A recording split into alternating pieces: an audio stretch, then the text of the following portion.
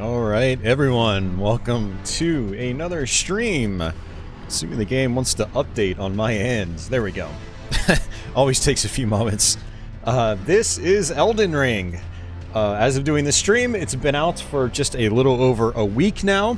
I bought it on launch day, and I've been playing the living crap out of it.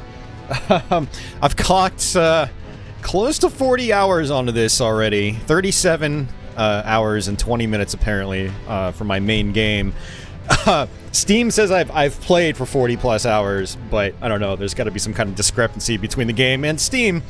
But still, I put a lot of time into this. I was gonna go live on Twitch tonight and just keep playing it some more, but I figured, hey, it's Saturday night, I'm off work, this is the start of my weekend, let's do a YouTube stream.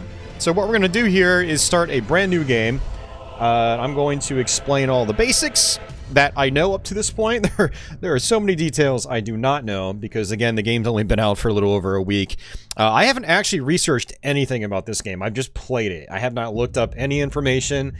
A couple of people that have also been playing it on Twitch have come into my streams and given me a couple of tips, but aside from that, I have not researched anything about this game. So everything we're going to do here, we're just going to kind of like, you know, play around the beginning, and I'm just going to rattle off information that I've encountered so far, and maybe we'll learn a few new things here as well as we explore the early game of Elden Ring. So, for those of you guys that don't know, this is basically a Dark Souls game. It's basically a Dark Souls game set in an open world like Zelda Breath of the Wild. So, people that have been asking about it, asking me to describe it, I basically call it Dark Souls meets Breath of the Wild. You've got an open world, you're free to go pretty much everywhere you want, or anywhere you want. However, you have dedicated, deliberately designed dungeons interspersed throughout the world. And so you'll occasionally go to like a story dungeon that to progress the main storyline, and it'll basically be like a Dark Souls style level. With your same types of checkpoints and stuff like that. You do have your flask replacement, so you've got a version of the Estus flask, and same kind of like equipment upgrade system, same type of dodge rolling, same type of blocking, same type of, you know, variable levels of attacking. You've got weak and fierce and whatnot, but there's lots of other nice quality of life improvements that they've introduced in this game as well. And so it's an interesting hybrid, because again, you got the Dark Souls aspects, but then you've got the open world Breath of the Wild type aspects where you're just kind of free to go anywhere you want. If you can see it, you can probably get to it, just like in Zelda Breath of the Wild. So it's this game has been so good. Those of us that have been playing it over the last week have just been super addicted to it. It's awesome, especially as Souls fans. So, what we're going to do is we're gonna just kind of chill out, take things kind of casually, and just have fun. Hey, Mark, thank you very much for that super chat. Mark says, this is a great game.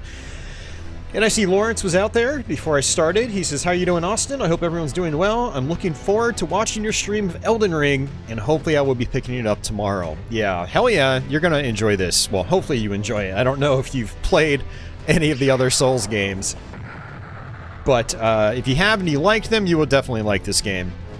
And Mark says, this game seems to be doing very well. I need to update my game system so that I can get it. Looks great from what I've seen so far. Yeah, it is very fun, Mark. Alright, so let's go ahead and go to system. I'll just kind of go over the basics here. You have a lot of the exact same options that you do in, you know, the Souls games. Just a lot of basic stuff here. I always invert my vertical aims. Just feels natural to me in the Souls games.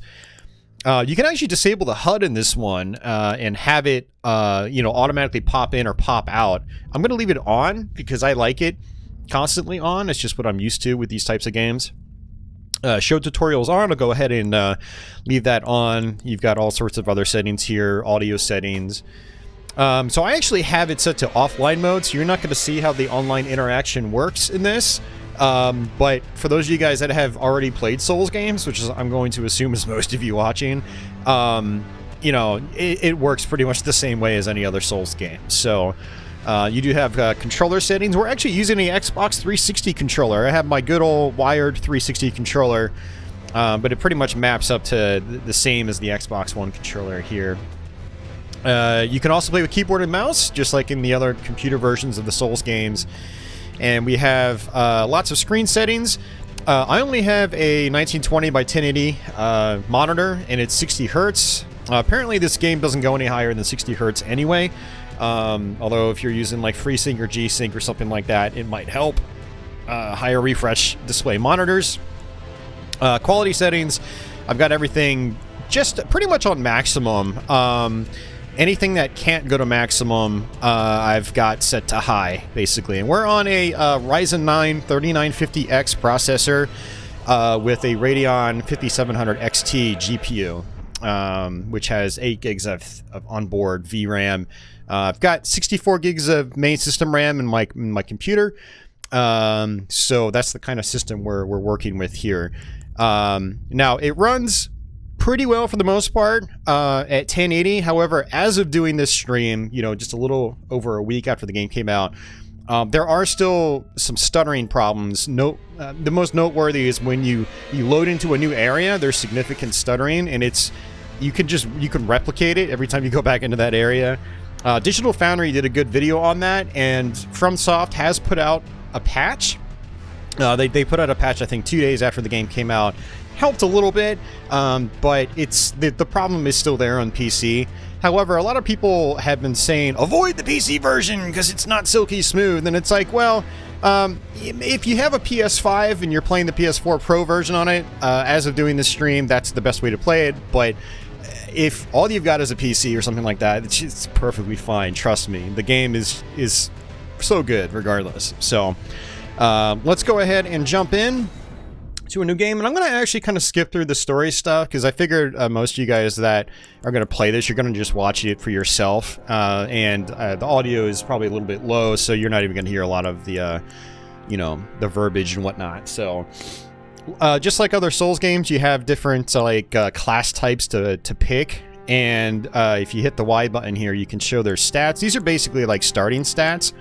And if you want to try to do a soul level 1 run, or a level 1 run, it's not even called soul levels in this one, it's just levels, you can pick Wretch, which is basically like the waste of skin in some other Souls games. So, but yeah, lots of different options to pick from here. We're going to start with the tried and true, the Vagabond, which is, he starts with a bigger health bar. Decent endurance. Strength is higher as well. So this is your typical, longsword strength build character, and that's what I'm usually used to when I play these Souls games. I'm always pretty basic with my Souls type of games, although there are a lot of different options you could pick. So, but we're gonna go ahead and just pick that. Body type is one is male, one is female, basically. And let's go ahead and type our name. I actually have to type with the keyboard, so we'll just do YouTube. And you've got age ranges. It doesn't affect, the body type, age range, and stuff like that. That doesn't affect playability. It's just aesthetics, basically. So, origin. We'll go ahead and do the Vagabond. I thought I picked the Vagabond, but apparently not. Keepsake. So this is like your starting item, like in the other Souls games. So we can start with this Crimson Amber Medallion. This basically increases our maximum HP from the beginning. A Lands Between rune. The gold of grace shining in the eyes of the people of Lands Between. Used to gain many runes. So runes are basically the equivalent of souls from the Dark Souls and Demon Souls games. And so I'm not going to start with that. Golden Seed, washed ashore from the Lands Between, said to reinforce sacred flasks. This is probably what I'm going to go with. This is probably the best upgrade you can have right from the very beginning. Faint Imp Ashes, the ashes of small diminutive golems. Ashes are said to hold spirits within. Cracked Pot. Cracked Pots are kind of like you have to create things like the equivalent of fire bombs from previous Souls games, but you have to use the Cracked Pots to do that. I haven't really messed around with that. Stone sword key. These are kind of important. There are lots of like locked doors, kind of like in Dark Souls 2, where you have the stone statues blocking certain pathways. You'll have fog gates that block you from progressing, and there will be a little column with a hole in it that you have to use a stone sword key on, and then that'll basically release the fog door. You'll get plenty of these over the course of the run, so I'm not going to worry about that starting off. Bewitching Branch, let's see, is this the one? I don't remember what the Bewitching Branch does. Boiled Prawn, 5 pieces of boiled prawn, boost physical damage negation. Those are consumable items, not really all that great, at least not as a starting item. The Crazed Likeness, okay, so Shabriri's Woe, the crazed likeness of a noble whose eyes have been gouged out, attracts enemies' aggression. Also, don't really know what the purpose of that is right now. It just seems like it makes enemies more likely to come after you, so that's interesting. But we're going to go with the Golden Seed, because that will actually allow us to boost our flask count. So let's go ahead and hit finish. Michael says he pre-ordered the Mario Kart 8 Deluxe Booster Pack and WWE 2K22. Very cool. And Michael has heard rave reviews for Elden Ring. Yeah, the reviews are pretty good. They've been pretty good so far. Alright, let's go ahead and skip that.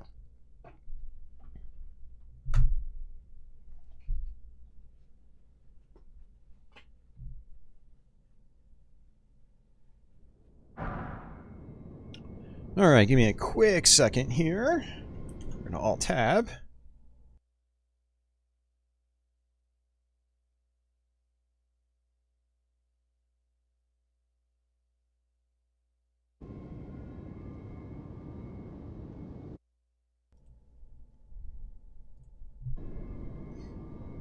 Thankfully, Alt-Tabbing out does seem to work pretty well. Okay, so just like other Souls games, you basically have a starting area. It's kind of like a... well, it's a starting area. You'll get whacked down by a strong monster, and then you'll go to the actual beginning of the main game. But as you can see, it looks Souls through and through. It controls like Souls through and through. It's basically... to me, it's like a Dark Souls 4 that's just not called Dark Souls 4. And I'm kind of glad they didn't call it Dark Souls 4, because you would have had people complaining that, oh, this is too different, because you've got the open world and whatnot, you know. Damned if you do, damned if you don't, you know. So I'm actually kind of glad that they called this something completely different and came up with a different story concept. But it's still, I look at it as like a spiritual successor to the Dark Souls games, and in a way, I just think of it as Dark Souls 4.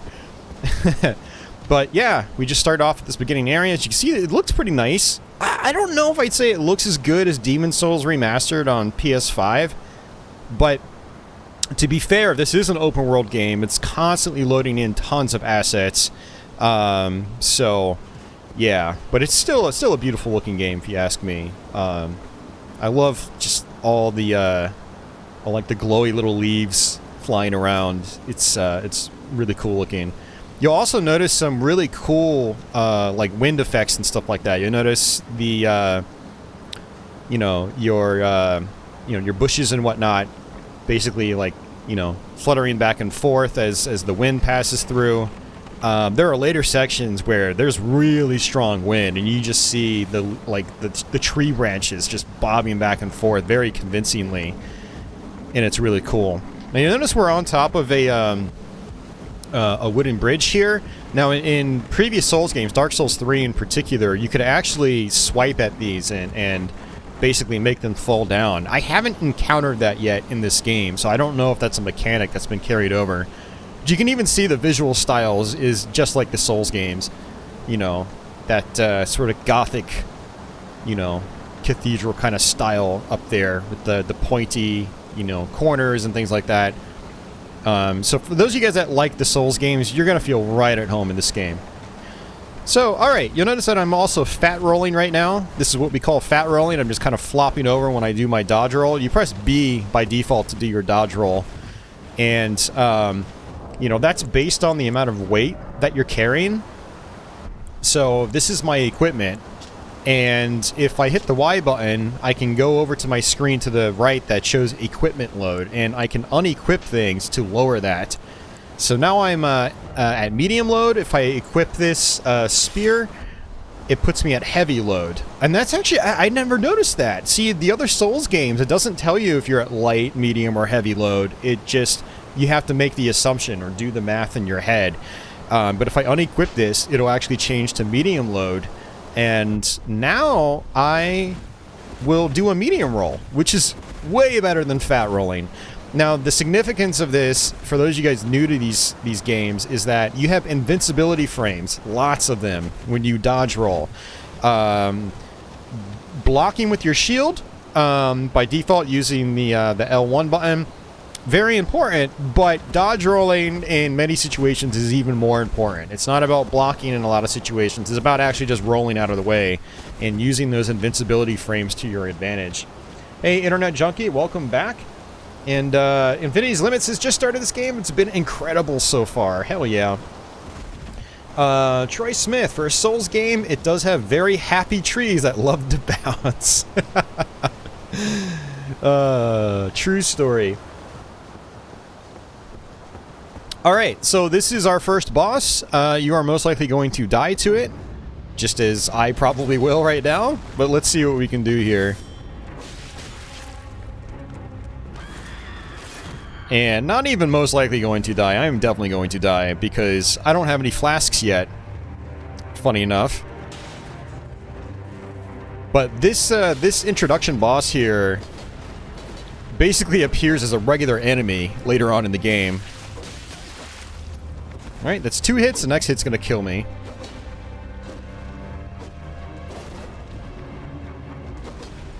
See, you can just roll through the attacks if you time it right.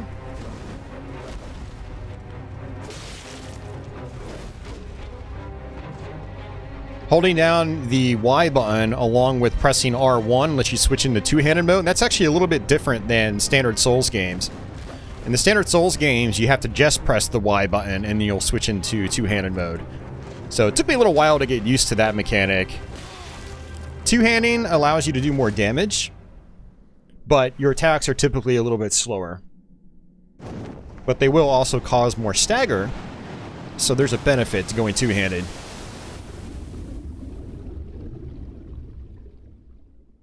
See, what's interesting about this one is it doesn't actually, like, kill you off at that first fight.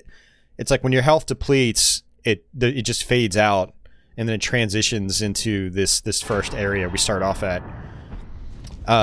Whereas the other games that I will actually say, you died, like Demon Souls in particular.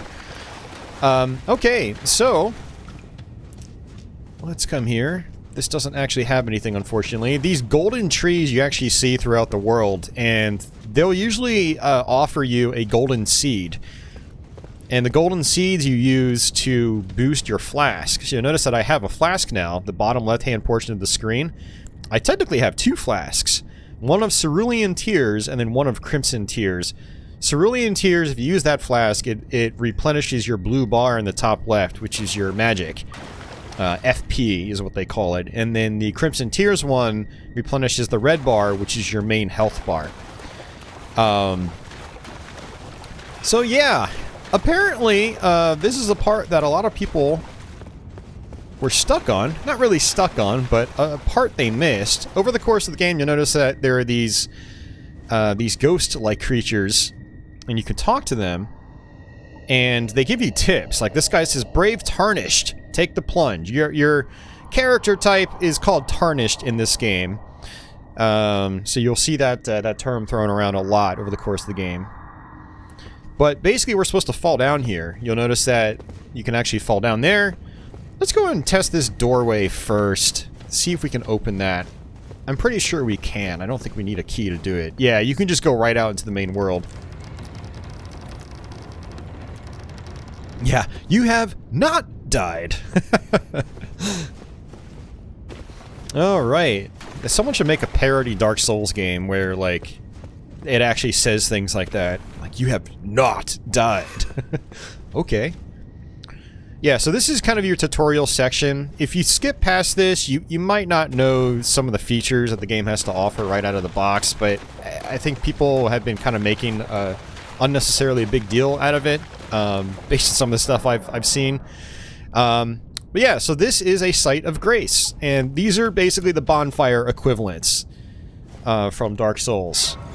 So you activate them, and then you can rest at them. And one thing I really love about Elden Ring is they've brought back some features from the original Dark Souls, where you can actually add charges to your flask at these. So I'm going to use the golden seed that I picked. That's going to actually give me an extra charge on my flask. I can also allocate flask charges, and so if I'm very heavily magic oriented, I can boost, put most of my flasks into the cerulean one, but I'm going to go with the crimson one because I want as many health refills as possible. I'm not going to be messing around with the magic. So we get to start off with 5 flasks if we picked the golden seed as our first thing, and also as we get runes, which are basically souls, we can use those to level up, and we'll also level up at these graces, as they call them. Site of Grace. Hey, Guns, what's going on? Guns says, Extreme Souls. Now, one fun thing in this game is you can actually jump on command. In previous Souls games, you had to run, and then, you'd either had to press the run button again to jump, or you had to, like, click in one of the analog sticks. It was usually an option in the options menu. So you can actually click in with the right analog stick to lock onto enemies, and then if you get behind an enemy just like this, you can backstab. Now this is going to introduce a whole bunch of stuff. So you have weak attacks, you have heavy attacks, just like so. And same thing, if you go into two-handed mode, you've got weak and then heavy, and you can also charge your heavy attacks as well. Now one thing that's really cool is you'll notice that green bar in the top left, that's your stamina meter. In previous Souls games, wherever you were in the game, every time you would attack or run or jump or whatever, it would deplete your stamina, and then you'd have to wait for it to charge back up. However, in this game, it only does that when you're in the vicinity of an enemy and you're in battle. When you're not in battle, you can just hold down the run button as long as you please. You can run across the entire world if you want, as long as you don't encounter an enemy. So nice little quality of life improvement right there, which is really awesome. So let's go ahead and kill this guy. I like to just use R1 for honestly most of the game. It's fairly fast, like in Dark Souls 3. It'll just kind of stagger enemies or basically stun lock them or stun them enough to where you can just get another hit in with relative ease. So this is talking about dodging and stuff like that. They're talking about dodge rolling, which I already kind of explained.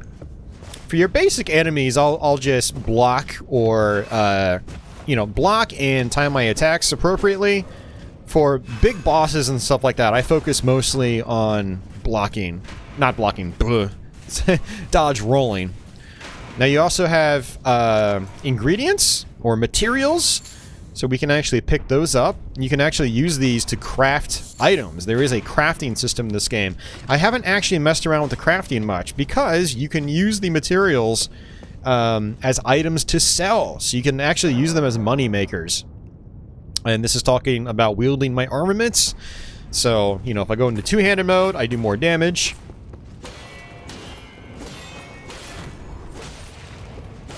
And there we go. He's down. Down for the count. I'm going to go back to one-handed mode because that's what I prefer to do. Now, there is something you can do in this game where you can block an attack and then press the heavy button afterwards, and you'll sort of do a deflection. Let's see if that actually works here. I don't know if I had that ability right from the beginning. Come on. Yep, I got it right from the beginning. Awesome. Very nice thing. I use this so much. You basically block and then press your heavy attack. Boom. It does good damage. It has really good potential to stagger the enemy, depending on a variety of factors.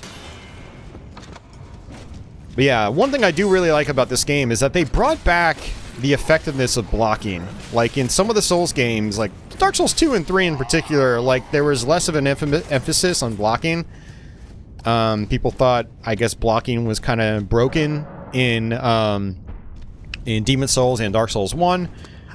But there's definitely more of an emphasis on it in this game because you've got the counterattack, which is very, very good. So you're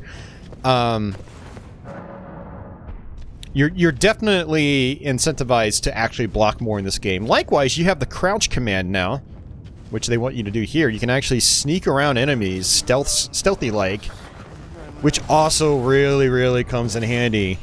No more aggroing enemies from all the way across the arena like in Dark Souls 2. You can actually, like, stealth your way in and, you know, not have to, you know, just run straight into, like, the heat of battle and have everybody gang up on you immediately. Now, there still is that in this game. Like, you still have to, you know, think about what you're doing in the various arenas that you go to, but the stealth mechanic in this is very nice. So some attacks may break an enemy's stance, giving you a chance to perform a critical hit. Charge attacks and jump attacks make it particularly easy to break an enemy's stance. So let's do a jump attack on this guy. Boom, just like that. So now he's stunned, and then I can do a critical hit. Or basically do what we would call a riposte in previous Dark Souls games. These are Stakes of Marika. So the Sites of Grace are checkpoints, just like bonfires were in the Souls games, but these are also checkpoints. So they have a tendency of appearing before boss fights, so you can just, you know, run straight to the boss fight. In Soldier of Godrick. So this is just like our tutorial boss, nothing too crazy here. And yeah, so you can perform a counterattack immediately after blocking an enemy attack. Guard counters make it easy to break an enemy's stance. Whoops.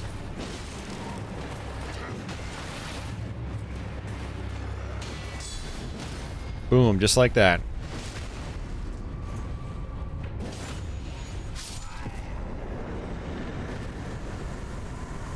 Easy peasy, because he's just a tutorial boss.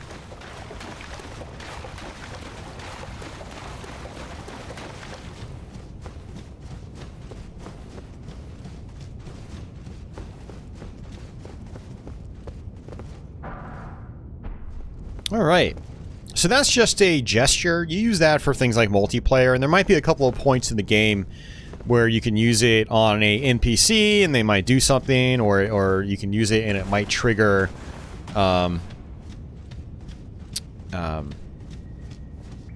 might trigger like a special event or something like that. But yeah, that's it. So that's the whole tutorial section. Now we're just going to go ahead and run outside. Another Site of Grace right here. So these are the fog doors I was talking about. So in classic Souls games, fog doors were usually leading to boss fights or other areas, and you could always step through them, and they were white. But in this, the white fog doors are for these statues. You need to use a stone sword key, which I do not have. This one actually requires 2 of them, too. But yeah, you'll activate these consoles, and then the fog door will go away. The boss fog doors in this are gold. They're a golden color. So I don't really need the rest here, but I did activate it. Fast travel is available immediately the second you start the game. So, yeah, it's good stuff. Flasks, I don't think I have any golden seeds. Yep. I'm gonna sneeze. Oh man, okay. But yeah, we can actually hit the back button, which will take us to our map. And this is the size of our map to start. Trust me when I say the map gets way, way bigger.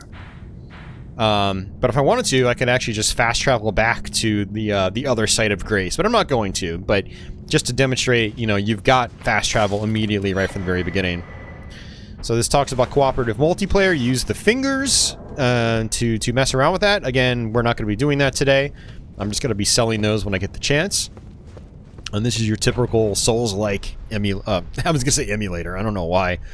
Got emulation on the mind. Elevator. Thanks for the bless you guns, I appreciate that.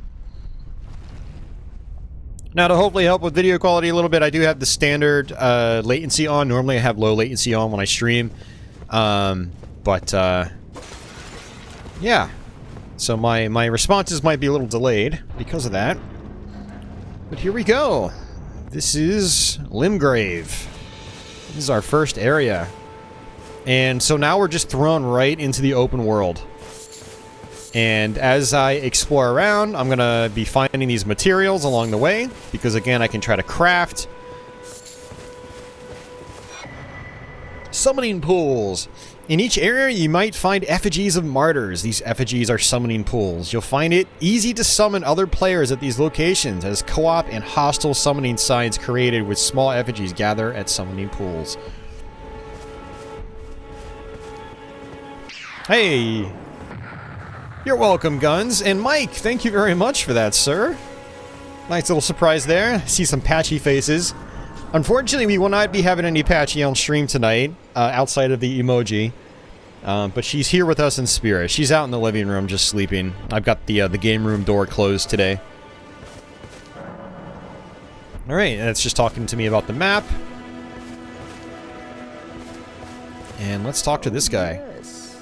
Tarnished, come to the lands between for the Elden Ring? Of course you have. Unfortunately for you, however, you are maidenless. So he mentions maiden. Without guidance, without the strength of runes, and without an invitation to the Roundtable Hold.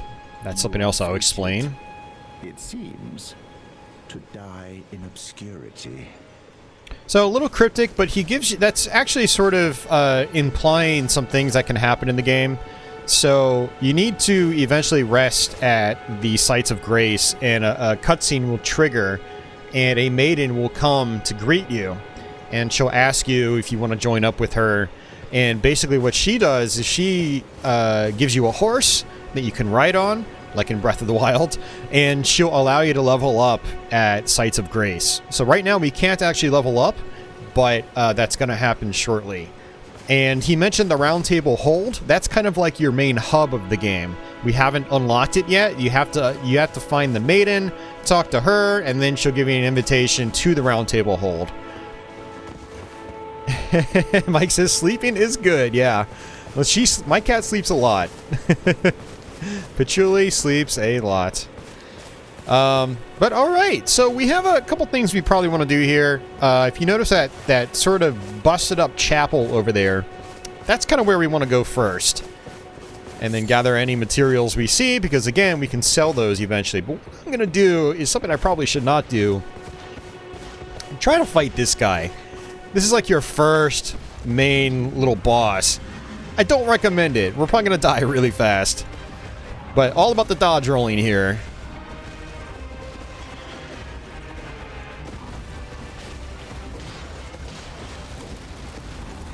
Not doing a ton of damage, too. That's another reason why I don't recommend fighting this guy right away. The frame rate also gets really stuttery at this part.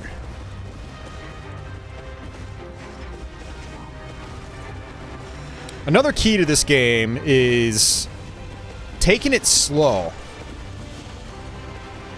Attack once or twice, dodge roll, attack once or twice, dodge roll. Ooh, look at that.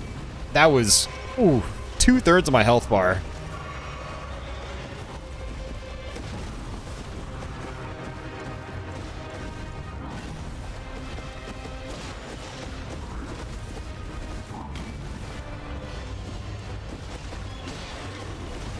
Now, I actually got to a part later on in the game, just last night actually, that has 2 of these guys, and you gotta fight 2 of them back to back, and I was just like, no, not happening. Not freaking happening. So I ran past them. I'm gonna have to come back and try to fight them when I'm more powerful. But they're hard enough as they are, like, on their own.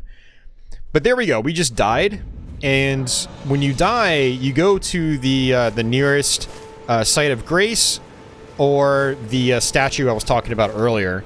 Now, since we haven't seen one of the statues since we were inside the cave, it basically just put me back out of that Site of Grace that I activated. So just like Dark Souls games, when you die, your runes are left wherever you died at. So you'll notice that that little yellow shiny bit, that's where my runes are, my dropped runes. I'm going to wait until he goes in the opposite direction and just kind of sneak up here. Hey, society. Have you beaten this game? No. I've put almost 40 hours into it, and I still have a long, long way to go. You've also got random animals. You can actually kill them if you want. They give you materials as well. So thin beast bones. And again, we can use that for crafting, or we can, you know, we can sell them. I'll be selling them just to try to level up a little bit easier. So I'm going to go make our way towards that chapel. More materials right here. Ruined fragment. Again, use that for crafting or sell it. I try to pick up anything I see because at the end of the day, if you don't use it for crafting, you can use it as money. And, you know, the more money, the faster you can level up. Can you parry him off of his horse? It might be possible. I don't know. Parrying is a thing in this game, just like in other Souls games. This is the parry right here. I've only successfully gotten a parry once. So I really don't bother trying to parry. I just block or dodge roll around everything. That's kind of my play style. In past Souls games, Demon Souls and Dark Souls 1 in particular, I parry all the time. Because it's kind of easy. But in this game, it seems like they made parrying very, very difficult. Alright, so smithing stone number 1. Use smithing table, strengthen armament. With the smithing menu, you can spend runes and smithing stones to strengthen your armaments. You can strengthen your armaments up to +3 at a smithing table. Somewhere in the lands between, you may meet a blacksmith who can make your armaments even stronger. So right now, we actually need one more smithing stone to upgrade my sword. But basically, we'll use those to upgrade swords and shields, just like in previous Souls games. So, let's go ahead and talk to this guy. You're tarnished, and I can also see that you're not after my throat. Then why not perch? I am Carly. So, we're going to find a lot of merchants like this guy. They all look pretty much the same with different outfits. But we can actually sell stuff if we want to. So let's go ahead and just sell them whatever we've got so far. I've already got 16 of these. And that is pretty much that. I'm not going to use the halberd. And everything else is equipped. You can also purchase things. There's a telescope. You can actually use it to see down in the distance. You can buy cookbooks, which gives you more crafting options. We've got notes, which actually gives you sort of tips about where to go. And you've got throwing daggers. I haven't messed around with the throwing daggers because they are kind of expensive, especially in the early parts of the game. I'd much rather hold on to my runes as opposed to spend them. Hey, Jonathan, welcome back. And large leather shield, don't really need that. We've got arrows because you do have bows in this game, which, funny enough, I actually haven't really been using. I use bows a lot in the previous Souls games, but in this one, not so much. Not yet, anyway. I'll probably eventually, you know, work my way around that. So let's do, let's go to Nightfall. Because I know that there's a site of grace where we need to meet the maiden. Let's go ahead and rest here again. Okay. And let's come on down this way.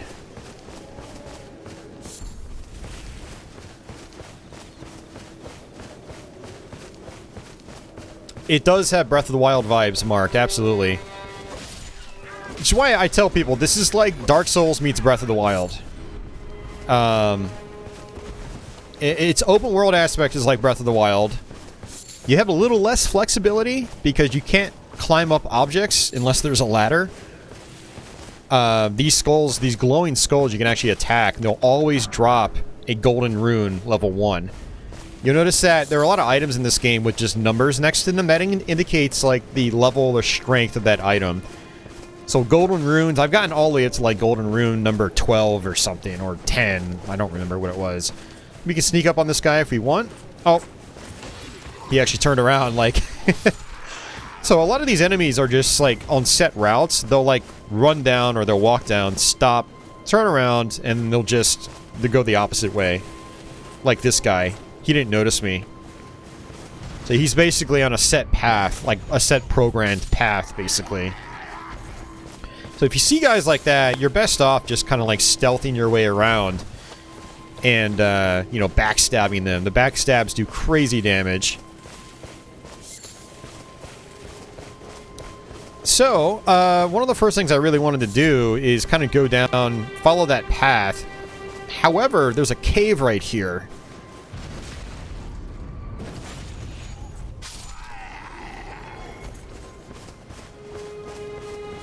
And I'm trying to debate what I want to do. I think what I'm going to do is save that cave for now.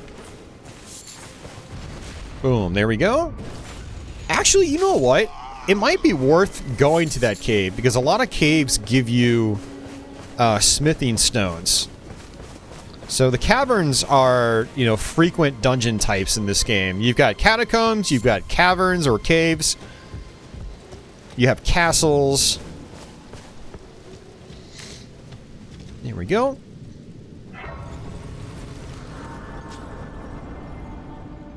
Let's go ahead and just rest. No real need to. I think my health was already full. But alright, let's see what we can do here.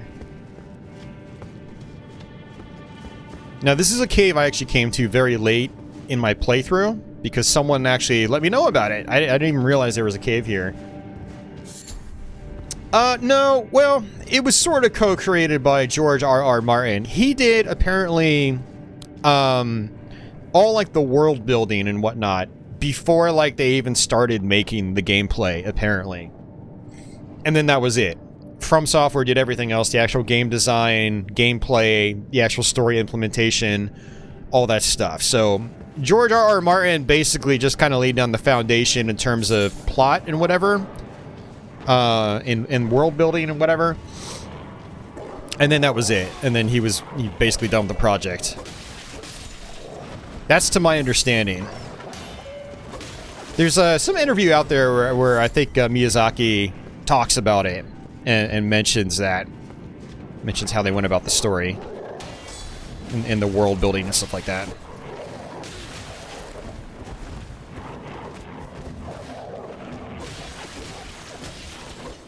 Now, unfortunately, my stamina is a little low right now.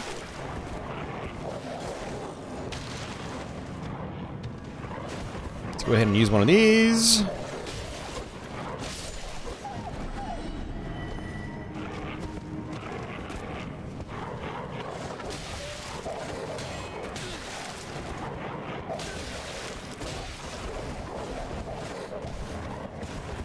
These wolves can be a little bit of a pain, especially in the early parts of the game where you're kind of weak.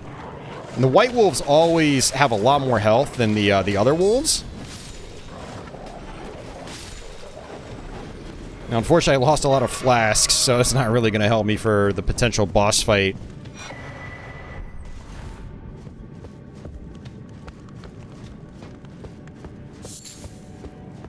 Yeah, I agree, Infinities, yeah.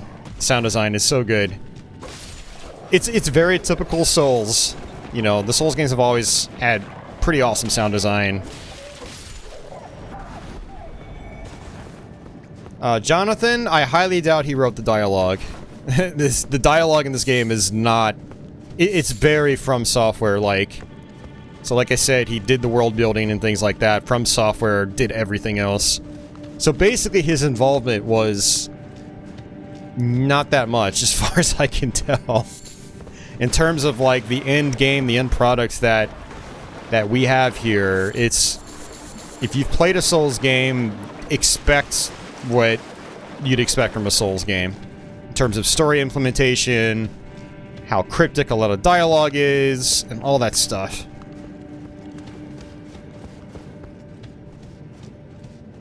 Society says, just glad there's some music. That was always a big turnoff for the Souls games for him. Yeah, that is...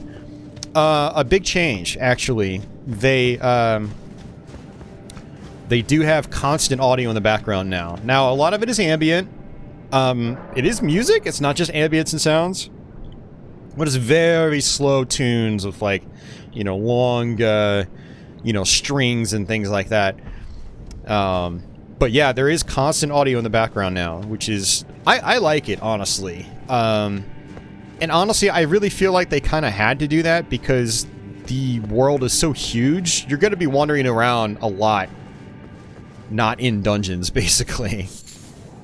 Looks like this wolf has spotted me. Let's come on up here again. I'm trying to take it safe here because like I said, when I did my first, or started my first playthrough, that's still ongoing at the moment. I didn't come here till much later in my playthrough.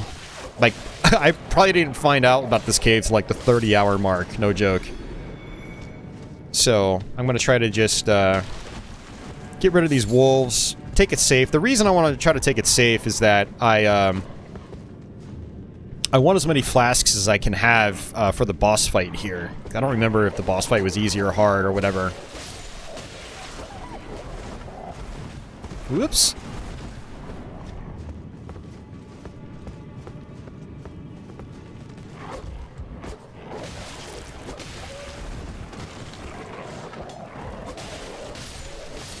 Alright, much better that time. It'll be a little bit easier as I warm up. I haven't played this game in about 24 hours, so I need to warm up. I'm also playing with a different mic setup than I've been using on Twitch. I've been using just a snowball mic on Twitch, which I can keep kind of far away from me. It doesn't block my screen at all, and I don't have to remain close to it as I'm talking, but I'm using my Shure mic for this stream, as I always do on YouTube. And so my my stream setup is a little bit different than what I've been doing for the last week on Twitch. Alright, so going into this boss with 5 flasks. And this should not be a difficult boss. It's just a beast man.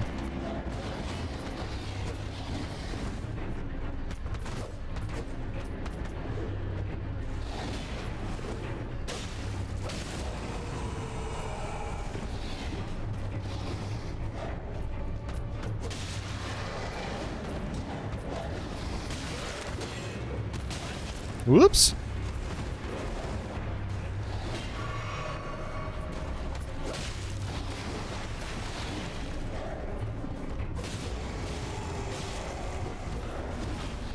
Dodge roll away, get our stamina back.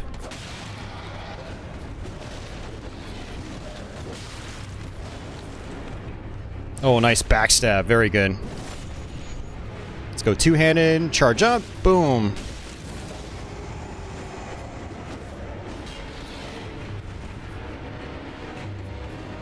Oh, I actually ducked by accident. I've been clicking in my left analog stick by accident.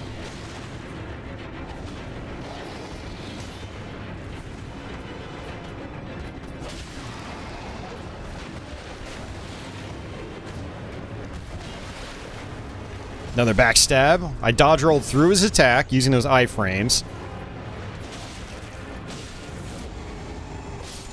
Dead. Thanks, society.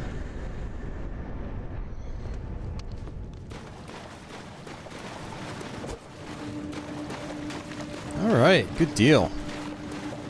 So generally when you go into a cave, or a catacomb even, and you beat the boss, you'll see these things, and they'll actually warp you back out to the very beginning. So I got some decent runes for that, so whenever I meet What's-Her-Face, I should be able to level up a few times, which will be handy. And you know what's funny? I didn't actually get any shards. Whoops. Smithing stones. I keep calling them shards because that's what they're called in the Souls games. But, yeah, unfortunately there were no smithing stones there, but that's fine. Oh, yeah, also, you'll notice that my flasks are still at 4. My health bar is depleted a little bit. You have to actually rest at a site of grace in order to get your health back. Now, this game does have a time of day system, so you can actually pull up your map and look on the bottom right, and that tells you the time of day. So it looks like we're kind of in the middle of night right now. It doesn't look like it actually tells you the exact time of day. Now, you also have, well, let's actually kill some of these guys, so. You actually have a compass on the top. You know, so that's east, that's north, that's west, that's south. So it's also pretty handy. And again, if you don't like having the heads-up display on screen at all times, you can turn it off completely if you want, which probably wouldn't recommend that because you probably want to be able to see your health bar. Although I've never actually turned the HUD off, so it's possible your health bar might actually still pop up when you're in a fight or something like that. Or you can set it to automatic where it actually fades out, and then as you get into fights and things like that, it'll actually pop back up. I've always just left it on 100%, so that's what I'm used to in these Souls games. I like to see that stuff at all times.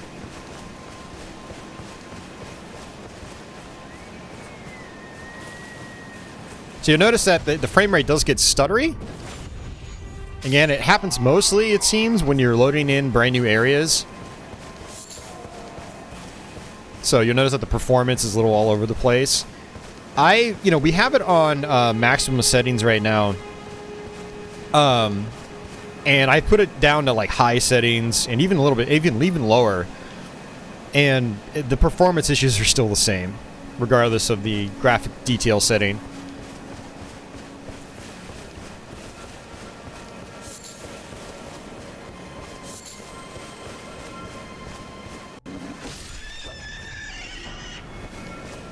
Alright, so one interesting feature about this game, another quality of life improvement from the Souls games, is when you're in the open world, or the overworld I should call it, when you kill groups of enemies, a lot of times those groups of enemies will actually give you flasks back. So you can go for longer stretches without feeling the need of having to find like a site of grace to get your flasks back, to recharge your flasks. Let's check out like the scope and size of this world. This is just a tiny little area. By the way, there's a big dragon fight down there. I might be able to show that off later tonight. Another thing I wanted to mention is in the Souls games, there were the crystal lizards. These sort of dung beetle things, these are the equivalent of crystal lizards. They'll actually rush off and then disappear. Now these golden ones, at least in the beginning of the game, they just refill your flasks. Teardrop scarabs is what they're called in this one. And so that one just refilled my flasks, nothing special. You'll find silver ones later on. And here's another checkpoint statue right here. And check this out, flying enemies. We have these big bats. They appear quite a bit throughout the playthrough. I'm going to go ahead and take them out, simply because I don't want them flying back while I'm trying to kill the other guys. Now, jumping and attacking works really well on these guys, because they are airborne. Sometimes what I'll do is I'll just block their attack and then counter, just like that. See, vanquishing enemy groups. Vanquishing an enemy group will replenish your flasks. The number and types of flasks to be replenished varies depending on the enemy group. You cannot replenish more flasks than your maximum amount allows. See, there we go. Now we're back at the 5 flasks. And another glowing skull. I always try to go after those because that's 100 runes for free. Which 100 runes in the very beginning of the game is actually a decent amount. Because you'll notice a lot of these enemies will only give me like 50 or 60 runes per kill. I'm gonna sneak behind this guy. I didn't even realize he was there until I was right next to him.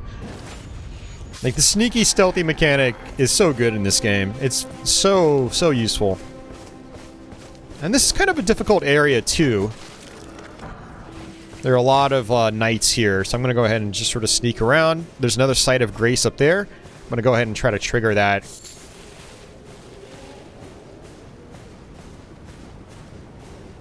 Now, there are enemies that have horns, and what they'll do is when they spot you, they'll blow on their horn, basically, you know, announcing you to the world. And then everyone will just wake up and try to, you know, swarm you at once. Now, I'm not going to rest, because if I rest, just like the bonfires in Dark Souls, it'll refresh all the enemies. It'll make all the enemies respawn. Well, most of the enemies. There are bigger, like, kind of one-time enemies. Those will not respawn. Kind of like mini-bosses and whatnot. Let's go ahead and jump up here. This is a treasure chest. So if you ever see these huge carriages like this, they usually have a chest on them. Let's go ahead and try to backstab this guy. There we go. Very nice. These statues right here, you actually see them a lot. If you go to your map, you'll notice that there's this brown object here. That's actually indicating that you can pick up a already filled in map. So we got the Limgrave West map. So now when we go to our map screen, now we can actually see the area that we're in. Be like, oh, okay, we've got roads. Maybe we want to follow the road to the next area. You know, we've got a beach over here. We've got different objects we can go to. There's some ruins down here. Uh-oh.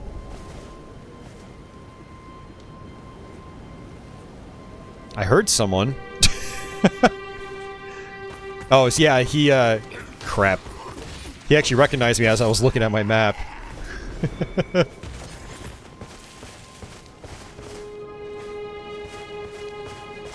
Society says, I saw a magic build off the cuff on another channel. Seems like the way I would play the game. Yeah, from what I understand, magic is like easy mode. So if you're the kind of person that definitely struggles with these types of games, then definitely go for that. Or if you're just the kind of person that just likes to play with magic, then, you know, go for that too. I'm always more of a melee guy, and I don't typically mess around with magic until, like, I've done a bunch of playthroughs of just, you know, soldier and knight type gameplay. Trying to figure out how I want to do this, because, I mean, I'm sure I'll be fine. I mean, I've put over close to 40 hours in this damn game already. Let's just go ahead and attack this guy straight up. He's got no shield, so I'm not really too worried about him. Now, these big, like, tower shield guys can be a little irritating to deal with, because the tower shield blocks just about everything I throw at it. But I can always just try to block and then counterattack. Boom. Just like that. Now, later on in the game, the enemies will start countering just like I can. And combat definitely becomes a little more challenging when that happens. There's another chest. We got a flail. I see a material I can pick up. There we go. Alright. Sneak around. Yeah, you'll notice there's that guy with the really big tower shield there. He's really tough. Especially in the very beginning of the game. So what I'm going to do is try to sneak around.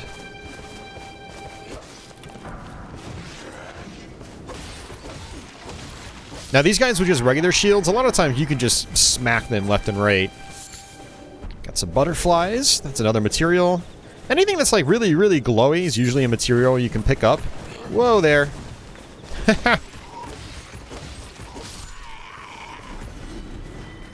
Alright, he still hasn't noticed me, which is good. And if I wanted to, I could try to sneak up on him.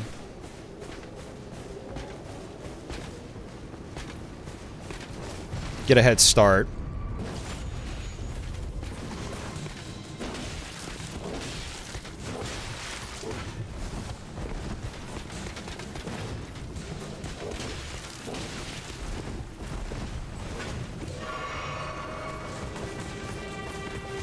Charge up. Yeah, they can do that too. Oh great, and there's a wolf that wants a part of this party too. Go figure. Alright, he's dead. And he's dead. Alright, we're good.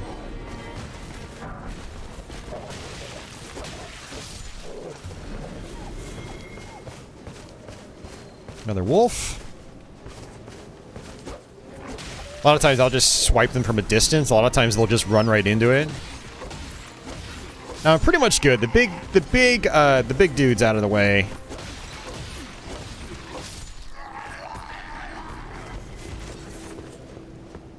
Big shield man.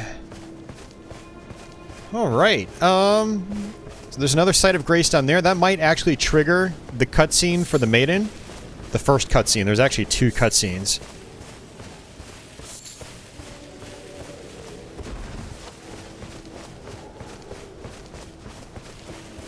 But what I noticed is that there's actually a stairwell down below into that ruins. And I think I actually completely missed that on my first run. I'm going to have to come back here on my main playthrough. Sometimes you'll have items inside these tents, but I don't really see anything on this one. But yeah, let's come on down here, see what's down here. So these ruins, very common mechanics, along with caves and catacombs. Let's go ahead and attack that. Search treasure chest. Adding skills. The whetstone knife. You can use ashes of war to grant your armaments new skills at sites of grace. An armament can only have 1 skill. Any skill it previously had will be removed. So, I actually haven't messed around with this very much, because I found that adding these ashes of war with a whetstone knife to your weapon, you might get a special ability, which I could be looking at this the wrong way, but you'll get a special ability, but it'll also kind of lower like the attack output or attack power for like my long sword. You know, like I'll do less damage per regular hit, and so I haven't wanted to take that risk yet. So for anybody that has played this game and has experimented with that, you know, feel free to type something about that. How well it works, if it's actually worth it. Yeah, definitely let me know. So, alright, we're going to go ahead and rest at this Site of Grace. And hopefully this triggers the cutscene, because if it does, then we're going to get ourselves a horse. And then we can explore this world a lot faster.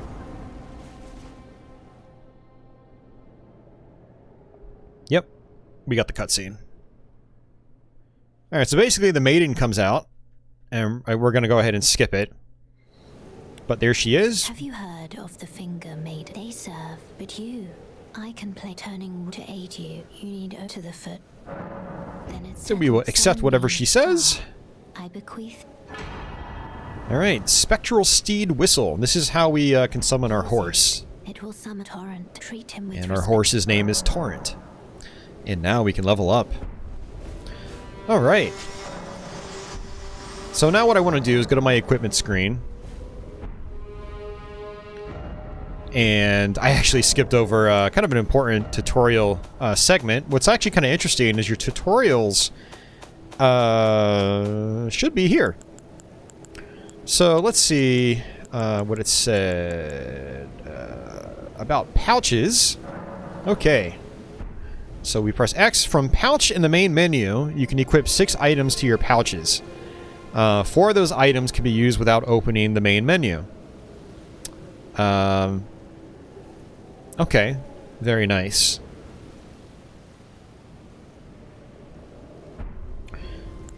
And what I also want to do is go to my inventory. Oh, this is how you add to your pouches. Okay. All right, so I'm gonna get rid of that Memory of Grace. I am going to hit A right here, and hit that. And so basically, what happens is if I hold down the Y button, I can press. It brings up a separate item screen down on the bottom left. I can press up and then activate my horse. So here's Torrent. Not exactly the cutest thing, but he's cool. He can double jump. So now we have extra platforming options. We can get higher, we can run fast, and then I can just get off of him like that. Now, if you're on the horse, you can actually click in your left analog stick, and you'll actually make him go away.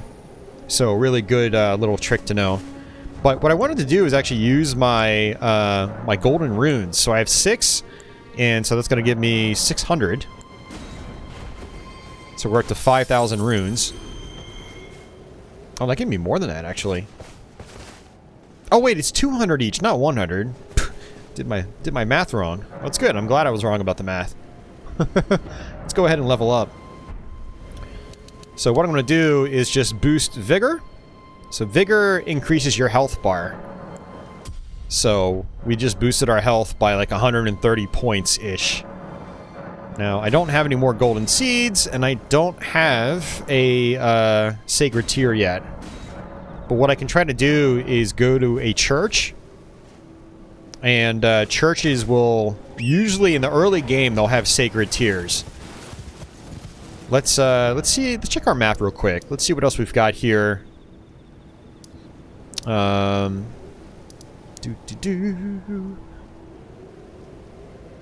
this thing right here is like a mini boss fight. We can go to that if we want. There's also a guy we can talk to down here in the water. I think he's down in the water. He can warn us about a dragon. We can try to fight the dragon, although we might be a little underpowered right now to do that. There's also another mini boss fight up here. So we have a lot of things we can do. Spoiler, if you want to follow your initial story route, you want to come up through here and get to the castle. You go through the castle, and then you'll eventually fight a boss at the end. He's an extremely difficult boss for the early game.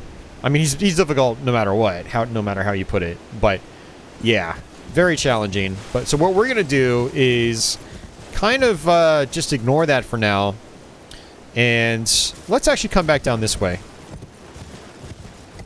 Now, there are also enemies I found that only appear at nighttime.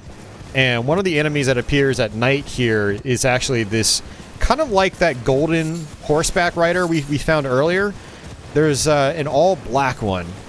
It's pretty creepy looking. Let's go ahead and jump off. Let's go ahead and kill these guys.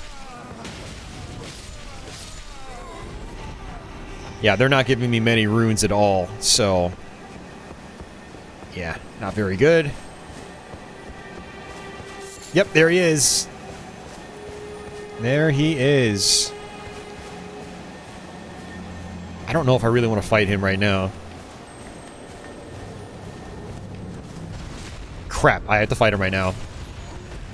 I mean, I don't really have to, because I can hop on my horse and then just run away from him. Ow. Where is he? There he is. Ow, that still hit me?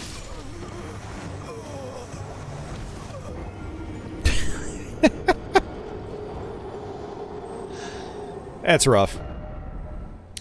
So, I probably don't want to be trying to fight him yet, but I'm going to try it again. For one, I want to pick up my... oh, time passed, actually. Okay, so because time passed, it's now daytime, or morning.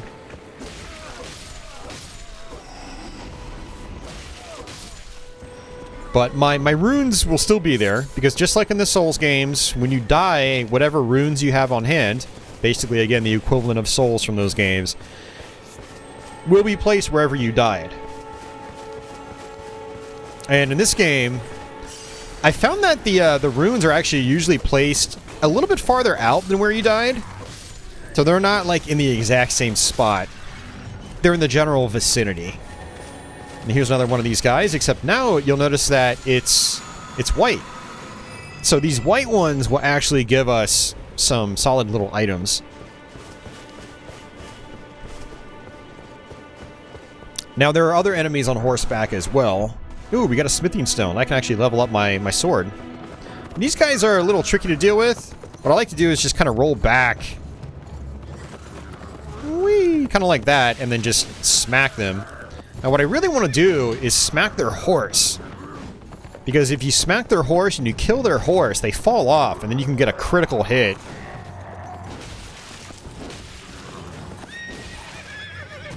Just like that. And then, oh, he actually got up pretty quickly. But if you're fast enough, you can get up and just stab him right in the chest. Which is extremely deadly. Extremely dangerous for those guys. Oh, I should probably stealth behind this guy. Or sneak behind this guy. Because he's got the big tower shield.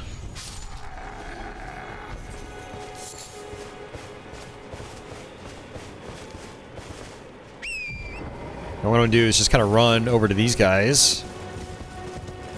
What I recommend when you first start playing this game is maybe just start following the pathways.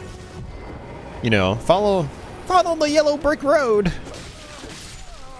But no, you can follow the you know, whatever like distinguished paths that you see, and they'll generally take you to good areas with, you know, dungeons and lots of items to get and things like that.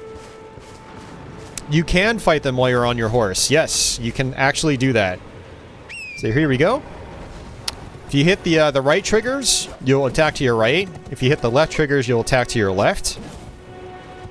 Personally, I just do weak attacks because they still do similar damage, and I feel like I have more control. Alright, so these giants are on chains. What I want to do is actually go and try to kill these guys first. Ah, great, another horseback dude.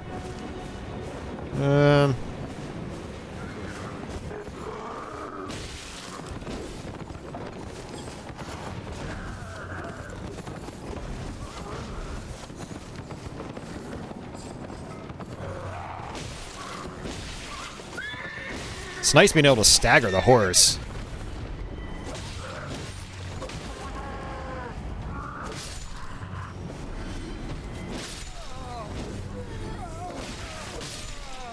Alright, good deal. Wow.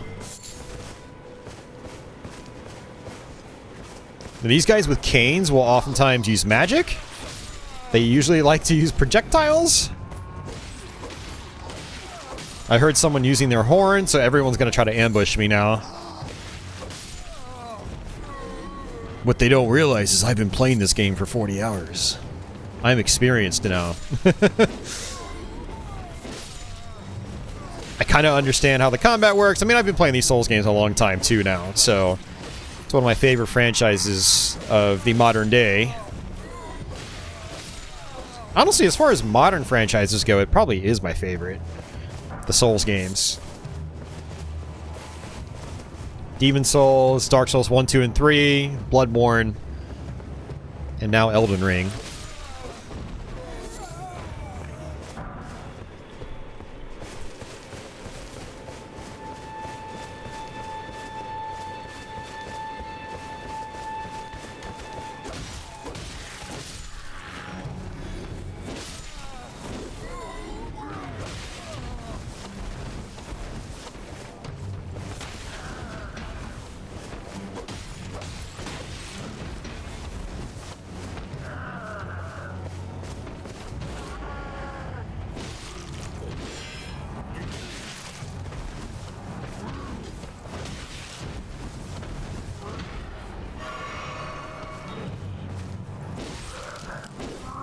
It'd be great when we get Sacred Tears, because that'll allow us to give us more health back, or replenish more health when we use our flasks. This looks like the game that would get you into the franchise. Yeah, if you've never played a Souls game, this would probably be a pretty good starting point, because there are some nice quality of life improvements that make it easier on newcomers. And don't get me wrong, some of the boss fights are still stupidly difficult, so you gotta keep that in mind. But if you ever get frustrated, you can always go back to the open world and just kind of run around.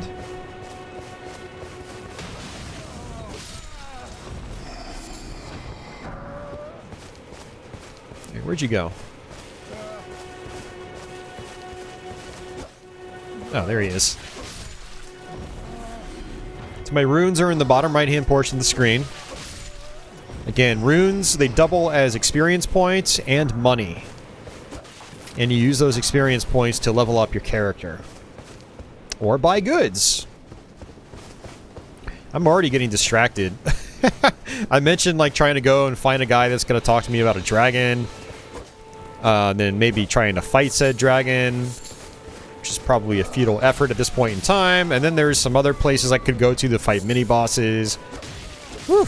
It's so easy to get distracted in this game. Be like, I'm going to go do this one thing. And then end up doing 15 other things in its place instead.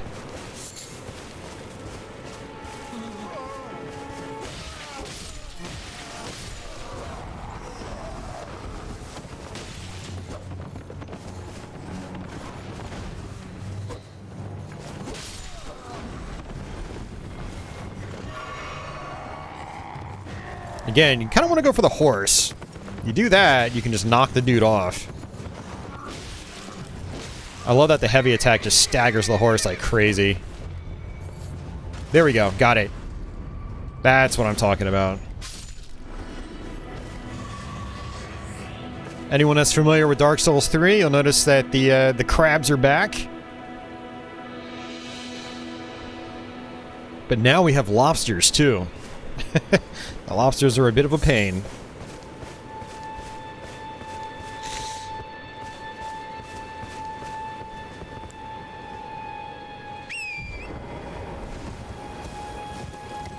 Alright, I see another site of grace to the right, so I'm going to go ahead and rest. Well, not really rest. I don't need the rest. I just want to activate that checkpoint, because that'll be my new checkpoint. I also try to pick up all the items that enemies drop, because again, even if you don't use them as intended, you can sell them, which allows you to level up faster. So let's come on over here. Where was it? You can see them glowing. I saw it out of the corner of my eye. Oh, there it is. Now, you do take fall damage in this game too, by the way, but you have to drop farther than you do in a normal Souls game in order to take fall damage, which is kind of nice. Now, there's not as much of... there's not much of a threshold, though, between it doing no damage and it doing a lot of damage. Usually just killing you instantly. So, you have to kind of experiment with how far you can fall at later parts of the game. Alright, so as long as you activate the Site of Grace, it'll act as a checkpoint now, my most recent checkpoint. Let's go ahead and hop on my horse again. Might as well just kind of like go up the rest of this pathway. This will actually end up leading us to a castle. Whoops.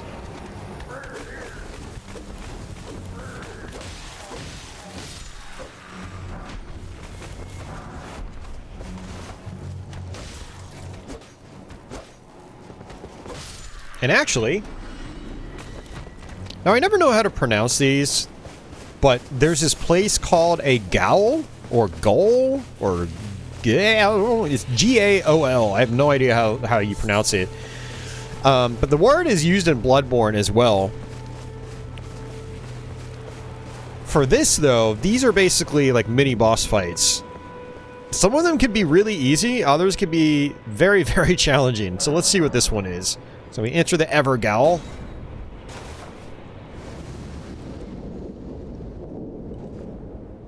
Creepy, huh? It's pretty awesome. We run over to this purple thing, and then the boss fight appears.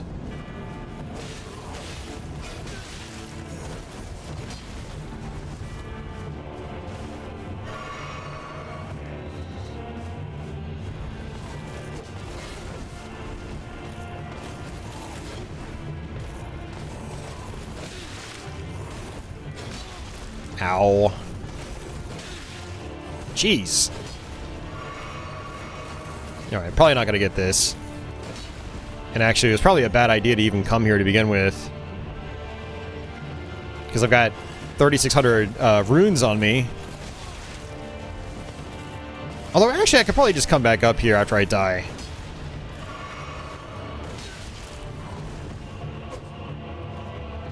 This is one of those things where I'll probably have to come back later. I could probably do this fight right now, but I don't know this guy's pattern very well.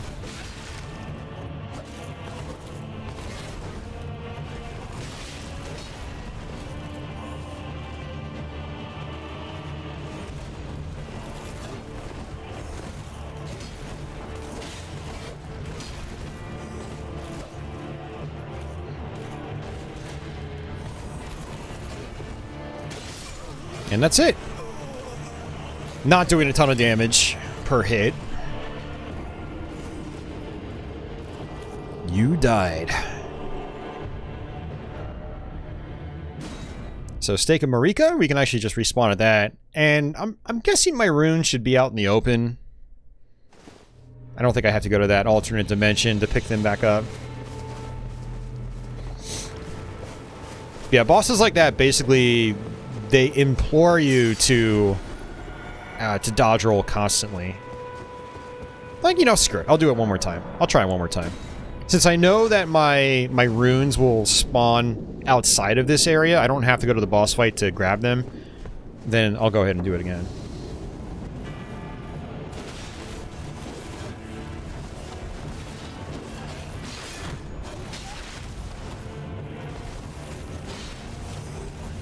Gal is Old English. Today we call it jail, and it's pronounced the same way, despite the change in spelling. Very interesting.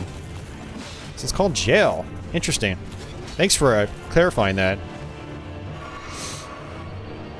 I might be able to do my my counter. Maybe.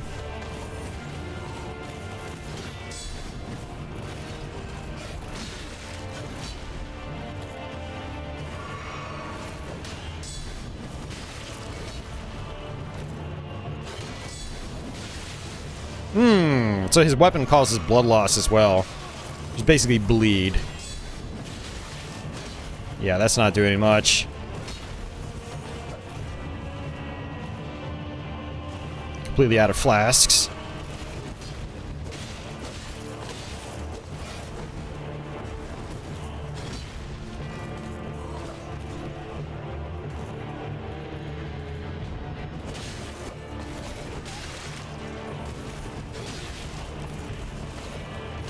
Oops, I didn't roll in time. That was my fault. I might even try him one more time. It seems like he's got a pretty limited set of attacks. It's just, the thing about Dark Souls 3, Bloodborne, and this now in particular is that the bosses are extremely animated and they're extremely fast.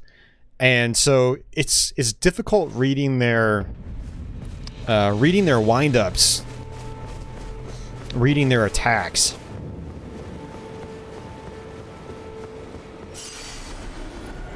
So for me, with really fast guys like that, with you know, very fancy animations, it's hard for me to defeat them on the first few tries. It's like I've got to fight them multiple times to get used to the pattern, learn how to read their attacks, basically. At first I was like, well, I probably won't be able to beat this guy. But now that I think about it, I'm like, well, if I just learn the patterns, I might actually be able to. See? Just kind of like that. Dodge roll back. Is he gonna jump? No, he's not. Okay.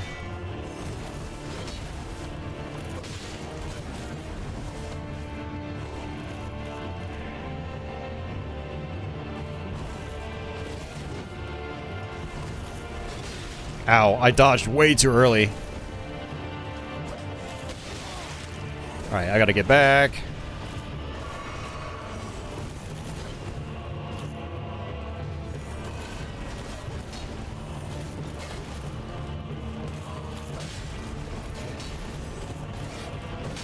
Oh, see those jump attacks, that's the best time to attack. You basically dodge roll through their jumping attack.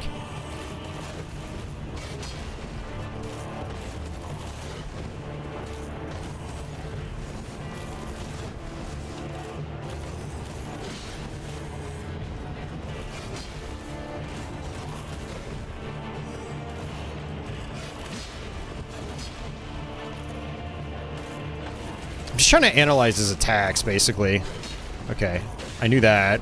Jump! Oh!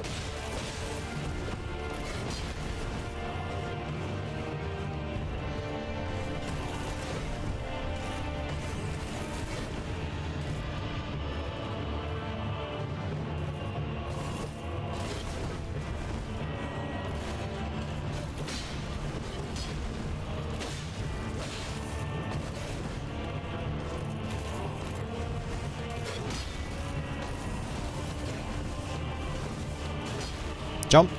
Nope, he's not gonna jump.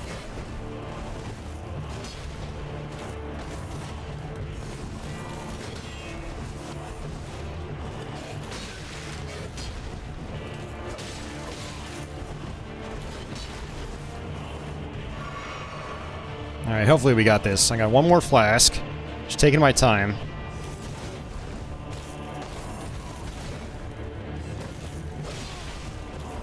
Don't want to get too greedy, as they call it in the Souls games.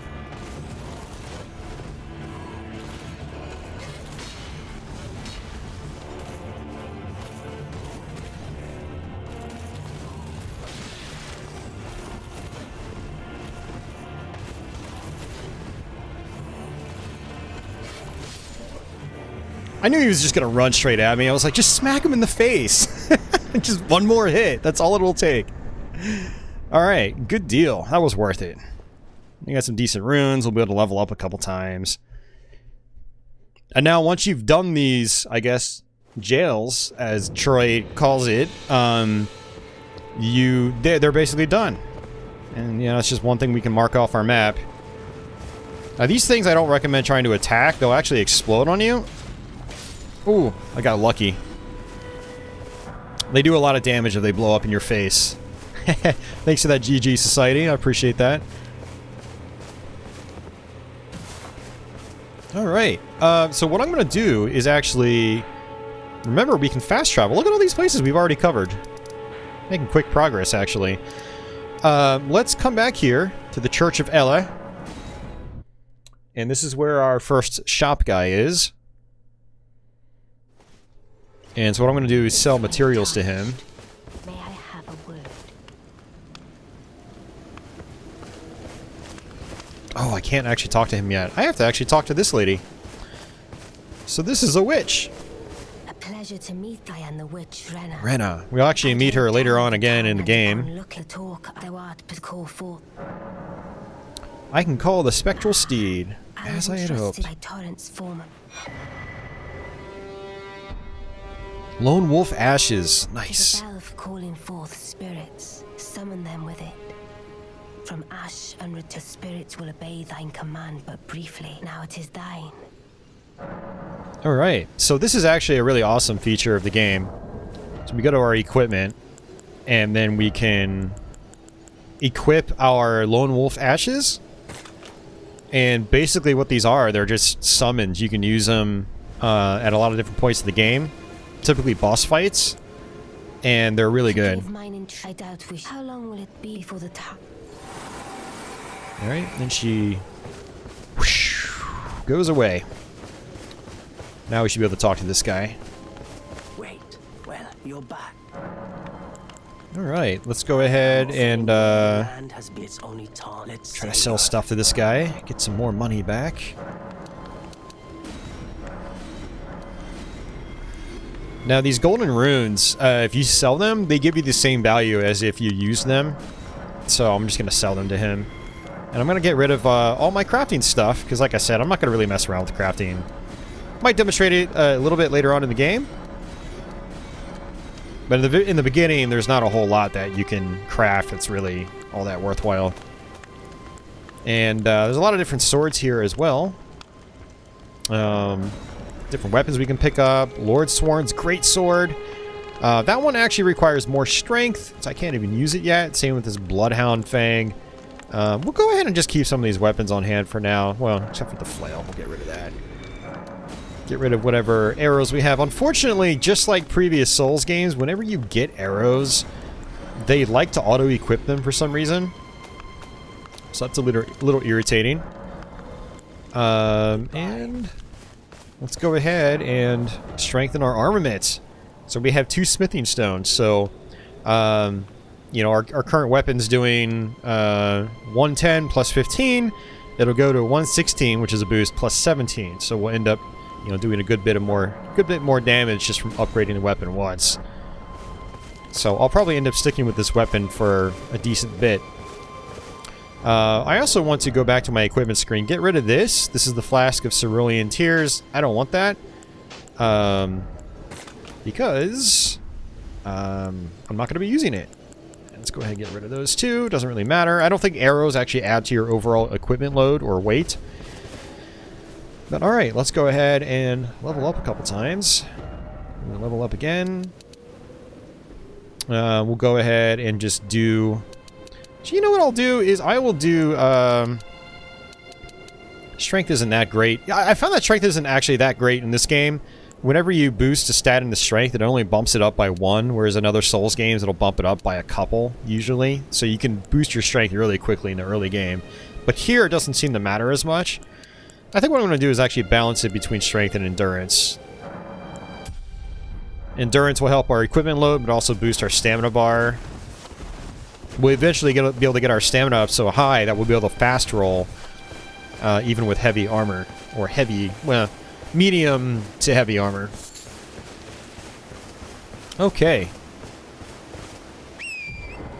Alright, so what I want to do is... let's try to go through these castle gates, come up through the castle, and then I want to go to this other jail place. And actually, man, there's so many different things to do. I know there's a catacombs around here somewhere. Let's actually... you know, there was a cave right there. I don't think there are any catacombs around there. There is, I think, another cave down here somewhere. Ah, so many places to go. Let's go ahead and go through the castle gate. Hope you guys are enjoying the stream. I know it's not exactly the same type of retro stuff we usually do, but for you longtime viewers, you know I like the Souls games, and I've covered pretty much all of them on my channel. So it's only natural that I do a short-ish stream of this game.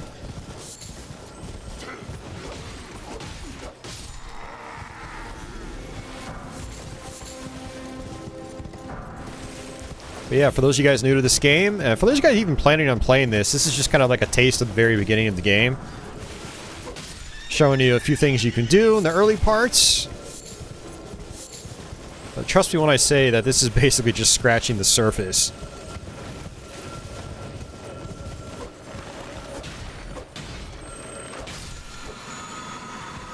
Now, one thing I can try to do is try to seek out some other churches.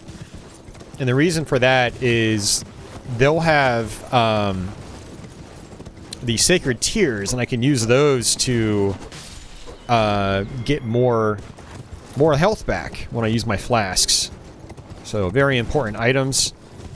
But we're going to try to go into that castle gate. And I'm going to go ahead and just kind of skip a lot of these enemies here.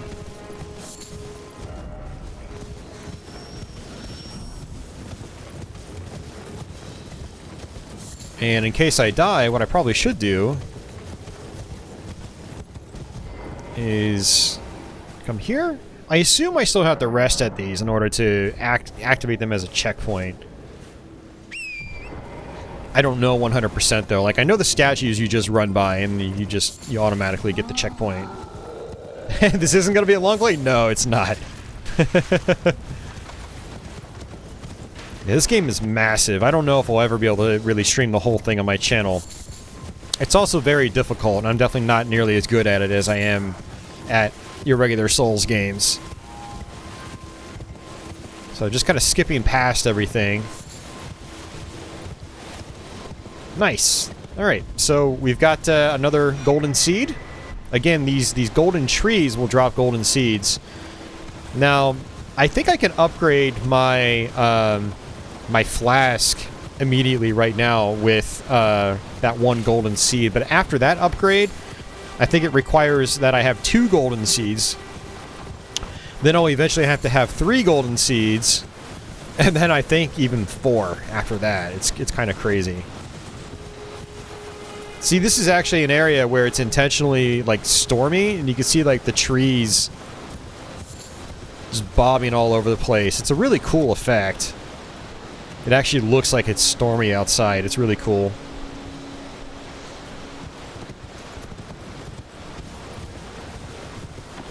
But we have another jail place over here that I might as well try to do. I don't remember if this is a hard fight. We'll see. There's usually a statue of Marika around here somewhere. Oh, there it is.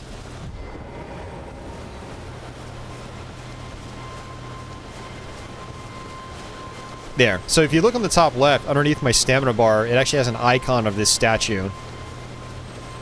which lets me know that it's activated the checkpoint. So, again, a lot of quality of life improvements in this game compared to your usual Souls games. Like, checkpoints are very frequent, and a lot of times you'll have a checkpoint right next to a boss fight. So you don't have to spend 5 minutes running back to the boss after you've died.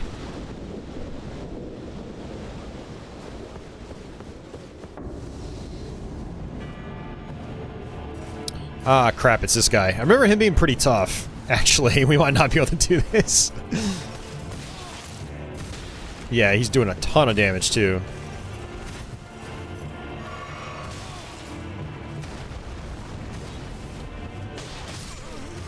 Yeah, I'm not doing much damage to him. We'll try it again, like 1 or 2 more times. This is a guy I fought later on in my playthrough, and I still struggled with him. And he's got, I think, 3 distinct phases, too. So there's a lot of attack patterns you have to learn.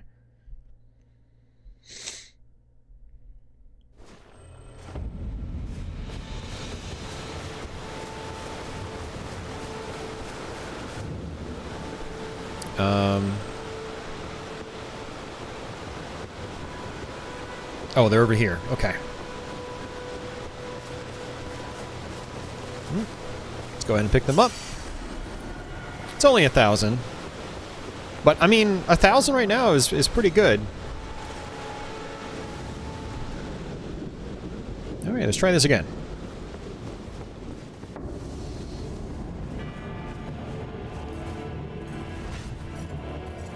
Alright, see ya, society. Have to work in the morning, that's a bummer.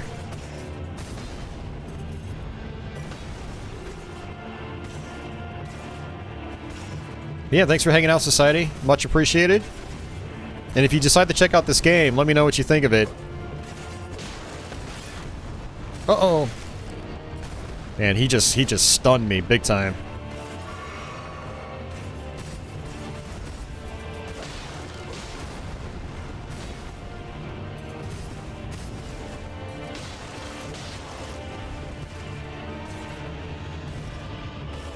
Now, heavy attacks do more damage, but I find that I can attack more frequently with my light attacks. Oops, thought I attacked. So it kind of balances out. Dodge, dodge, dodge. Ooh. Forgot about that second one.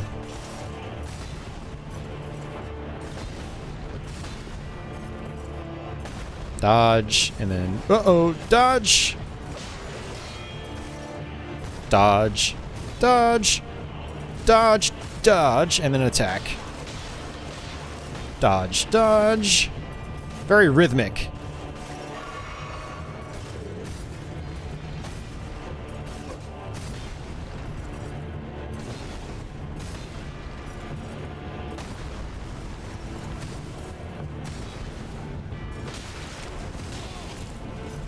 Completely mistiming my attacks.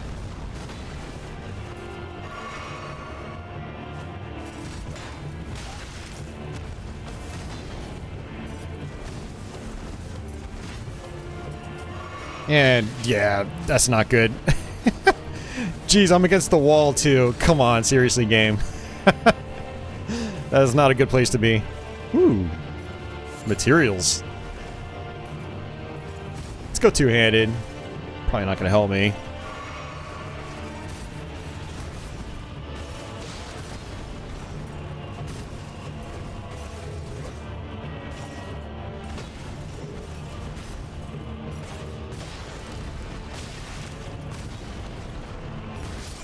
Oh, and I'm dead. I could have avoided that if I rolled, but I didn't think it was going to actually hurt me, but it did. Yeah, so this is definitely a fight. I don't recommend doing this early in the game. But I wanted to show it off. Since we could. It was right there, so. Yeah. Definitely don't recommend it.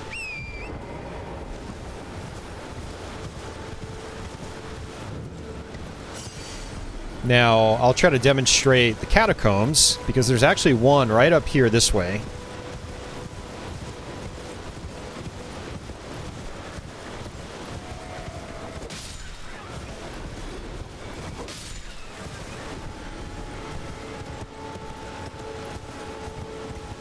I believe there is, anyway.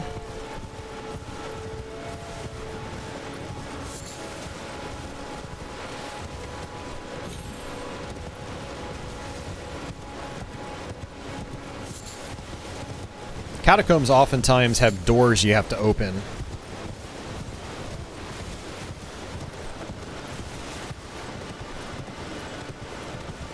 Let's see.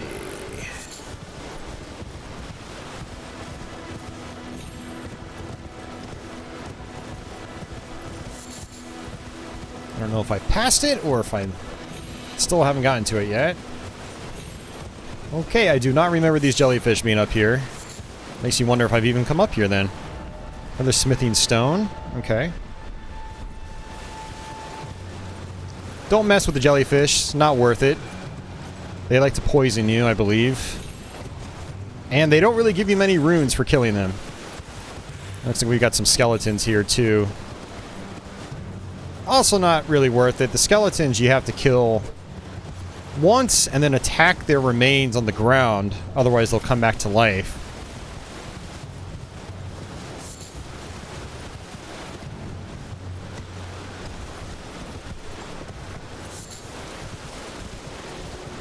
More red jellyfish. Man, I don't remember all these jellyfish up here, which makes me think I haven't even come to this area before. All the way up top here.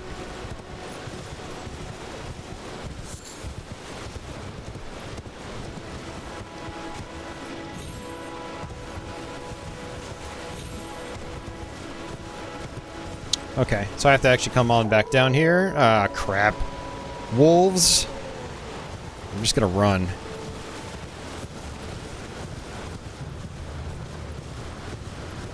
Alright, let's try this again. I thought there was a catacombs over here. Maybe I'm mistaken. I thought there was one.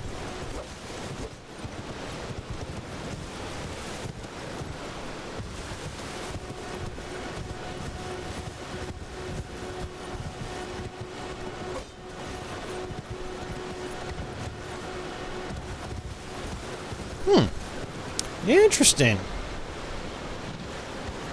I could have swore there was a catacombs over here. Alright, well never mind. I mean, unless it's something that doesn't appear until later, that doesn't make any sense to me. I feel like the catacombs would always be there. I haven't missed the door.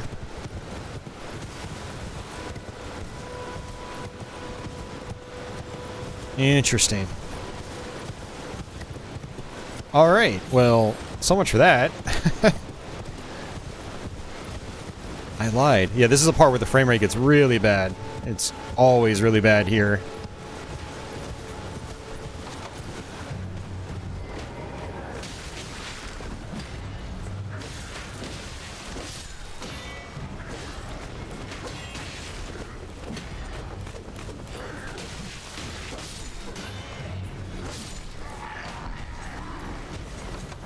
How long have we been streaming? Almost 2 hours now? Man, time flies when you're playing this game, I swear.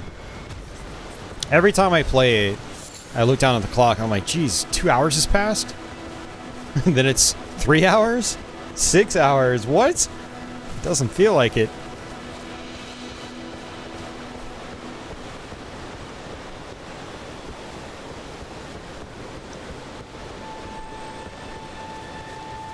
Yeah, the game does want you to, like, go off the beaten path as well. That's how you end up exploring the entire world. Oh, the catacombs might even... I don't know. I was going to say, could be up this way. Let's see.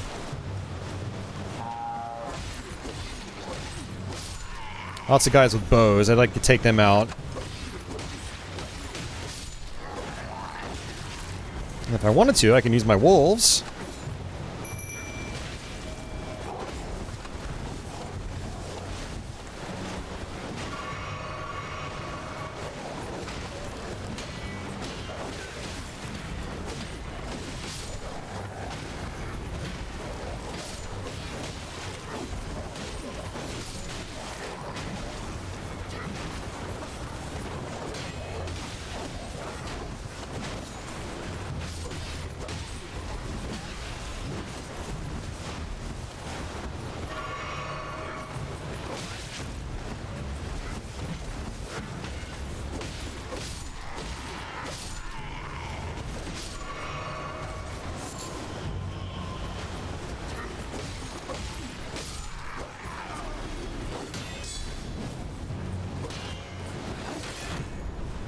He actually broke my stance because I ran out of stamina. Let's come kill this archer.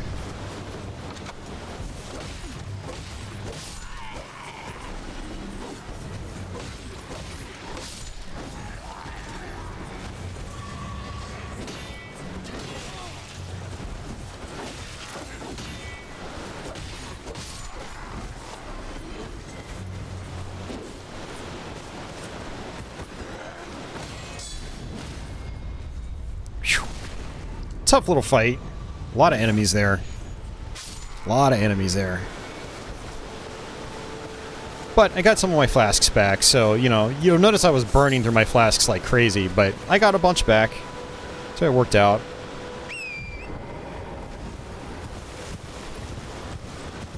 Let's try to actually check this wall. Maybe the catacombs are up here. Okay, this is actually an entrance to the castle. Oh, hi. Alright. Now what's funny is these ballistas here, you can actually destroy them so your enemies can't actually use them. Now, I think they actually respawn completely when you access a Stone of Grace. Or a Grace Stone. Let's check over here, make sure there's no catacomb entrance. I could have sworn there was a catacomb entry here somewhere. Alright, back on the horse.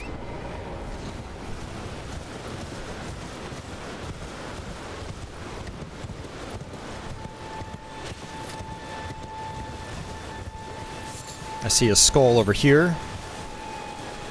Yep. You can actually crush it automatically with your horse. You just walk right over it, and then you collect the item.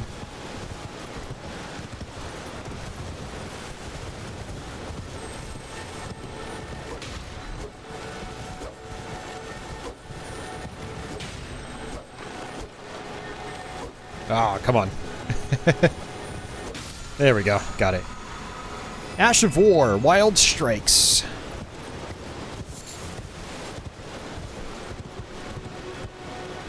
Yeah, come to think of it, that might actually be our main castle entrance. Hey, Cafe Man, welcome to the stream. How are you tonight? Hope all is well.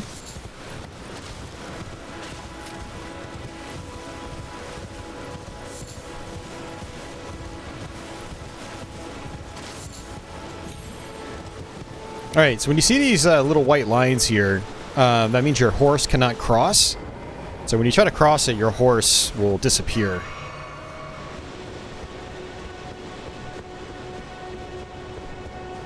I guess this is the main entrance to our castle. Which we probably should not be going to just yet. I do find this place to be pretty challenging. There's a lot of nasty enemy placement and whatnot here. But we can go ahead and try it. Let's go ahead and use this. Should probably be enough to allow us to level up. You want to know, you know, how many runes you need to level up? You can go to your stats screen, and it says runes needed 2353. We have 2482, so we'll go ahead and level up once more. And level up. I will go ahead and do strength this time. Boost that strength just a little bit. It's nothing crazy. And let's see what we can do here.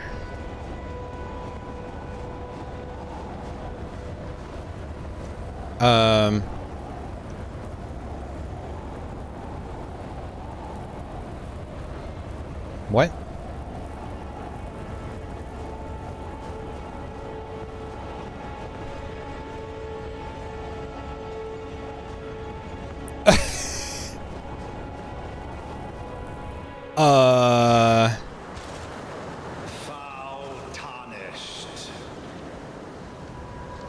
Does he come before the castle? Emboldened by the flame. Okay, for some reason I thought he was after the castle? Well, it was 40 hours ago. This is our first major boss fight. I actually kind of do not want to be here right now. This guy is a real pain in the ass. But we'll go ahead and just try to roll with it, see what happens.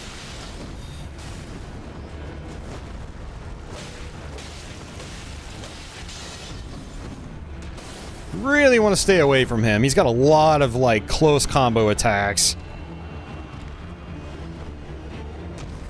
So what I kind of like to do is wait for him to wind up and do, like, these really heavy attacks that leaves him wide open.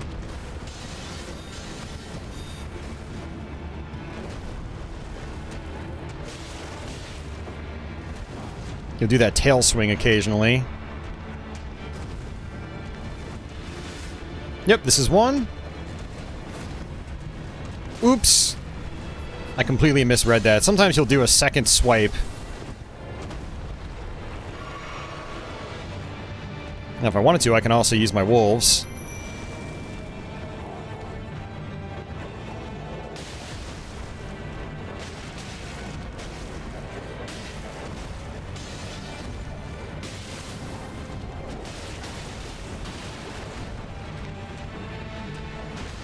Now, he can't actually fall off the ledge here.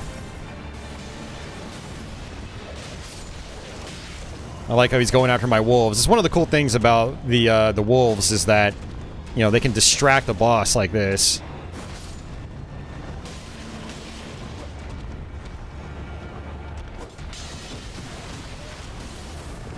They can also stagger the boss and interrupt his attacks.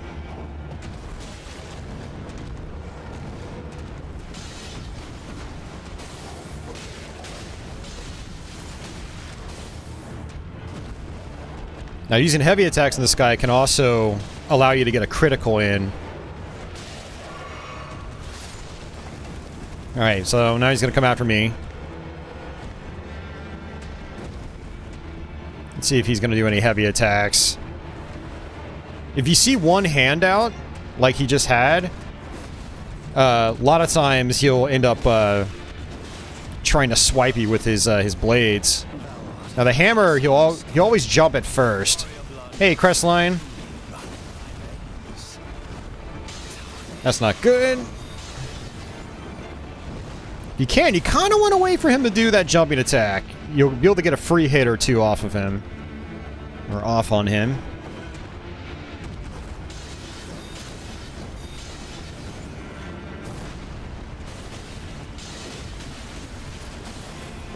Probably don't want to do a heavy attack, though, when he... God damn it, I hate it when he does that.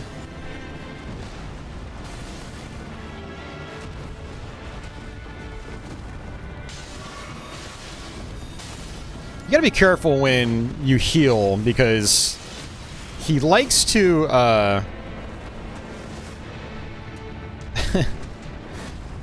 he likes to do those projectile blades.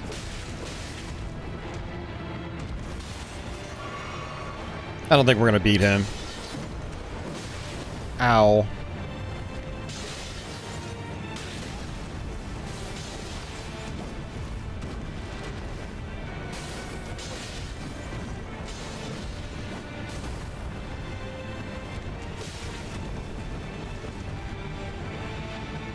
Not a bad first try, though. I don't... Because I fought him so early in the game last time, like, I don't remember his patterns as well as I'd like. I have no health refills right now. Whoops! He's got some long attacks.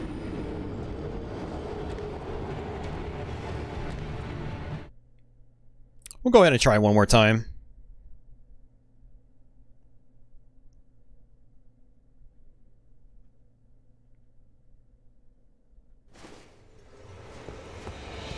Yeah, for some reason, I thought I had to go through... I thought I had to go through the whole castle first, but apparently I have to fight this guy first, then do the castle. Yeah, no, that actually makes sense, because now that I think about it... I don't know why I didn't think about this, but now that I think about it, the second big, like, story boss is at the end of the castle. I totally forgot. Now, there is a summon sign here. I've never actually done this before. Let's go ahead and do it, just to show you guys what summoning's like. It's a lot easier than it is in previous games. You don't have to, you know, you don't have to be embered like in Dark Souls 3. You don't have to be human like in Dark Souls 1.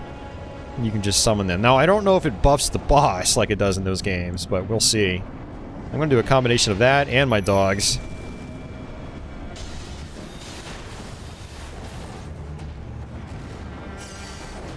That's actually a good attack that he does right there. Yeah, it looks like he might be buffed.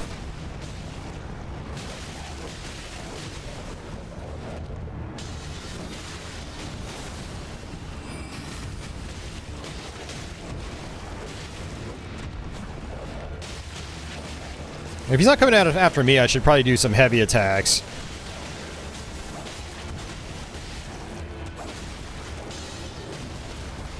That's why.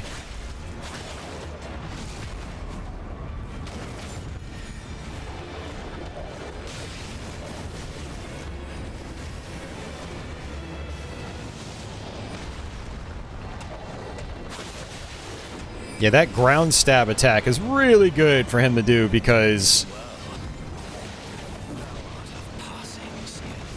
it leaves him wide open for quite a while.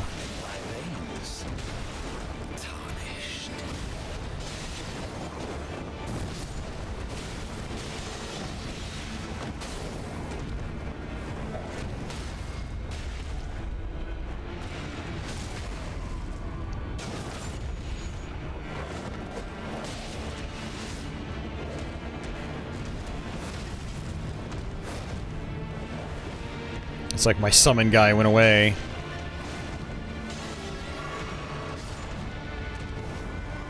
Yeah, and at the end of the day, I don't know if he really helped out that much, because now I think the boss is probably buffed.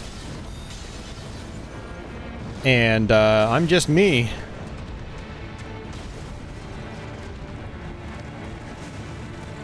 Let's go ahead and switch back over to one-handed mode.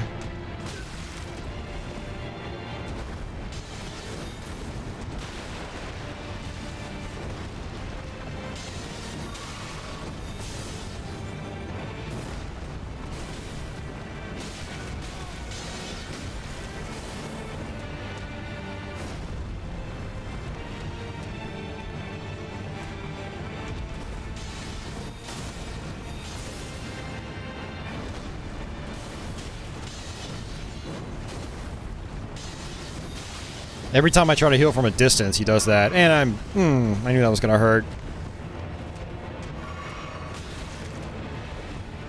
Something to think about this fight is I find it's hard to heal.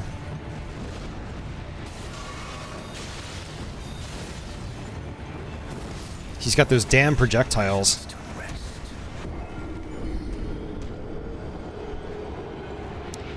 Yeah, so this is where the game really turns into a traditional Souls-like experience.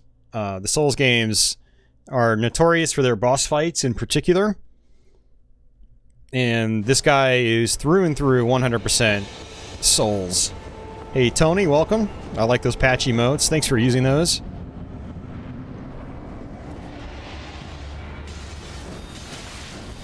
I tried dodging, but I turned around instead for some reason.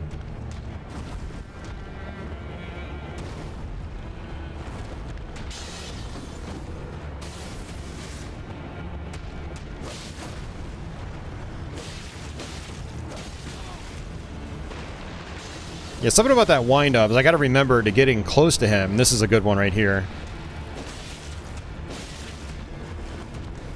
He does not like heavy attacks, because again, you can stagger him.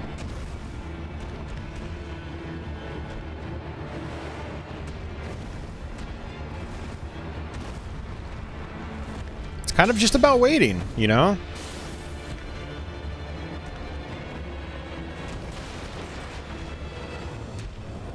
Now, you can try to get fancy and do counterattacks with your shield, but I found that to be kind of iffy.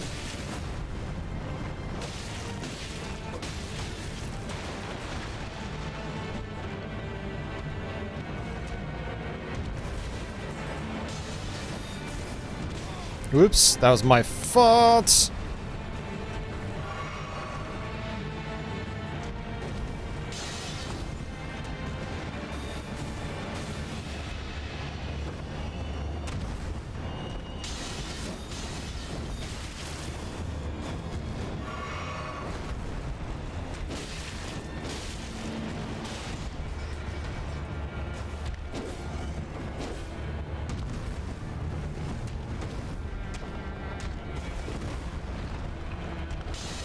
Oh, his knives come out so quickly.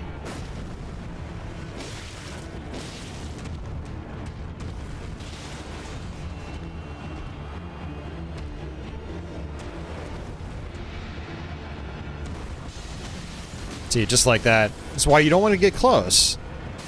Unless he's like charging up for like a really big slow attack. He's got so many like 5 or 6 hit combos that come out really quickly like that. Yeah, Tony, the difficulty is definitely up there. It's definitely up there. For those of you guys out there watching that are kind of on the fence about this game, if you don't like Dark Souls games, this isn't going to change your mind on the series. I mean, the open world aspect is really fun, but eventually you end up running into classic Souls style difficulty, which is what this is.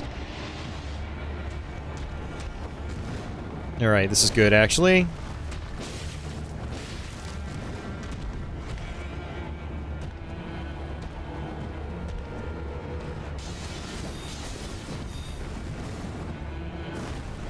Two good ones back to back, I'm surprised.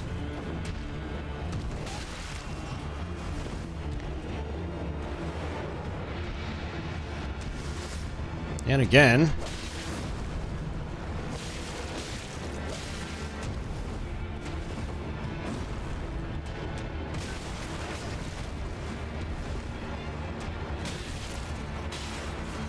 What? If you don't like how you're doing, you can just jump to your death.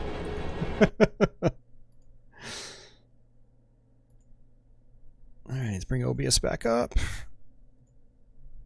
Alright.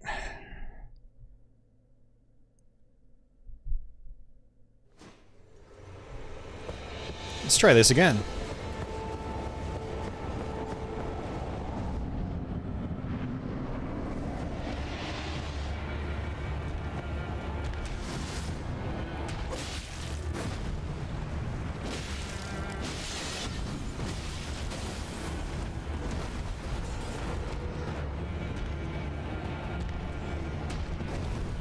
Just keep our distance.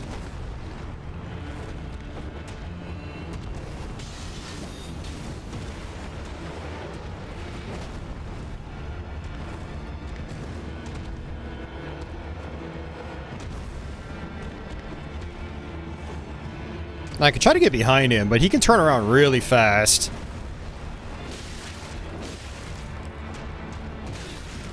Yeah, uses knives, or he can do a tail whip. The tail whip is kind of hard to read too.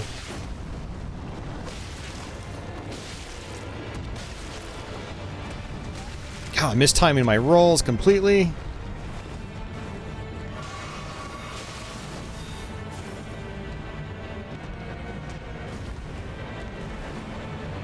You also technically don't need to be using your shield in order to do a counter.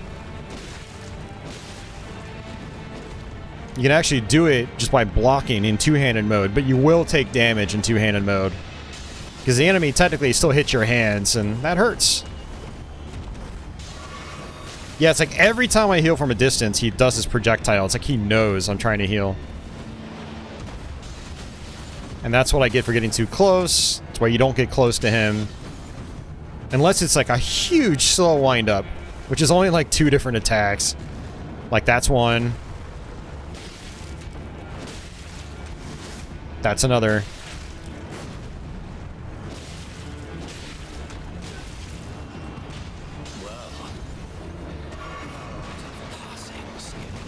Oh, I dodged way too early.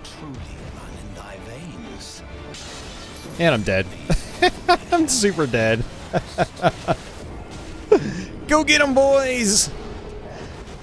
No, they're gonna die too. Poor wolves.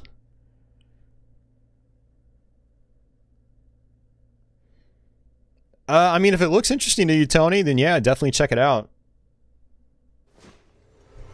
PS5 is a good way to play it. I've been watching some people play it on their PS5, and it loads really fast, it looks really good.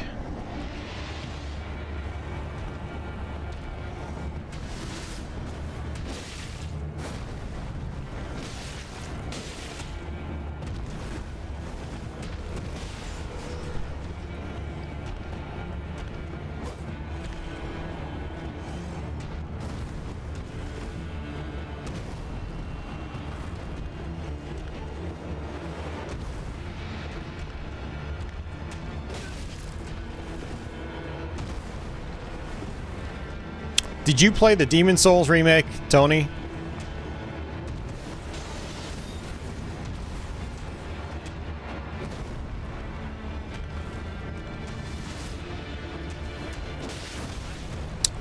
It's way too slow on that.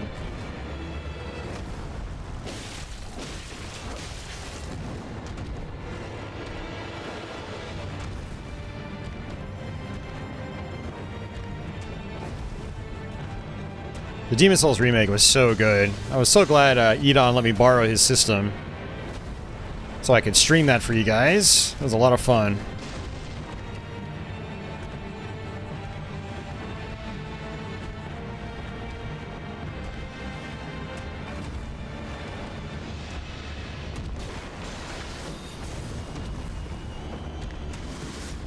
Oh, if you didn't get the Demon Souls remake, then you definitely need to do that too.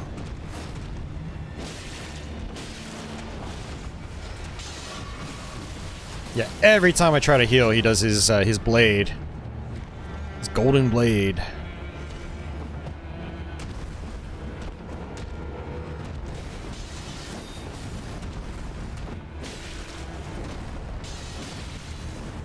Yeah, you get too close, he does the blade.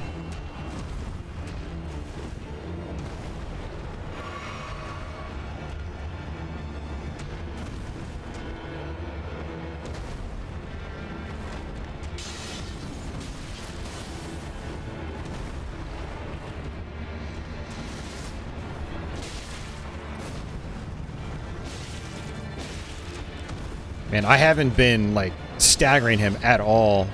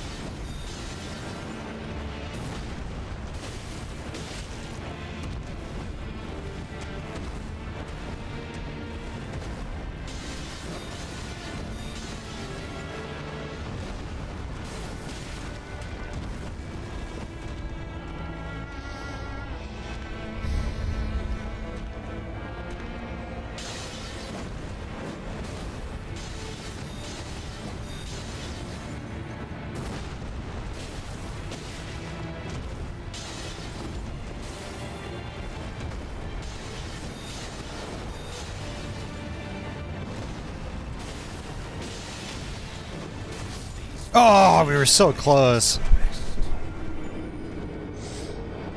Yeah, you just got to take your time and wait for the attacks where you'll have an opening. Because most attacks he does, you don't have any opening. And I think that's why he's such a huge difficulty spike. I mean, he's one of the hardest early bosses in like any Souls game I've played, period. And the reason for that is like it forces you to play slow and steady. And if you don't, you're gonna get wrecked.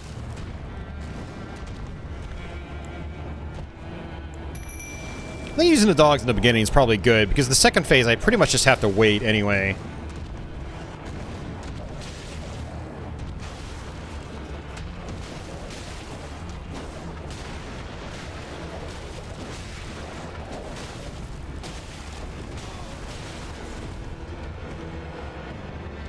Hey, DG. Welcome back.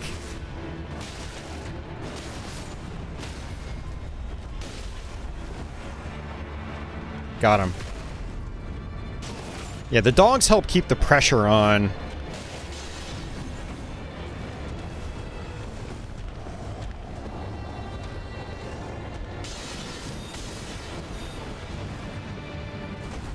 I actually should have punished him there.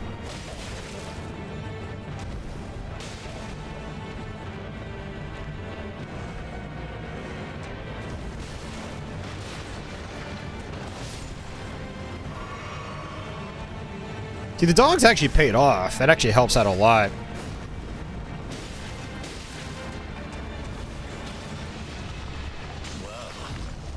Same thing as last time.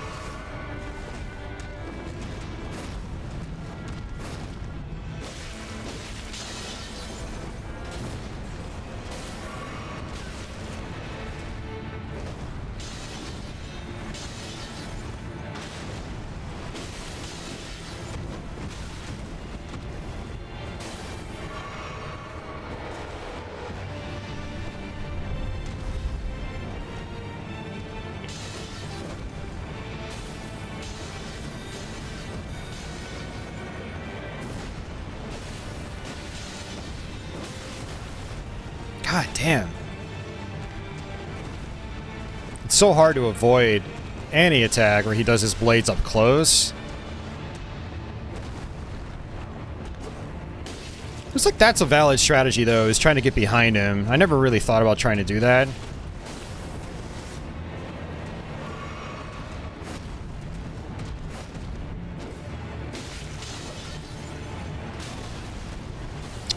Man, and I thought we had it this time.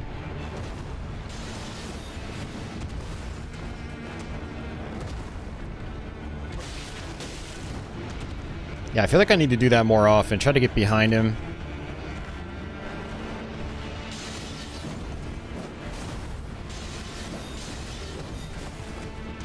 Ooh, he didn't actually do the hammer. Maybe I was just too close. Yeah, Tony, I mean, it's about learning the patterns. His attacks are swift, but you gotta learn the patterns. And then you'll find that certain attacks you can punish.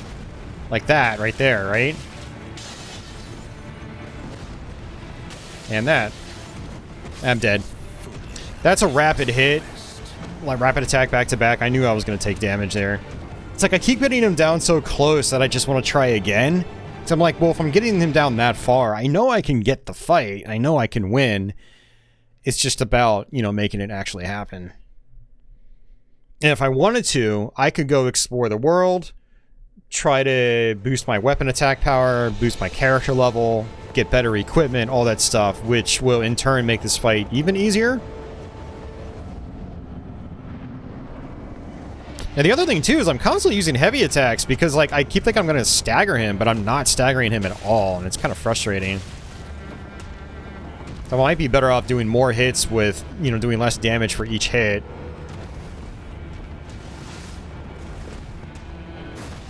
Oh, come on, dude, really? It's my fault.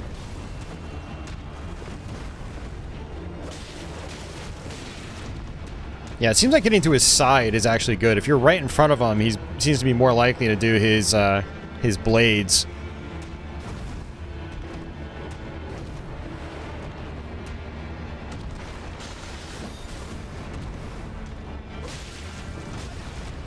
I mistimed my roll there.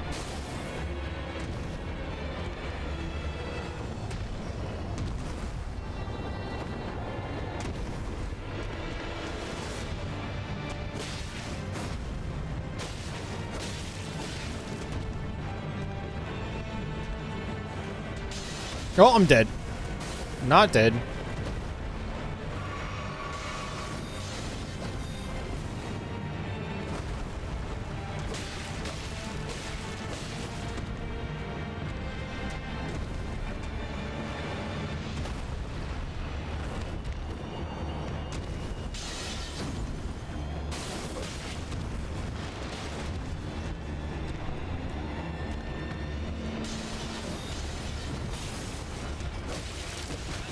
Whoops.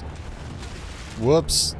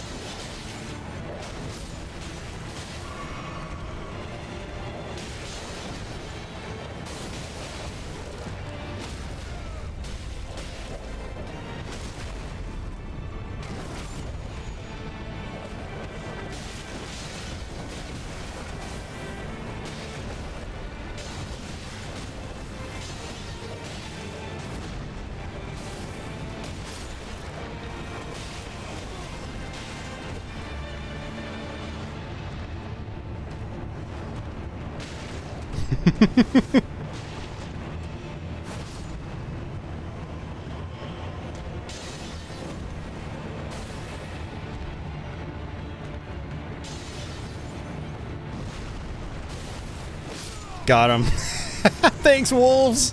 Thanks, boys. You notice, see, I got greedy there. When the wolves were on him, when the wolves were on him, I tried to just wail on him, and I got punished for it. So.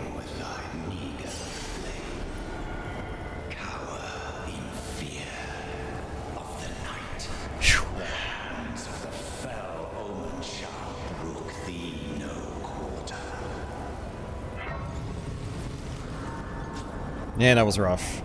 Yeah, avenge the doggo. Thanks for the GG Cafe, man.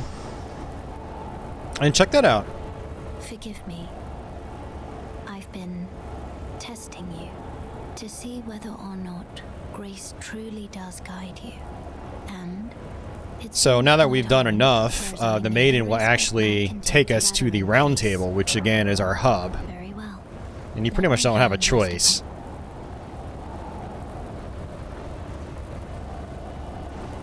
Thanks for the GG, Tony. And DG. And Cafe Man.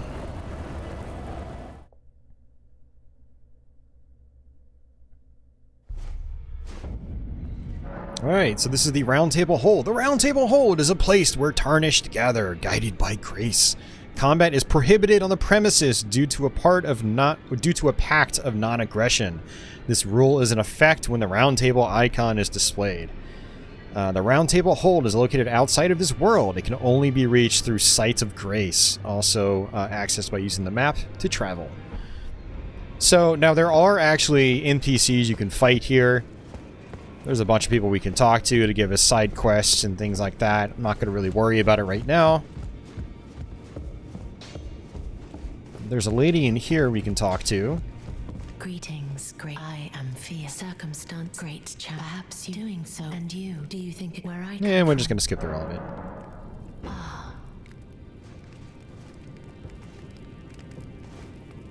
Yeah, Tony, it is a tough fight. It definitely rewards patience. Absolutely.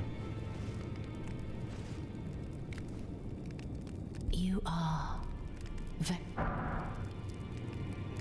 Now, I haven't really figured out the blessings. Felt like it is come back to me. But yeah, you can come back to her, hug her again, and she'll give you another blessing, I guess, when the other one's used. Again, I'm not really sure what they do. Now, if you started the game and you don't like how you look, you can actually come over to this mirror that we see in the background. And we can use the dressing table. So we can basically change our name, change the body type, age, and all that stuff. So...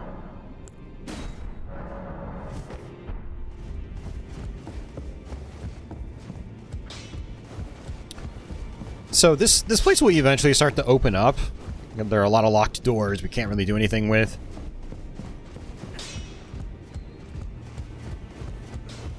And if we come down here, we've got a couple more locked doors. I think we have a stone sword key. No, I don't even have one yet. Generally, I buy one by this point.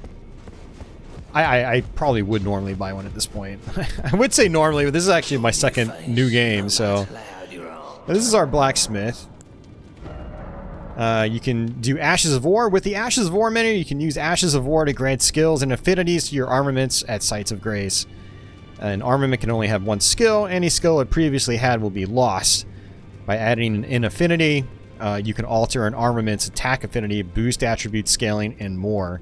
An armament's type determines what skills and affinities it can have. Some special armaments cannot be granted new skills or affinities using Ashes of War. Yeah, and again, this is something I haven't really messed around with because if I add an Ash of War, it seems to decrease my basic attack power, but it gives me an extra ability, which could be handy. But, yeah, so I'm not going to do those. Let's go to the sell item, or sell menu, get some runes back.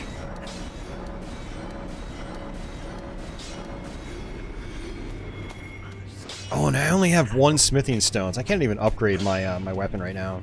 I'm gonna go ahead and just get rid of the Ashes of War, just because, like I said, I am not really going to be using them for this session.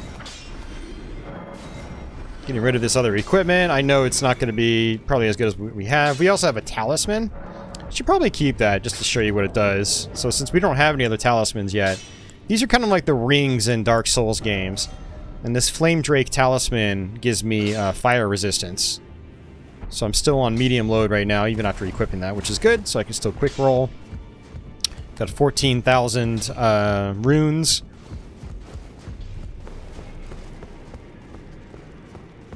Let's come on over here.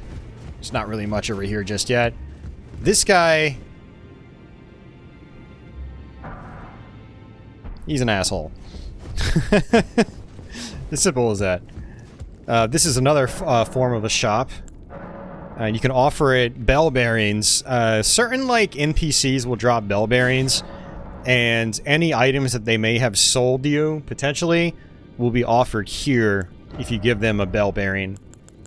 But we have some stone sword keys. I'm not going to bother with them. I'd rather level up my character. And we have some other weapons we can buy, other equipment. On my last playthrough, I actually bought all these. They were better than what I currently have, so it probably wouldn't be a bad idea. You know what? Screw it. Let's go ahead and just do it. Instead of leveling up, we'll go ahead and get these instead. Boost our character. Unfortunately, this is probably going to add to my weight. But, wait a second. Yeah, this boosts my poise. Okay, this actually isn't as good. It boosts my poise.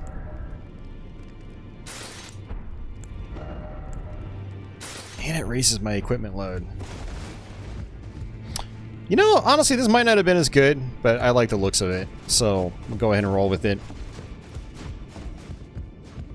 Now, someone's going to have to correct me on what poise does, but I almost feel like poise is, man, I don't even remember what poise does. It seems to do, like, different things in different Souls games.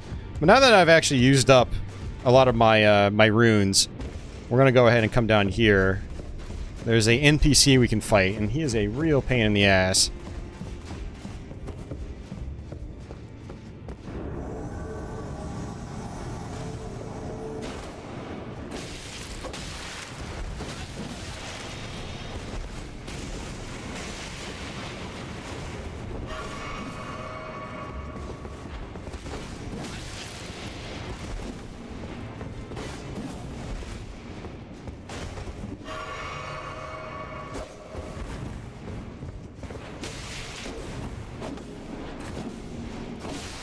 Oops. And if you come here early in the game, this is where you're introduced to Frost, which was a Dark Souls 3 thing. So we're frostbitten, which kind of like bleed. It does a ton of damage to you.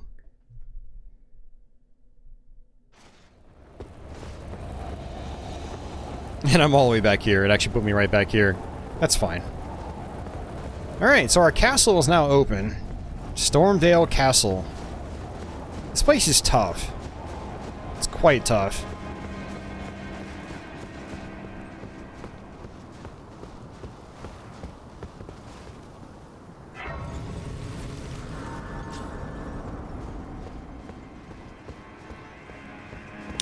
So there are a couple different things you can do here. You there? You want to talk to this guy. I would advise it's tightly guarded. He says he advises going through the main gate. No, I'll use the main gate. Well, if you would, of course, I'd advise. So, basically, the main gate is littered with enemies. You're probably gonna die trying to go up there. Open the gate. So, now this place is like a typical Dark Souls dungeon. In that mechanic where you're on the overworld and you kill groups of enemies and they give you, you know, you'll get health refills back. Yeah, that doesn't happen in these main dungeons. So this is like a true Dark Souls dungeon now. Huh. I wonder what this does. Never even noticed this before. Cool. Fire grease. So that's kind of like fire paper from other games in the series. So it looks like by doing that, I've inadvertently actually dropped down to... Did I drop down to the side path already? Or can I get back? I might be able to get back. I don't really see any way to get up there.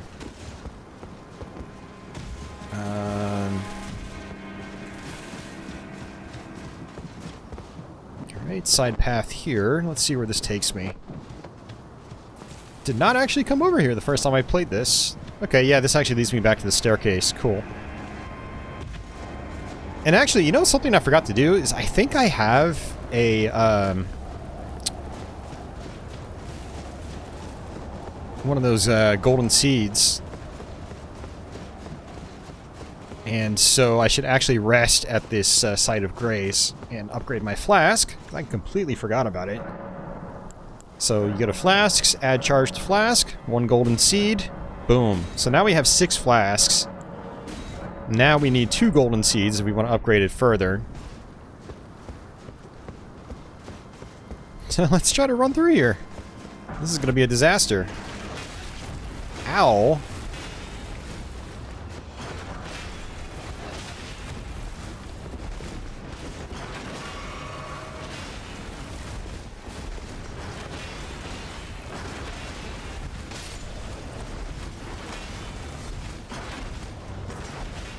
But if I can run through the main gate successfully here, I might be able to actually access a site of grace immediately.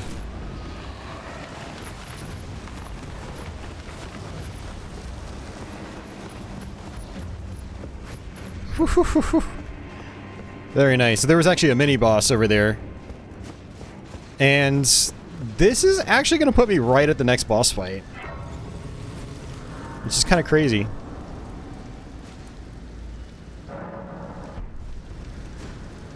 So, I mean, being this is my second new character, I'm already finding, like, shorter ways through some of these areas. So if you really want to, you could actually technically rush from, like, one boss to the next. Let's go ahead and fight this guy. This guy is really tough. And he does a ton of damage.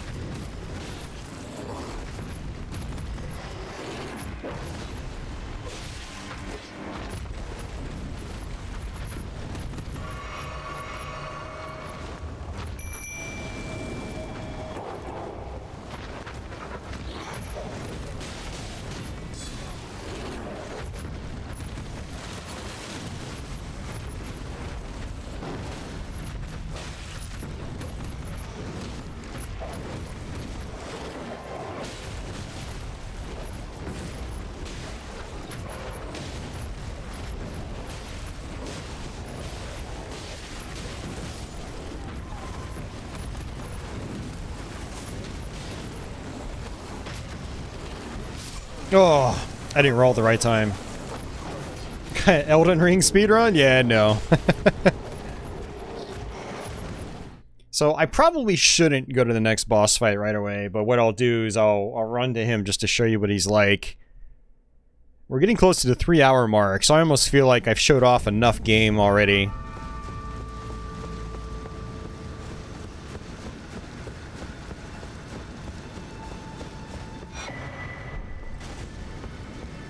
Okay, this actually isn't him. Okay. For some reason, I thought that would lead us right to the boss fight, but I was actually confusing it for another area. Okay. So if we come over here, we actually can't go to our... We can't use our horse inside the castle, unfortunately. This might teleport us out. Let's see how well my memory's working here. Obviously, it's not working that great, because I've already gotten 2 major things wrong. Now these big giants I'm just going to try to avoid. Ugh. So many big enemies in this game have, like, rapid combo attacks. Enemies rarely just do, like, 1 or 2 swings in this game. And we got an archer version. Ow, and they fire fast, too. I was trying to time it and just roll at the correct time, but I totally messed that up. I'm actually kind of curious how much damage I'm going to do to him. Let's attack. 1, 2. That's not too bad at all, actually. And if I use heavy attacks, I can basically stagger them. Yeah, this thing right here, these are teleporters. You'll encounter them quite often in this playthrough, or this game. And sometimes you have no idea where they're going to take you. They could take you to the other side of the world and put you in a place where you'll just die in 1 or 2 hits.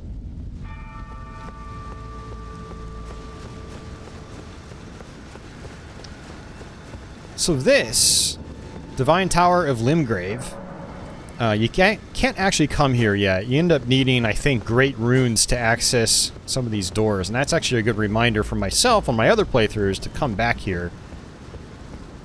There's not really any way to get back over to the other side.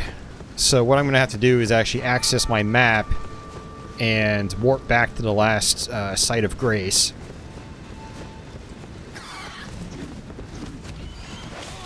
That bird's actually going to attack me.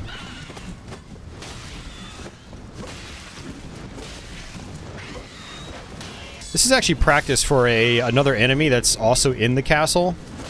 You have the exact same birds, but they have masks on, and they have, like, these knife or, like, poker feet. Like these knives attached to their feet, I mean. And they do some fast, rapid damage.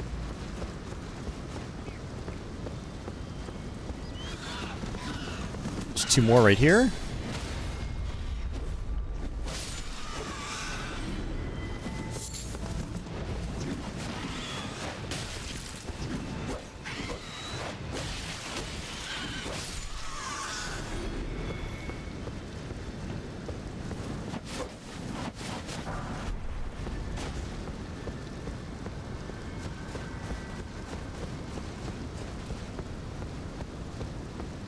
Yeah, that is pretty much it. So let's go ahead and access our map. Get some more materials.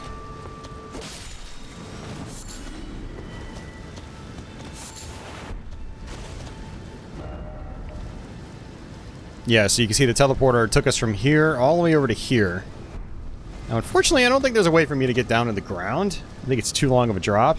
Yeah, it's way too long. But there's a good chance we're going to actually end up on the ground later on and just, like, kind of, like, be walking between these columns. Yeah, no way to get down, unfortunately. So, we got to warp out. Let's go back here. Maybe the boss is actually around this area. Perhaps. I don't remember. So we went through the main gate, accessed a site of grace. Now, if I know where another one is, assuming the door is open.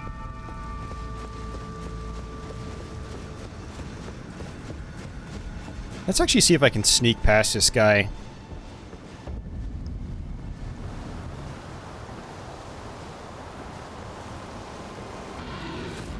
God damn it.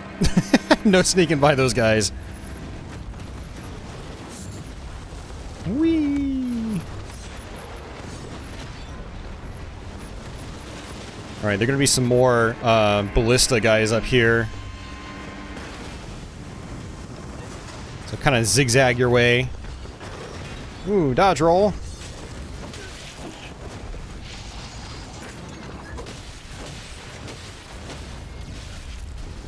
Okay, not worth it.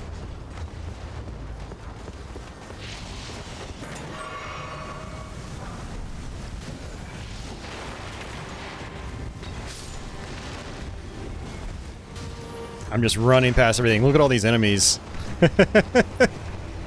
Trust me, this is not how I first played this game. And I came in from a completely different direction. I took the side route. But here we go. We can access this site of grace. Woo! Okay, now if I can rest? Oh, it's not gonna let me... Oh no, that dude is there too. Those giants... Not giants, but those troll-looking dudes... I really do not like fighting them. They got fast, rapid attacks.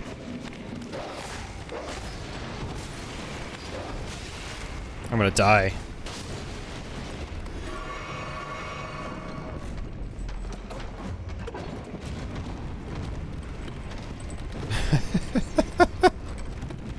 This is something. Oh, man.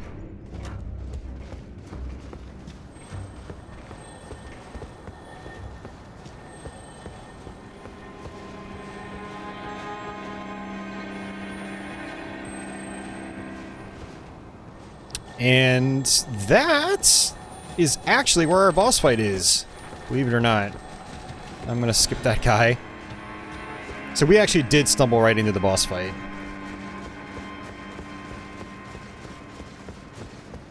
There's so many different ways you can go. So initially when I went into that big open area with all the guys with the ballistas and all the knights, if I took a right instead of a left, I would have ended up at this stairwell. But that's the boss arena right there. We'll try the boss. We did the first boss, but I don't know if we're going to be able to do this next one. Although, honestly, I feel like the second boss might actually be easier than the first one. Simply because, I feel like you have more opportunities to actually attack.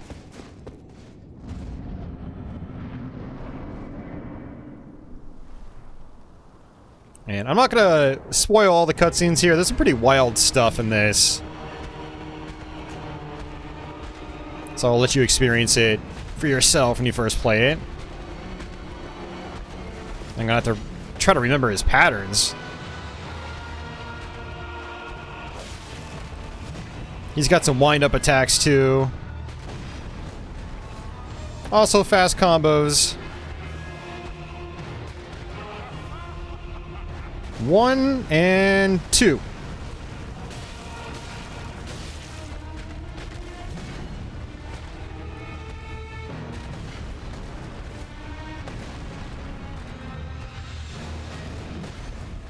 That would have been a good time to attack.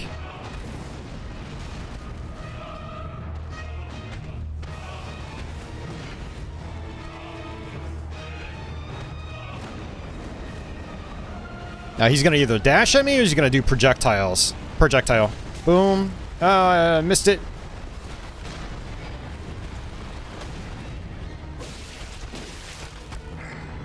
Alright, he's going down. That's 1 and 2.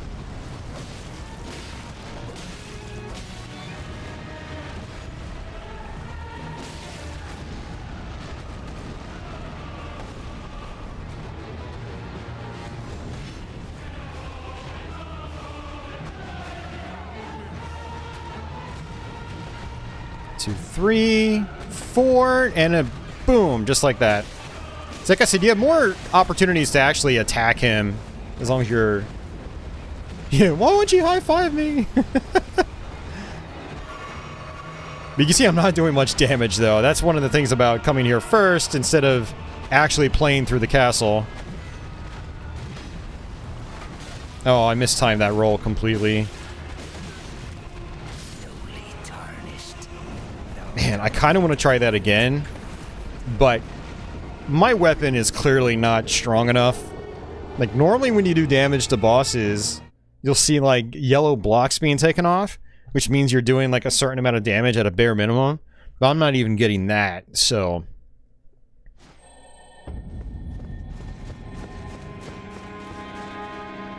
Hey, John Smith, welcome back.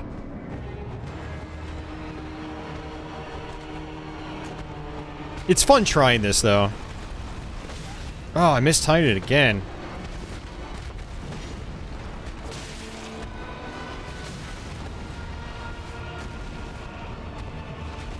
And again. Totally messed that up.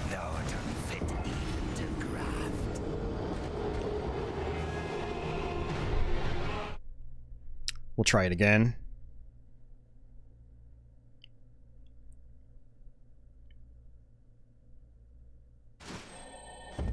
I mean, if I wanted to, I could try to use my wolves.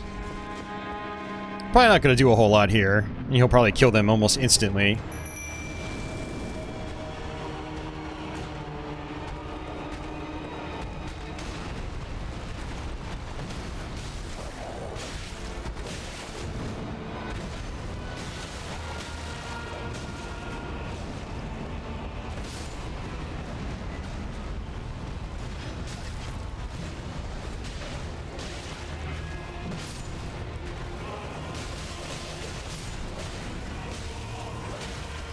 Yeah, he's killing them really fast. Dodge and dodge.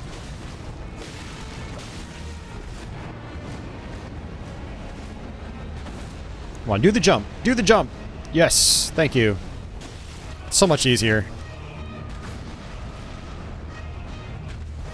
Oops, I keep mistiming my rolls.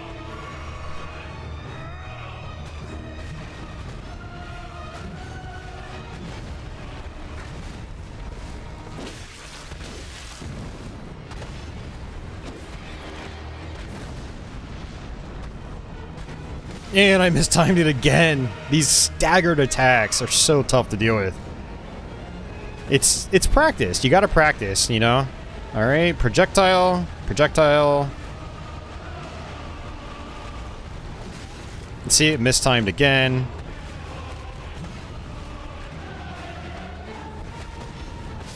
Ugh.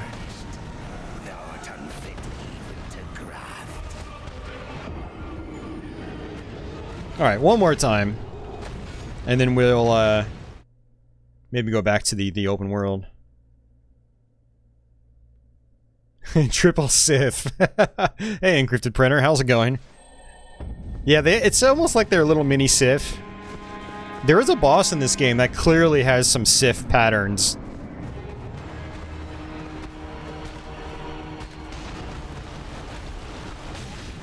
Dude, why did I not dodge that? Alright, those rapid combos I don't want anything to deal with. Or anything to do with. Jump, jump, jump. Nope, he's not jumping. It's so hard to read those projectiles, that wind.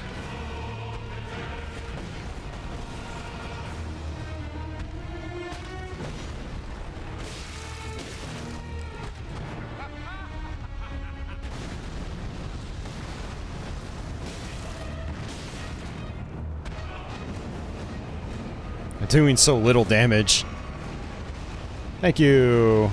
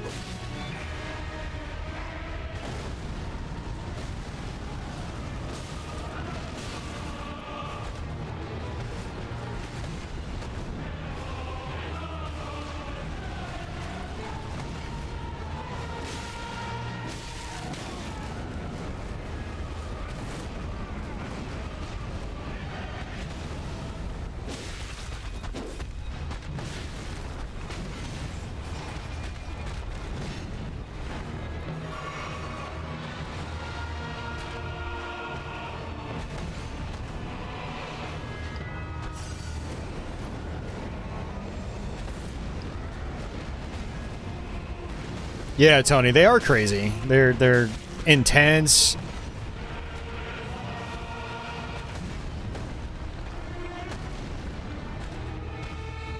A lot of memorization. Oh, I knew he was gonna lunge, and I just kind of locked up. See, the lunging attack is actually really good because you can just dodge through him and then get some pre-hits.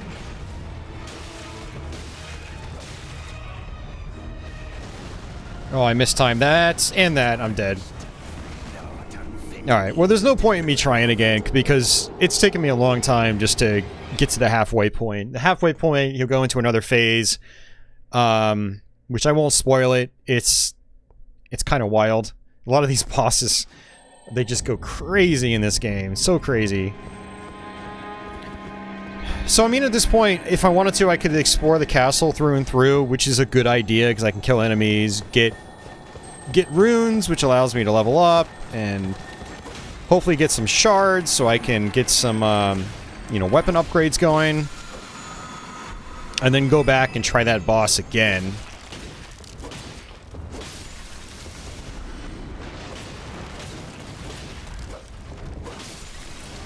Actually, see if I can run and grab these items. Cracked pot. Cracked pot. Ooh, watch out for these guys.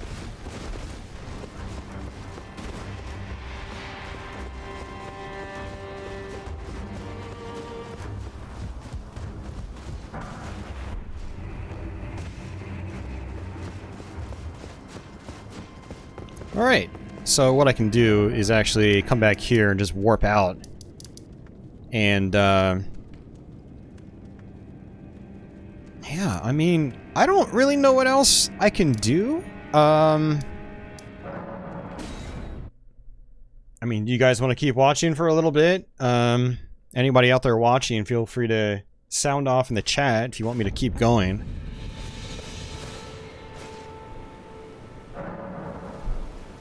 Otherwise, I could potentially stop the stream here. Because, you know, that's a lot of the early game stuff. You basically... Ideally, you go and you try to take care of the castle. That's like your first main quest line. Your main story arc. However, you can come down here, take the southern route. There's another castle all the way down at the end. And a whole bunch of other areas you can explore.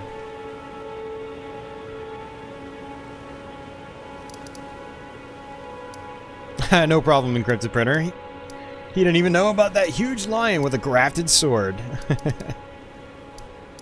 Tony is loving this.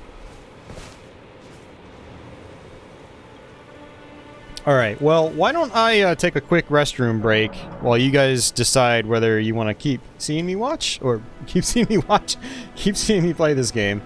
So let me alt-tab out here, and I will be right back.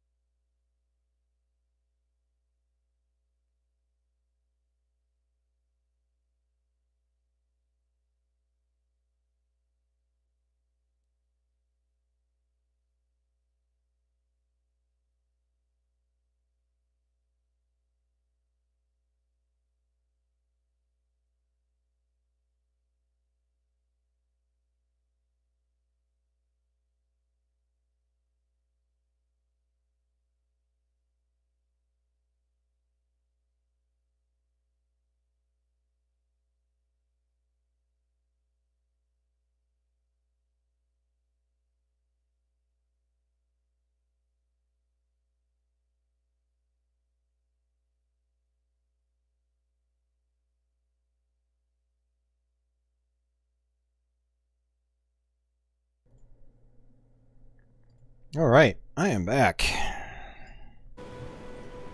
Yeah, when I alt tab out, sometimes it keeps the music, other times it doesn't. Well,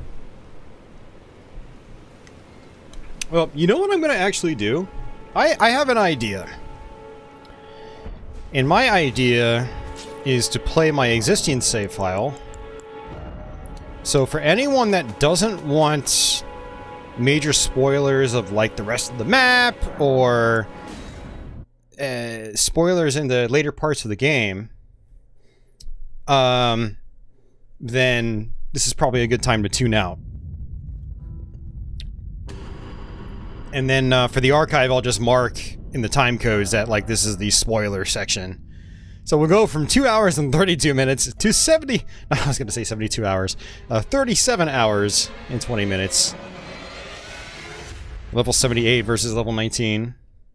And DG's Trek says, I'm enjoying it too. Never played a Dark Souls game before. Up to you since just 2 of us have chimed in. Yeah, we've had, you know, about close to 30 people watching the entire time, which is pretty cool. But only a handful of people are actually chatting.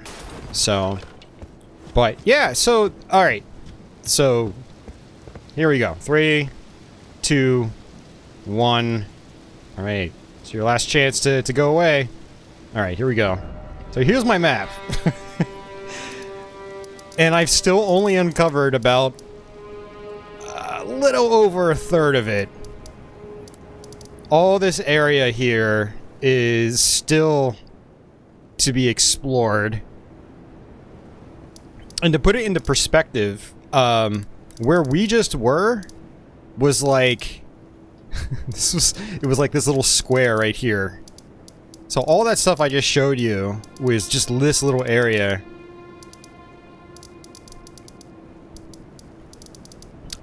So yeah, there's a lot of stuff to do. A lot of stuff I've already done. And yeah. So, I'm actually... Where did I leave off? I'm right here. So, what I wanted to do was find a route into this castle area here. And so I actually just figured that out. I'm in a cave right here.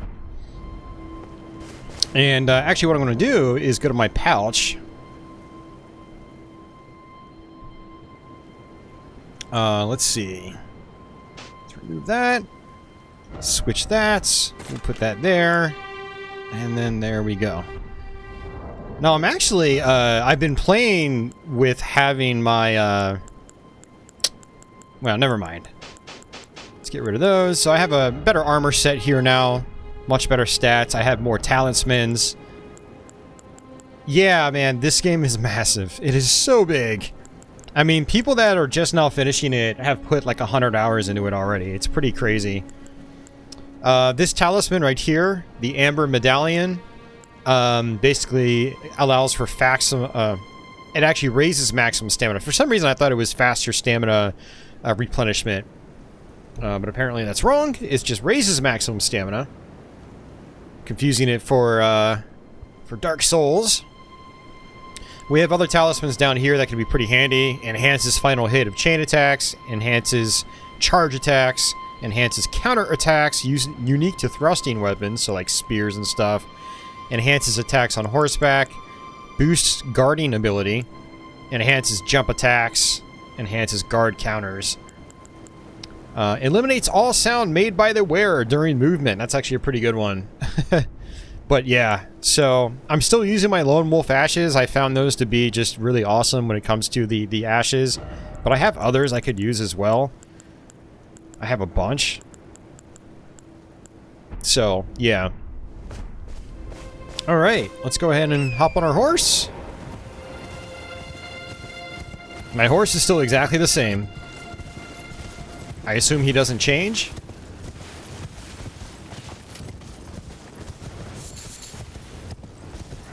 And I think I have to come up... where am I?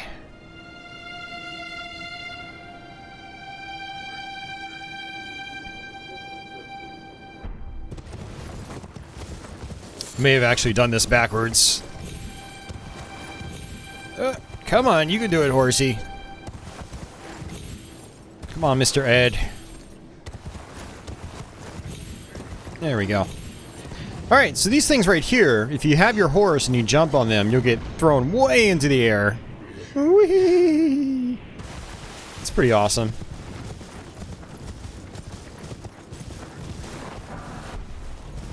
So these graveyards, you'll oftentimes find skeletons out here. But I'm just seeing some wolves right now. Alright, let's come on down here this way. And is this where I need to be? Alright, so one stipulation is you can't actually bring up your map when you've aggroed enemies. And you can kind of tell if you've... Oh, I went the wrong way. Oh, I don't want to be here. How did I get back down here? Alright, let's try this bridge right here.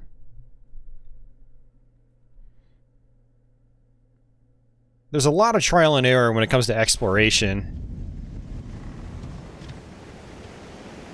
Alright, let's go ahead and use my horse again. Facing the right way. Yeah, see, I need to get down there, and I don't think I can make it.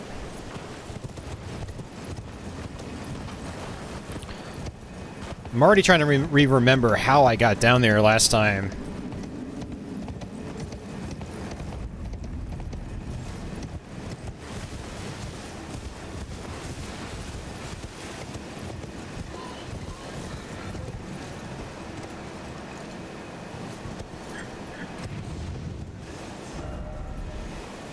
Okay, I'm actually facing the wrong way. I need to go to the right.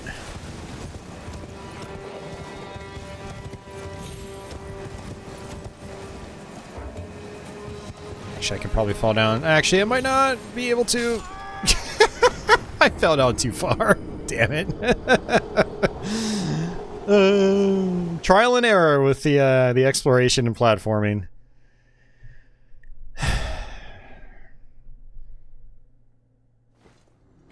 Yeah, and actually what's interesting is I was right in front of the area I needed to be at when I exited my game the other night, last night actually. But apparently it doesn't save you exactly where you left off. It actually saves you at the last site of grace you went to.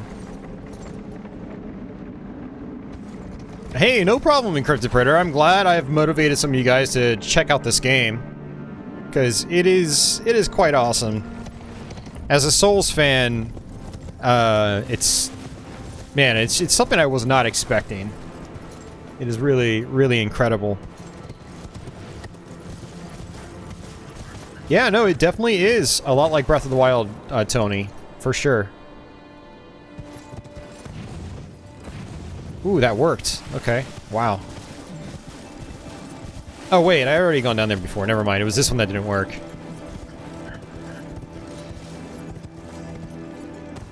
Let's see. I'm getting ahead of myself. That's right. I wanted to go to the right. Oh, you know what? I don't even think I've been up here. Yeah, there's a church.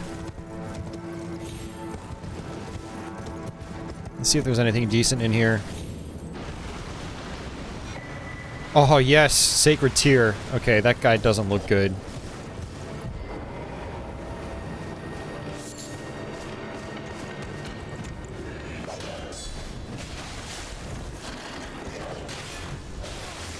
Ow. Ow. Ow. Ow.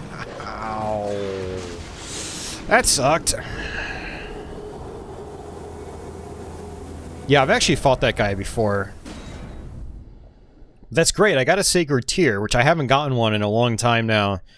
And that'll raise the amount of health I get back when I use a flask. But let's go ahead and kill these dudes. Gotta get rid of these wolves, though. Dude, he just eats right... What the hell? I've never seen a dog like this, and I just lost like 11,000 runes because I didn't collect my runes again. I've never seen a dog, or any enemy for that matter, cut through a shield that fast, and cause bleed that fast, and kill me instantly. That's insane.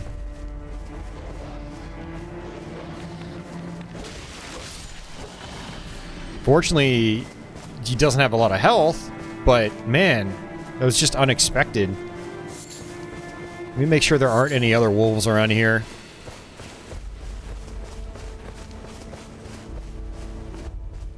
Alright, I guess not.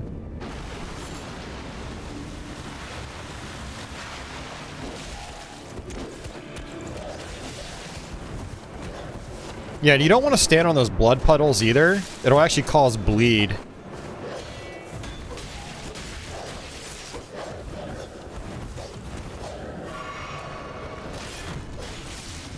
Okay, his sword does the same thing. Oh, and he parried.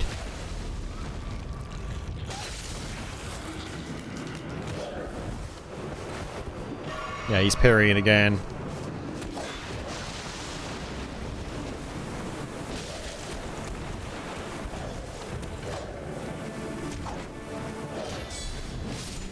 Alright, got him. Man, that's insane.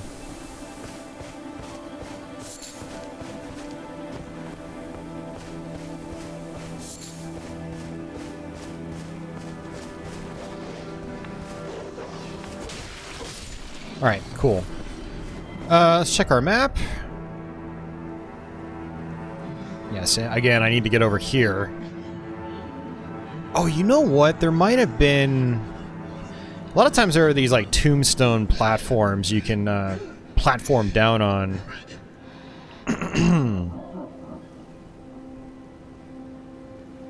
Unless I was supposed to, like, squeeze by here to the left. I don't remember.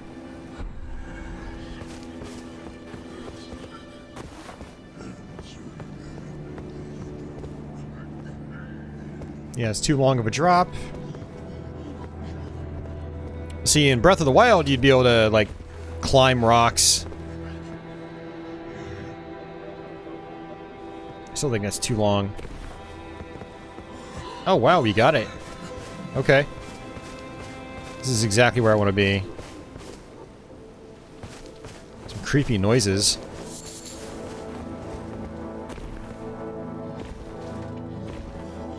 Yeah, I'm really glad my flasks will give me more health back now. Okay, these guys, they suck. Don't mess around with them. Although there are some mini-boss versions of them that are a lot taller, a lot bigger. No, that's actually not where I want to be. What am I doing? Oh, I'm an idiot, man. Such an idiot. I went down the wrong way. Okay, this will take me back up here.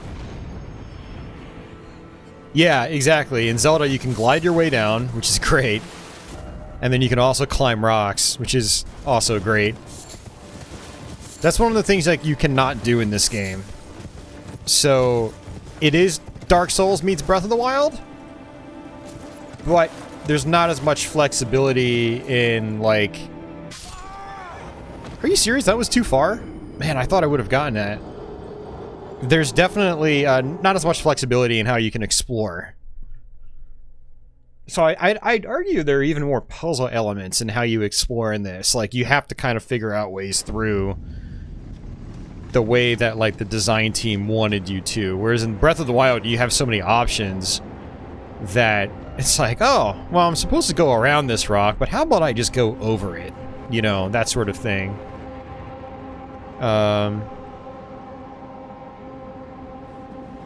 It looks like that's where I was. You can see my runes up there. Oh.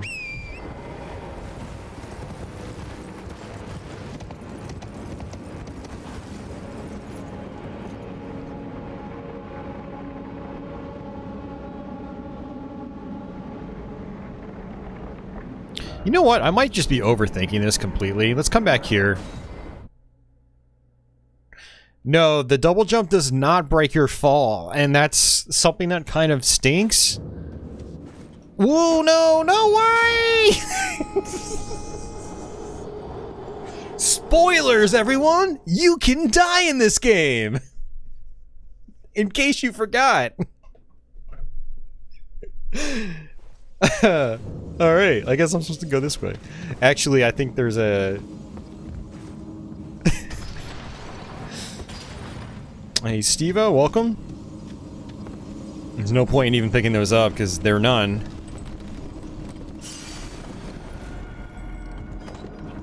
So I think that's to the main cave. I want to actually come up here and exit the cave.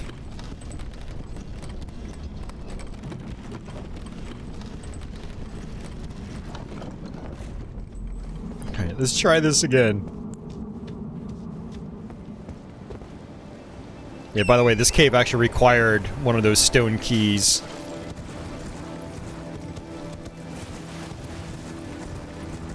I'm gonna laugh if I was just overthinking this the entire time, and all I needed to do was just run through here. I think I was overthinking it. Yep. Totally overthinking it. I thought I could just start from the cave. Man, my memory is really trash lately. Has been trash. Alright, so this is my first time coming here, so I have no idea what's in store for us here. All I know is it's a big spot on the map. I assume I have to go to it. I'm gonna assume this stuff also poisons me. Let's see. Yep, it poisons me. Now, thankfully, if you're on your horse, you won't get poisoned.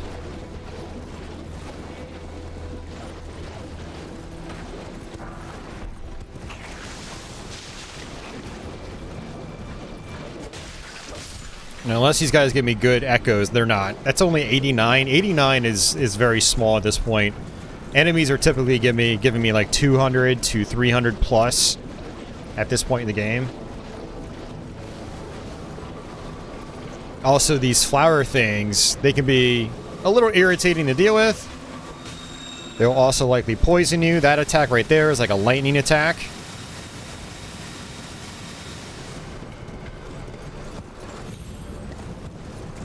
Not really worth messing around with them unless they're a, you know, it's like a mini-boss or something. Oh, and I can't use my horse there. So let me explore around this general vicinity first, before I go into the castle.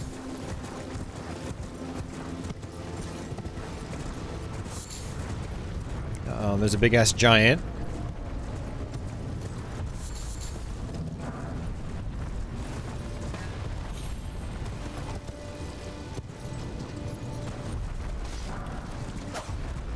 Ooh, okay, this okay,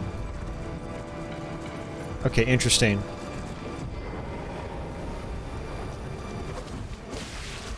Basically an NPC.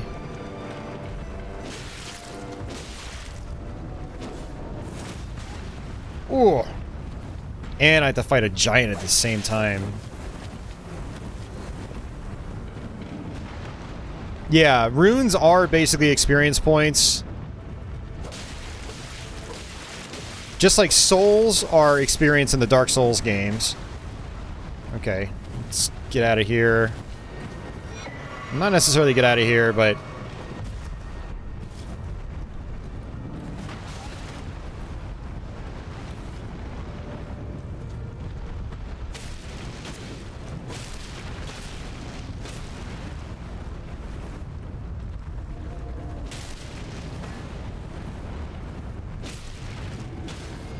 There we go.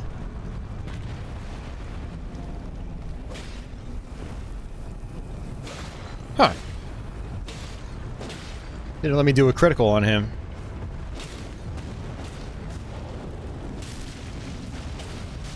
Oh, he does that fire attack, yeah.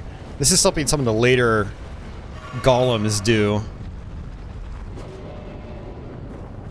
Okay, I kind of want to get away from him, away from his front. Because he likes to step backwards when he does that attack. Oh, I mistimed that. I'm mistiming a lot of rolls tonight. This is also an awkward plot of land to fight an enemy on. Because you got so many rocks that get in your way and you just sort of get stuck on them. He's going to do the fire again. Jump, jump. Get out of here. Oh, I stunned him. Okay. That's fine. I'll just kill him.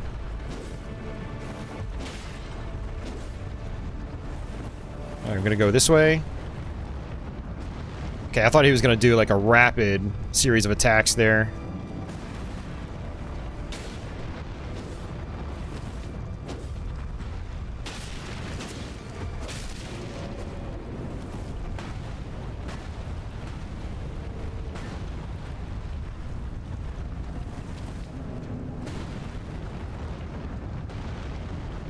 Just one more hit.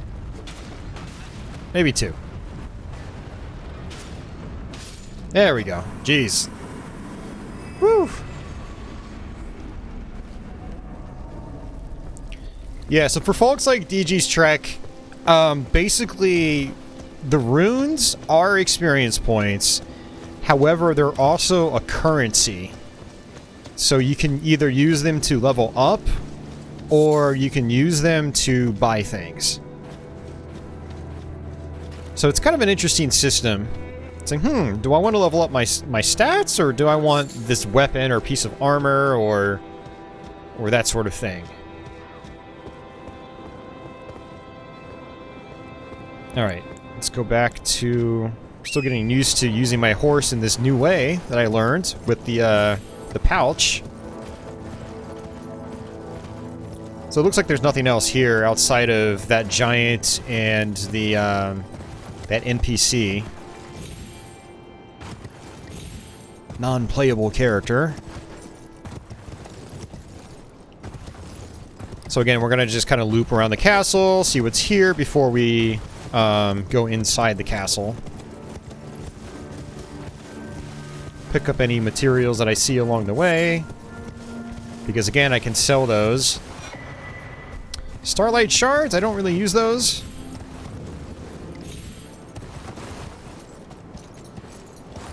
Ooh, close. Okay. Alright, so we're gonna go to the other side, loop around.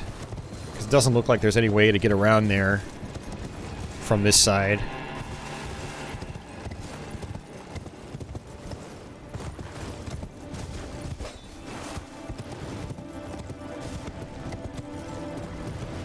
Yeah, exactly, Tony. Yeah. I mean, it's honestly not super deep, but it does give you, like... I don't know, it's an interesting twist on the whole experience point system, you know?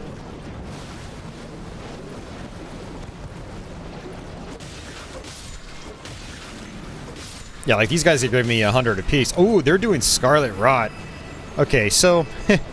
There's a thing in Dark Souls 1 called Toxic, and there's a thing in Demon Souls called Plague. And it's like poison, but like times 100. It's really nasty.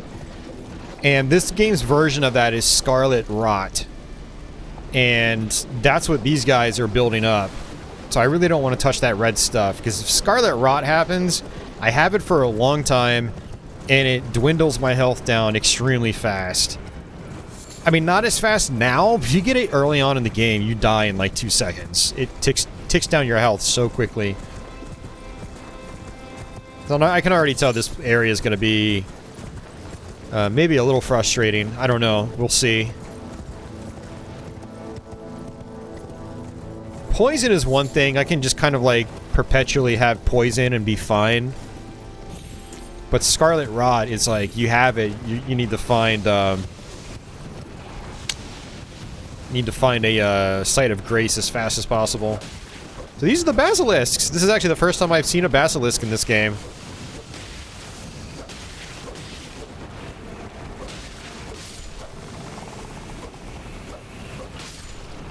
So I forgot what it's called in this, but there's...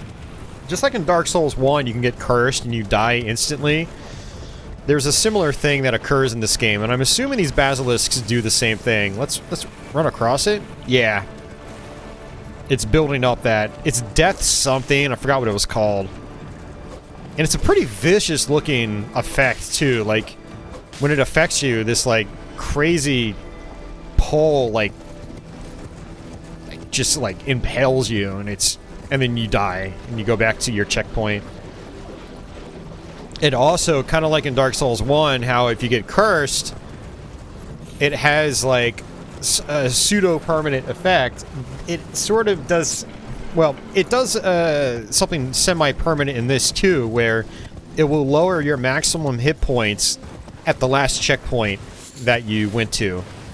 And only at that checkpoint, I found. It's weird. Hey, Boston Burf, what's going on? Welcome back. Hope you're doing well, man.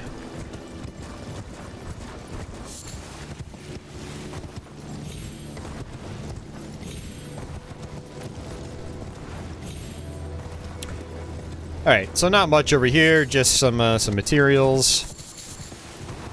Which isn't the worst thing ever, because it's money.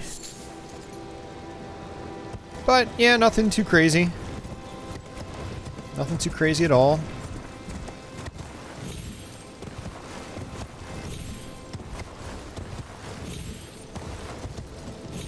Yeah, and sometimes these castles will have entrances from other sides. Like right here, I might be able to jump over. Yep.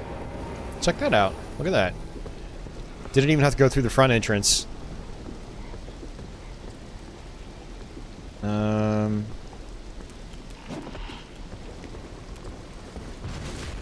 I have no idea what that is. Man, I am not doing a lot of damage to these guys at all.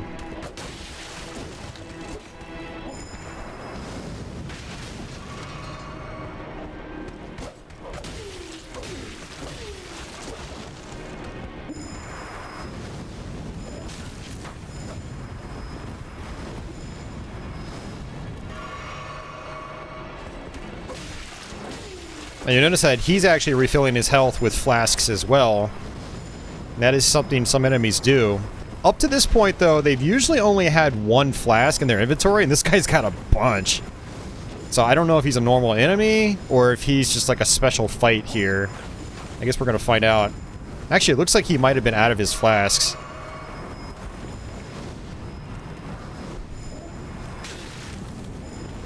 Hey, blank face.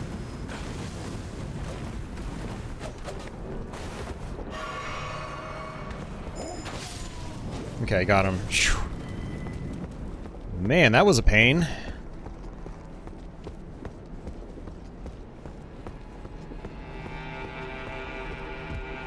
Can I use Scarlet Rot? I might be able to have weapons that cause it, and there might be some spells you can use if you're a magic user to cause it on enemies. But as someone that just plays as like a melee, you know, knight type of class or character, technically they call it Vagabond in this. I'm not sure. Oh, I can actually fall down here. Okay, interesting.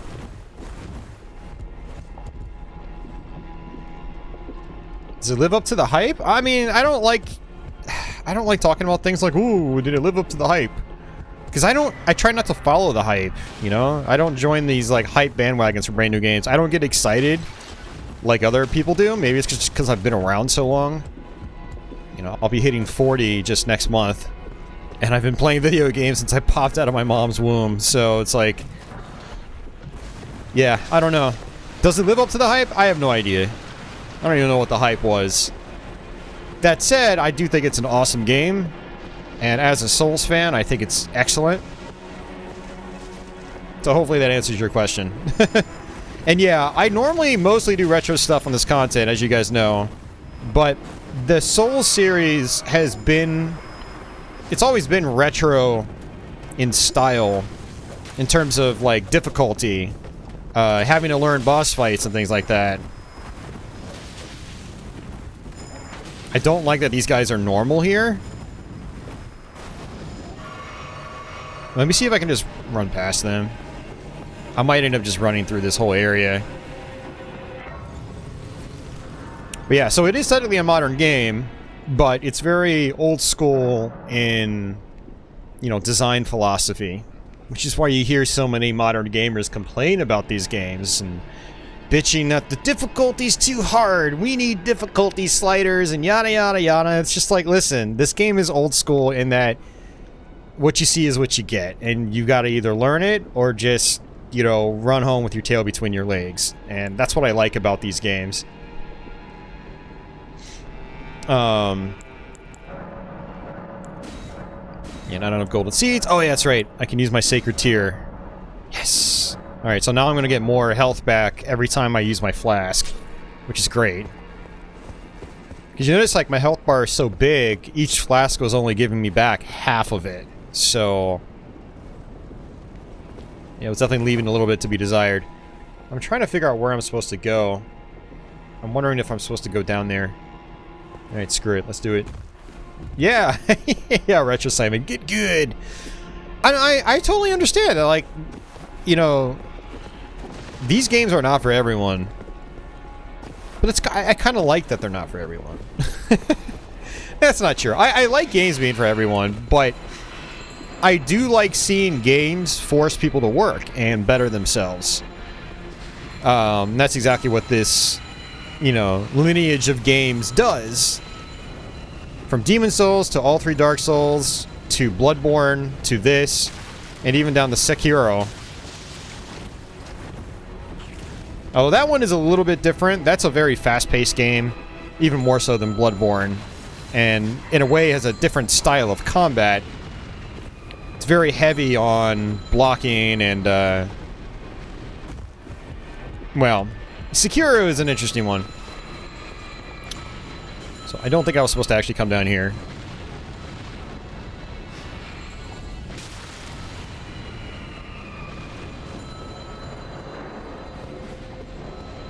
Let's go ahead and just rest. That'll just put the enemies back in their places and give me all my health back.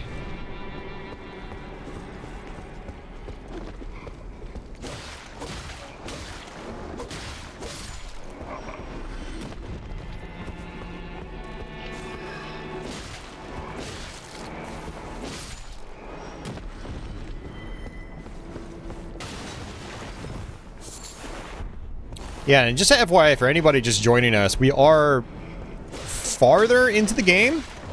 So I basically started a brand new game. To show people what, like, the beginning's like and try to explain some of the basics. But then after playing that for 3 hours, I was like, hey, let's reload my own personal file that I've been working on since the game came out last week and show you some slightly later parts of the game.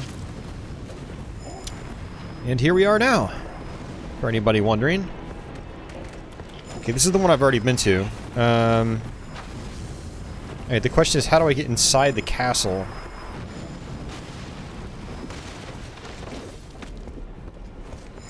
Unless I don't. Maybe down here. Let's see.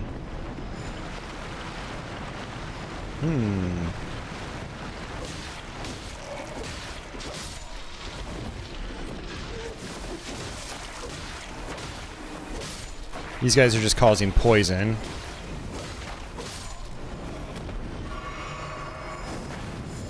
Ah, dude, he's just following me down. Ugh.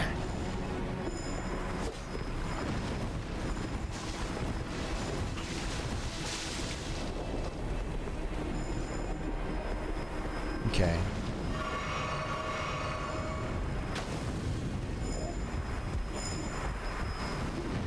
Oh, it's Simon. You're playing this one too? Very nice.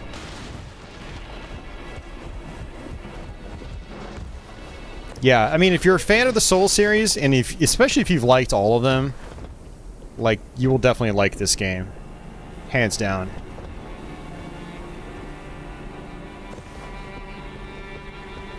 Yeah, so you'll notice I'm poisoned right now, but my health isn't ticking down that fast. So it's pretty manageable.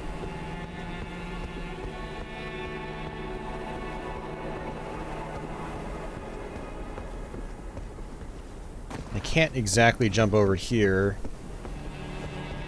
Let's come back down this way, see if there's a way to get over that wall.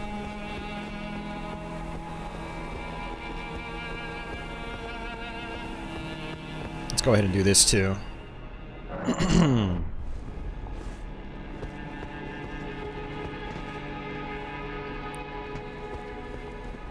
See, I already went down there and I thought there wasn't...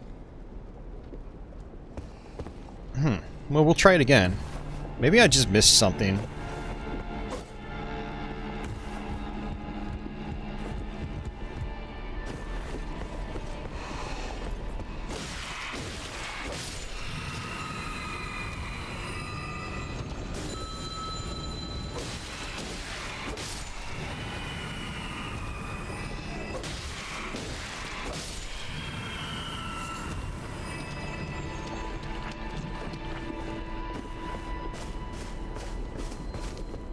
nothing I can do there.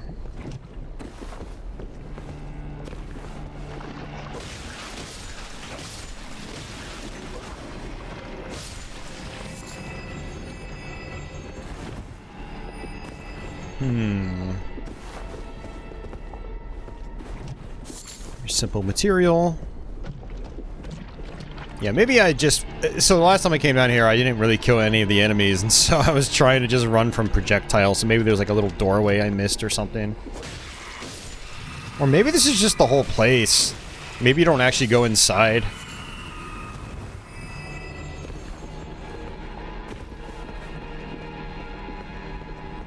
Okay, no, there is more down there. Okay.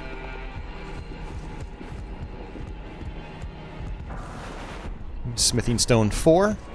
So I'm already up to using smithing stone number 6s to upgrade my main weapon.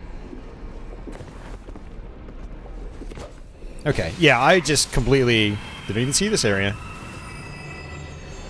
Do I have any performance issues? Yeah, I still have some. Especially in the early parts of the game. I mean, for the most part, it's pretty good. I'm not one of those guys, it's like, oh my god, it's 59 frames a second instead of 60. Oh, what a horrible version of the game. Like, you know, I'm not like that. But I do notice some dips. Yeah, absolutely. But it doesn't do it enough to where it's like, oh man, this is frustrating to play. You know, it's not like it's virtual highlight on Saturn. Which is actually a game I still need to learn. My friend here on YouTube, Diamond Long Plays, actually donated that many years ago. I still haven't played it. Because I know how painful it'll be. I think that's why.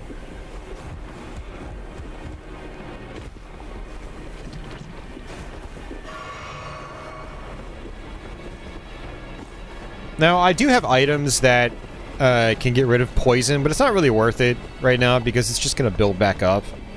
So I just kind of perpetually deal with poison. Oh, great.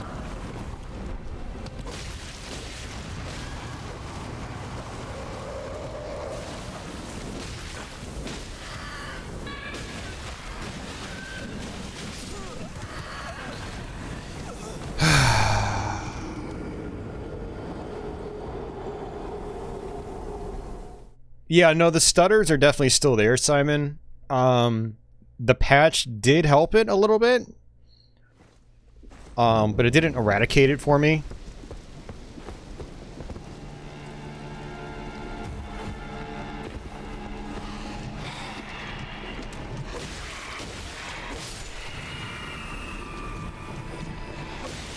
One of your managers thinks that any game under 60 FPS is unplayable. Like, give me a break, man.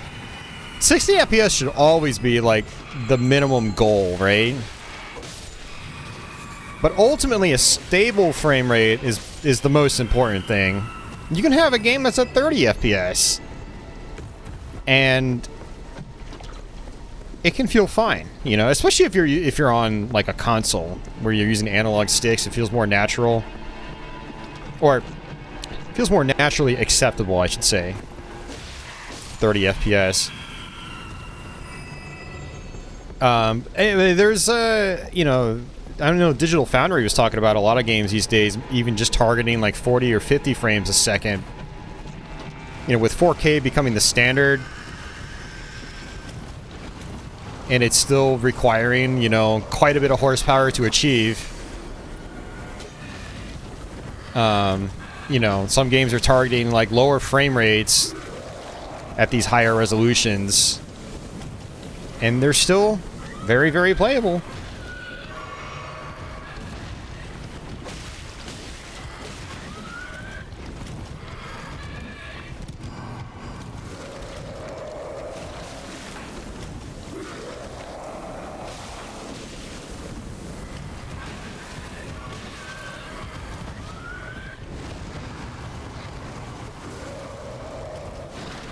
But yeah, not gonna lie, the stuttering, you know, hopefully it gets fixed. Because it's one of those things that, again, channels like Digital Foundry have covered, and they've shown that the stuttering happens at the same places every time. So it's like it's doing the same thing for everybody. So it doesn't seem like it's like, oh, my computer isn't beefy enough to handle this smoothly enough. It's more like, okay, there's some kind of like technical issue, you know, some underlying technical issue.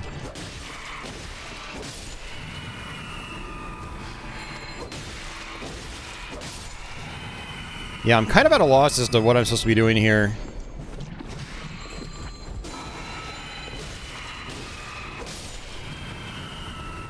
Unless there's some kind of illusory wall. I have found approximately one of those so far.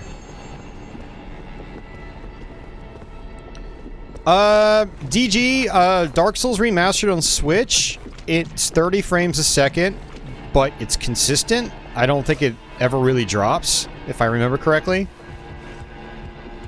And yeah, it's fine. I actually have it. I've played it a decent bit. I haven't played it enough because, like, I have it on other platforms where it does 60 FPS, but it's still a great game. Oh, there's a ladder there. I didn't even see that last time.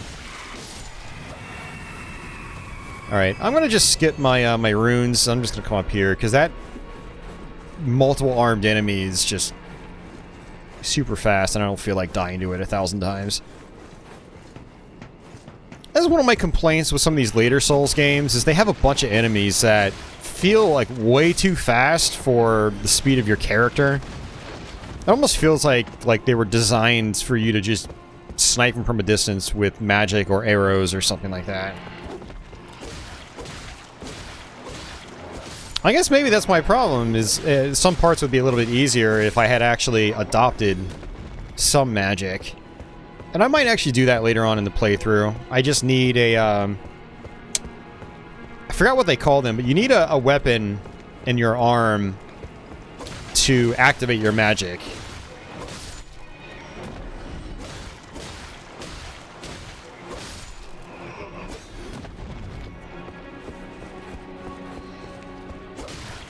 So you can actually have multiple, you know, weapons equipped to a specific slide, and you just hit the directional pad to cycle through which ones you've got, you know, set up on your quick select. Every extra weapon you have equipped at any given time does add to your overall weight, so you have to watch out for that.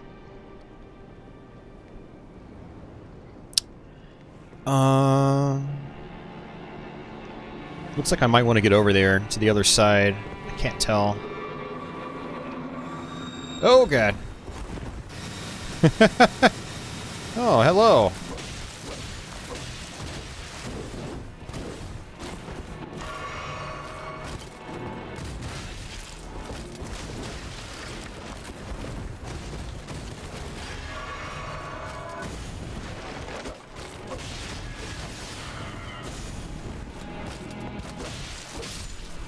Okay. Yeah, man, if I came here earlier without this upgraded weapon and stats, I would definitely be struggling. I still haven't found a mimic, by the way, for anybody wondering. Valkyrie's prosthesis? Prosthesis? This is supposed to be prosthetic, but prosthesis? Prosthesis? That's weird. Never heard it pronounced like that, or written like that.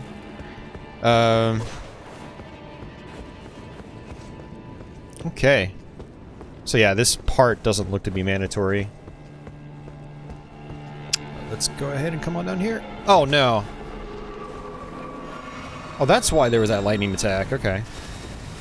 Oh, that's not good. Alright, let me... Well, I hope this isn't like some kind of mandatory item. Let me come over here and grab it, just in case. Smithing Stone 5, not bad.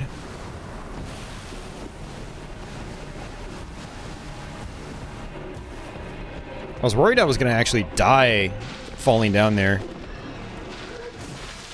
Yeah, I found teleport traps too. And actually, I found one right at the very beginning. I wanted to show off to you guys, but I actually forgot to do that. This is actually where my horse disappeared. So it looks like there's 3 different ways you can actually get into the castle, which is cool. Actually, now that I think about it, I don't think there's a front entrance.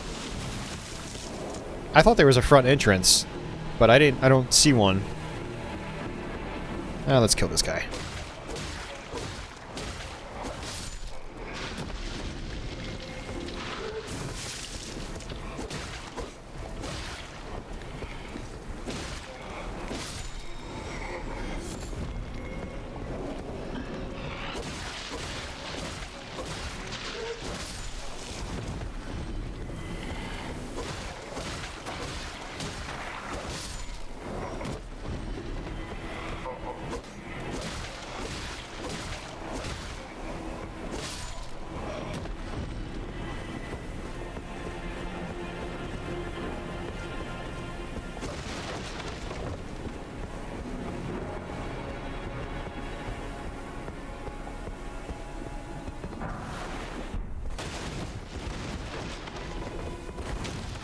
Neutralizing Beluses? Beluses? I have no idea how you pronounce that.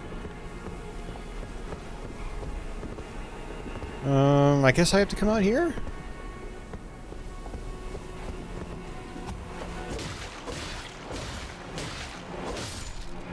An interesting area design, that's for sure.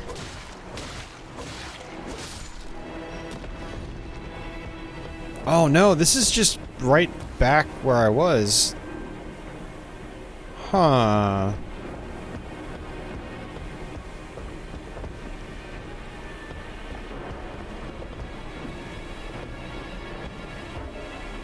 I can't access my map here either.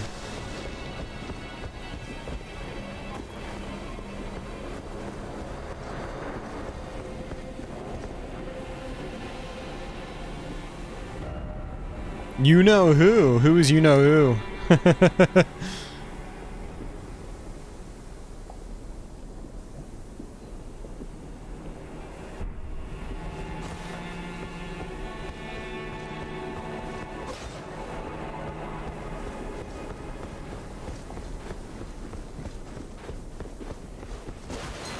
Alright, I mean, let's come back this way.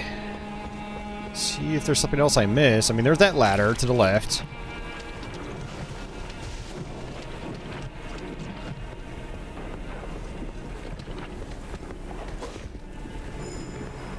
I'm about to die.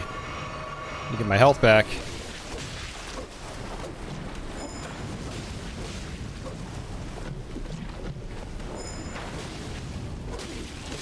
I almost feel like it's better just tanking. I mean, so Simon, I already announced that this is like a spoiler section, so feel free to, you know, spill the beans on this one. I'm kind of curious who you're talking about. Hey, Josh.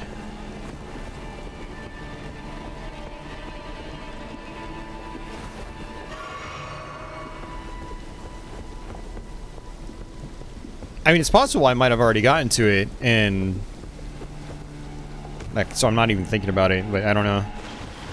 There's been a lot of references to, like, older Souls games.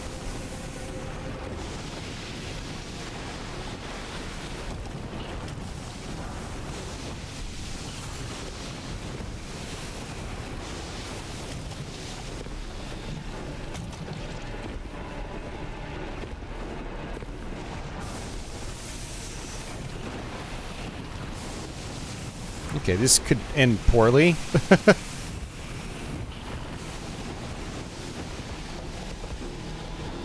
I mean, I don't think there's anything else here. Oh! Yeah, no, Patches is like super early. Yeah, Patches is very early in the game. Okay. I thought there might have been something else, but I've had Patches for so long now, it just is no longer a surprise.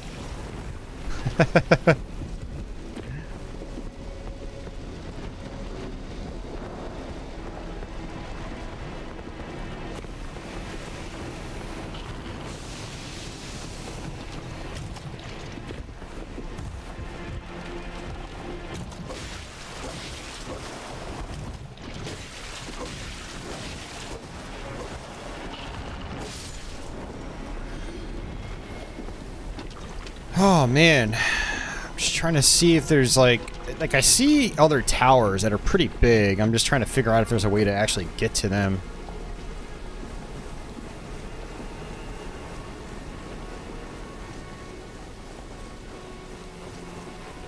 Yeah, and actually, I mean, we'll probably see patches before we stop the stream.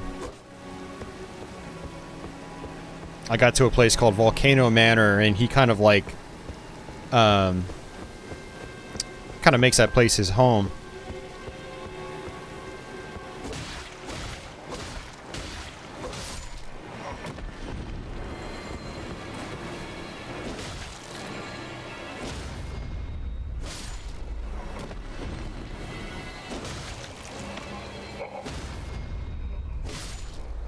Okay, actually, there's a stairwell over there. Oh, I can fall down over there. Okay, I see. Yeah, you fall down there. Oh, there's a guy on horseback. Okay. Yeah, interesting area design. It is not so obvious on where you're supposed to go. Yeah, just another reminder, guys. This is the first time I've been to this place, so this is all new to me, too.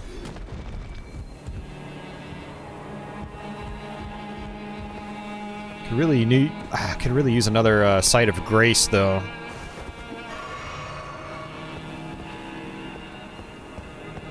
And I don't really see one.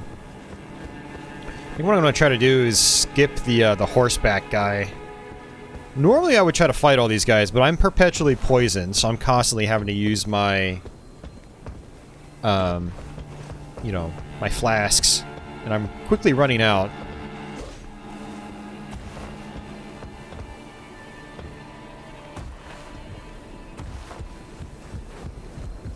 Doesn't look like there's anything here.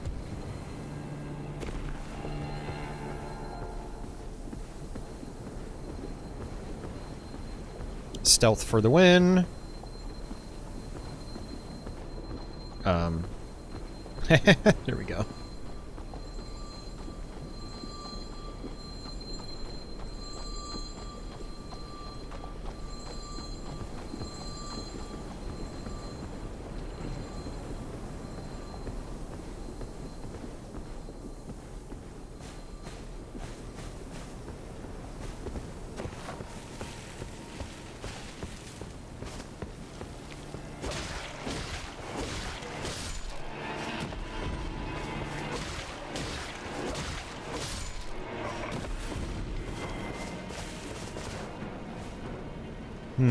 Ladder, stairs, another ladder.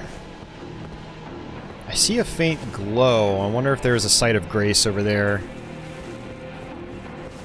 Dude, another horse guy. Oh, for God's sake. Seriously, dude. Look at how fast those things are. It's crazy.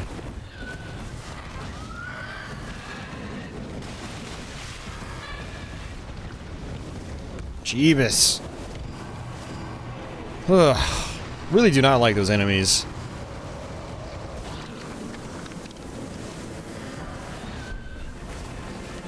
Yep, okay, cool. Yeah, I saw a little glowy area. I was like, oh, okay, probably a site of grace. Either that or just it's like a bonfire. Whew. Yeah, I need 36,000 runes to level up.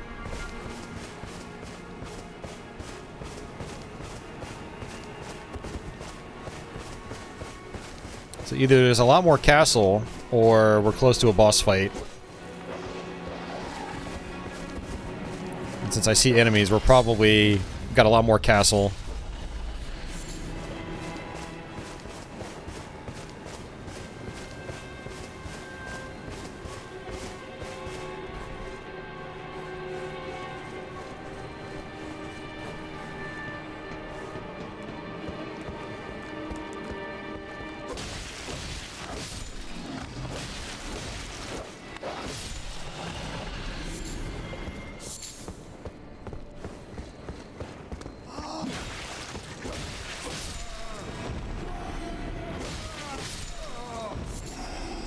Looks like a lot more castle.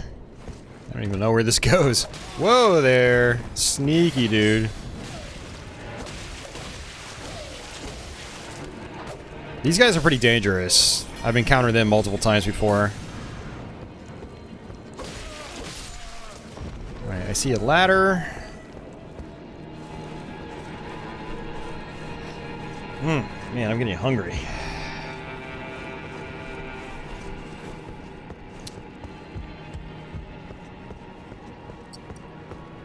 But I figured the stream would only be about 3 hours long, so I didn't actually make any food to eat halfway through the stream.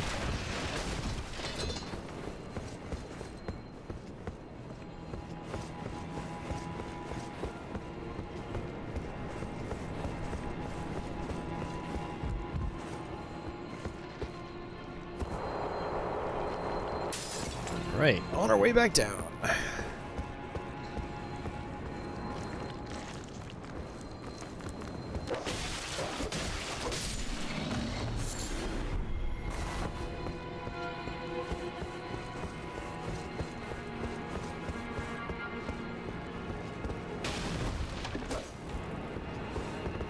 Another one of those big guys. Alright, let's go ahead and use this.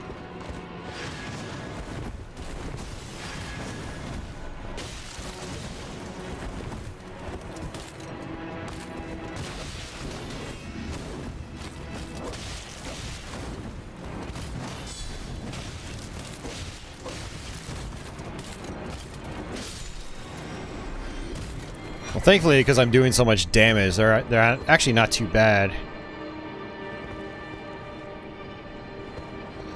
And this was actually... Okay, that's where I came from. Down there. So there wasn't really anything else for me to do down there.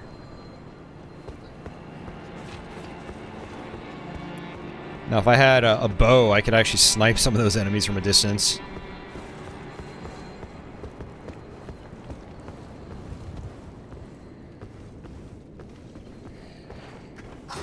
Haha, I was ducking. Gold firefly. I haven't actually seen... Oh, they might just be materials.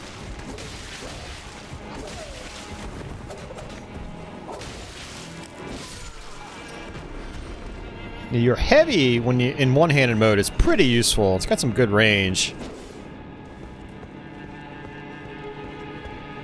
And then you can do a second attack right afterwards, just like that. Oh, jeez.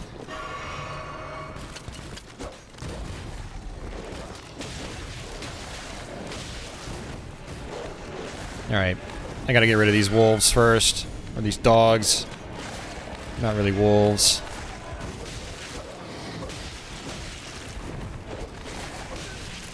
Prioritizing enemies, extremely important in these games. Otherwise you get ganged up on. My priority is not the big guy right now, it's the little guys.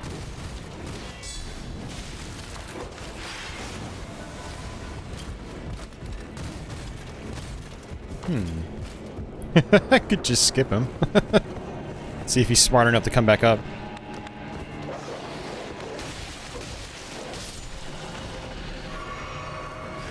Yep, he's smart enough.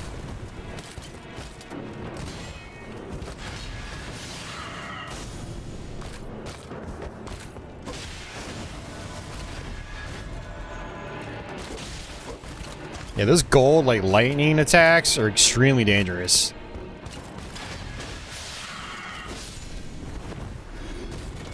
I've had guys kill me in one hit doing that. Smithing stone 5. Yeah, I need smithing stone 6, not 5.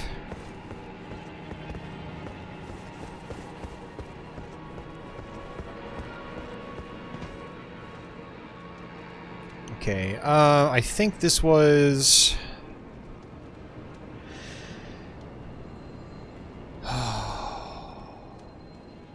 That's the main stairwell. Yeah, this was the other ladder I had seen. Okay, so... Good. So I know I don't have to go back and try to access it. Might be close to another Stone of Grace, and then potentially a boss fight.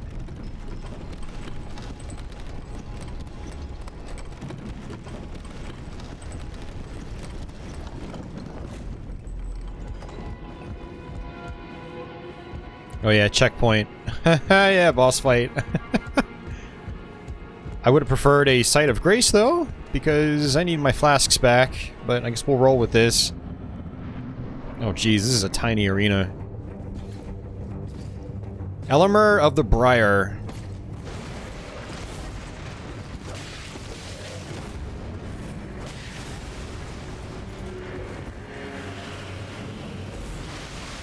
Oh, ho, ho, ho, ho, ho, ho.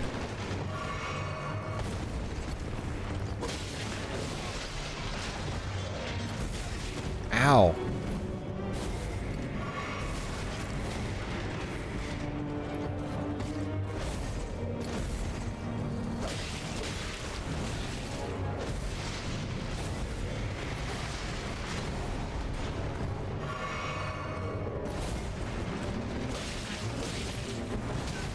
Keep mistiming my rolls. Oh, and again.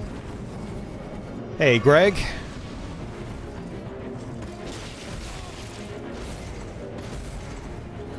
Can I backstab him? I cannot. It doesn't seem like it.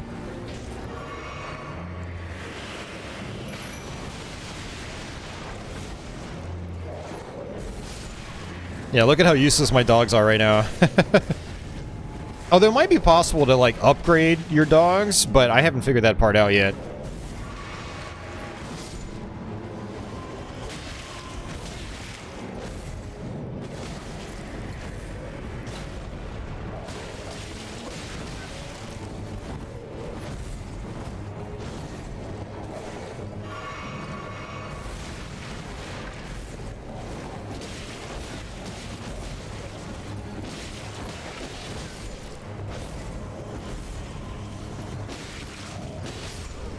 Yep.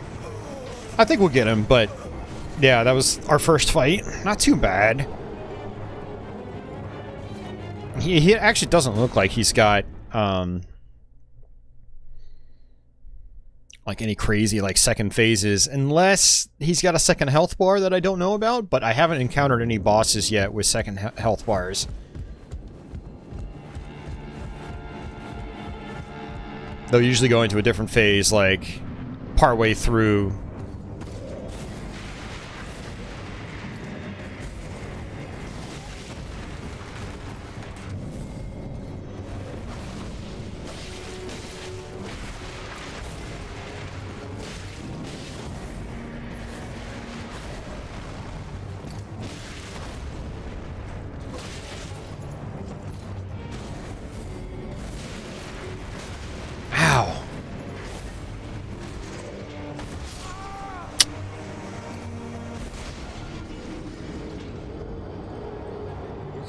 Yeah, let me know, Simon. I would love to upgrade my my wolves and the other abilities. That'd be really cool.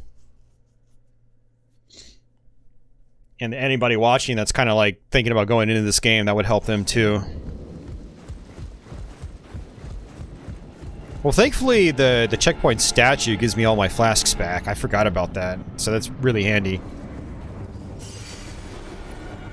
Oh, and I didn't grab my runes. I lost 14,000 runes. Whoops. It's not a big deal.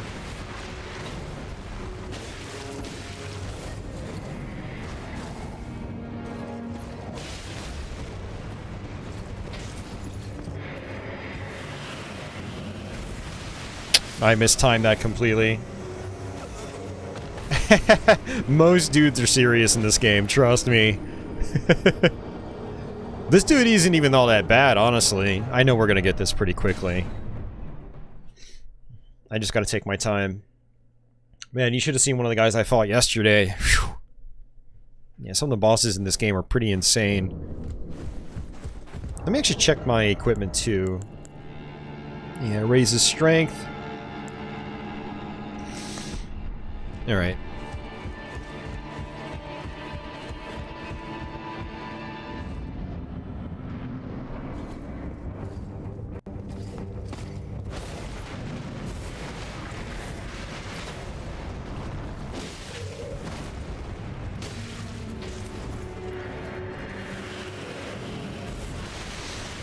Mistimed it again, although that wasn't as bad as before. Oof.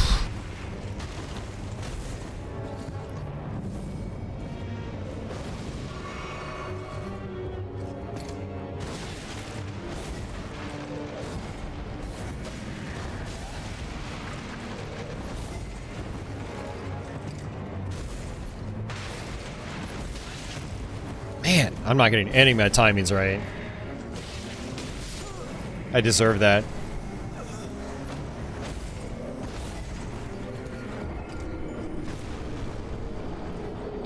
So what's kind of fun about this stream is that you guys get to see me try a lot of these fights first time.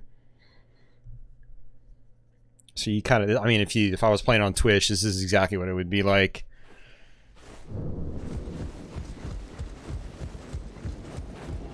Okay, I'm gonna go one-handed just because I can attack a little bit faster. We'll just kind of see how that works. And I can potentially block too, which is helpful. Like,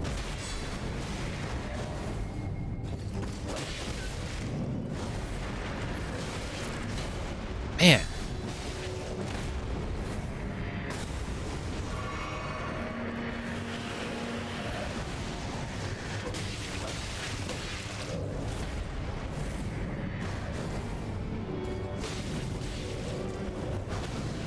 Oh, he can grab me from a distance.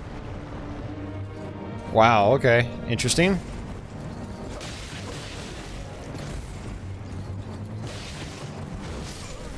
It's my fault. I keep dodging too early. You gotta get the timing right. And, you know, in the first, like, Demon Souls, in the first Dark Souls, like, there wasn't a ton of, like, variety in enemy attacks in terms of, like, how long they would wind up, that sort of thing. It's like a lot of the wind-ups were pretty standard, and so some of the bosses were kind of predictable. Now, that changed more in the DLC for Dark Souls 1. The bosses started getting a lot crazier, being more like this. But like some of the wind-ups in this are like just awkward, and it's hard to tell when they're going to actually start swinging.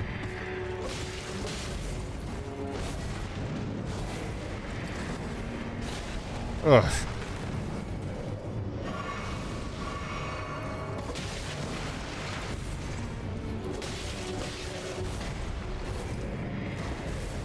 Like that. Man, I'm surprised I didn't get hit by that.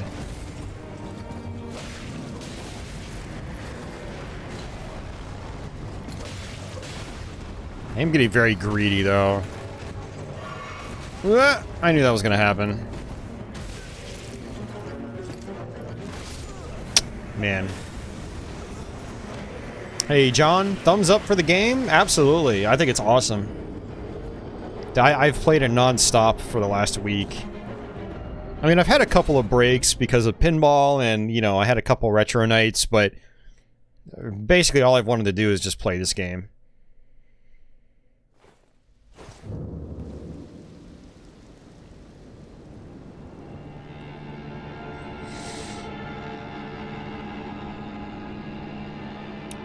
He talked to her again, and then the blacksmith, then her again.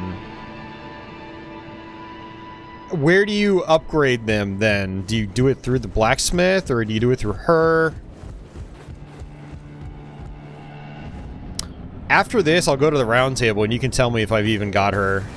I think I know who you're talking about.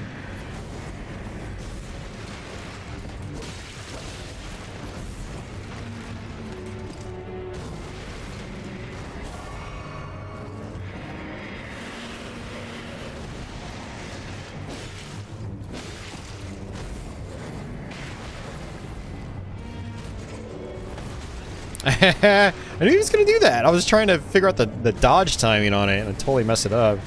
Ow.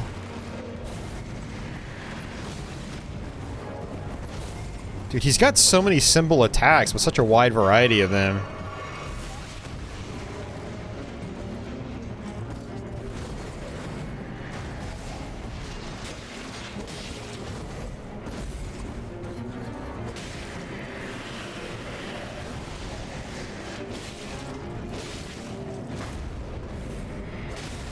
Ooh, forgot about that.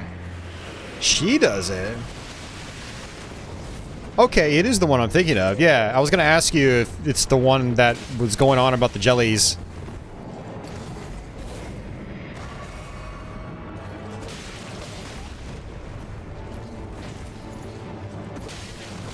I'm just, this is so sloppy. It's because I keep doing a second attack. Like I should be rolling, attacking once, rolling, attacking once, rolling, attacking once. It's fine.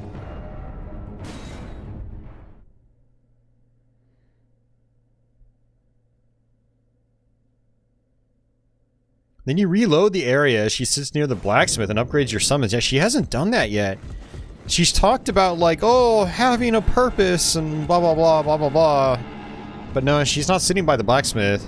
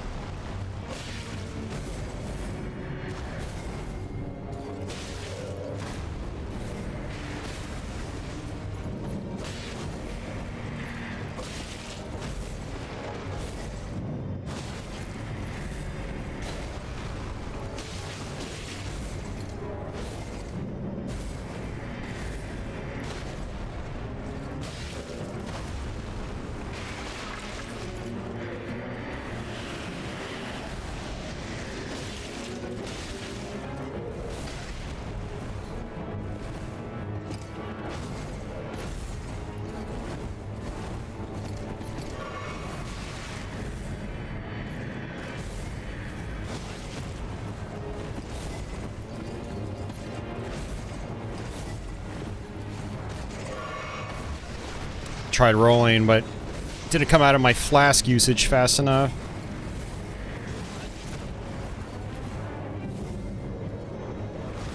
Oh god, we're dead.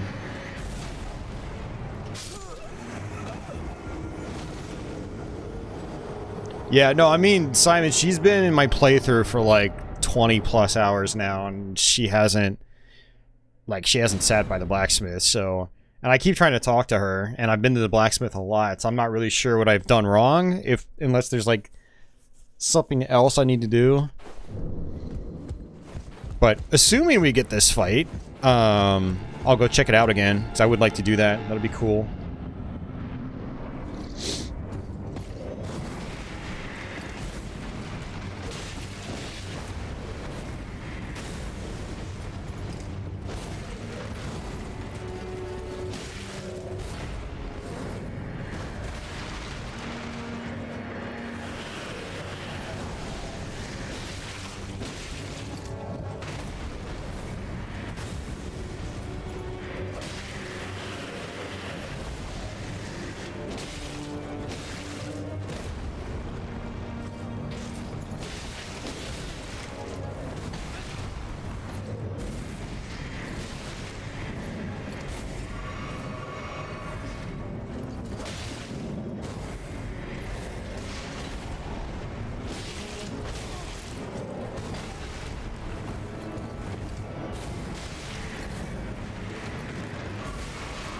God, it goes all the way across the screen.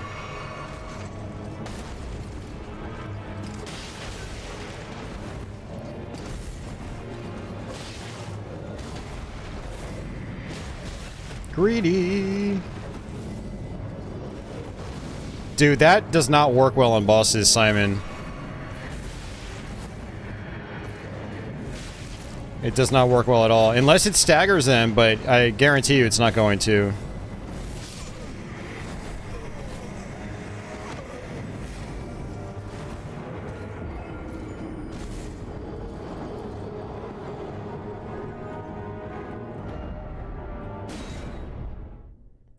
Yeah, generally with bosses like this, if you block and counterattack, it's got to be on their final hit of a combo. And even then, like, they can retaliate so quickly that, like, you might still end up taking damage for it. Holy crap, dude. Alright, just kill me again.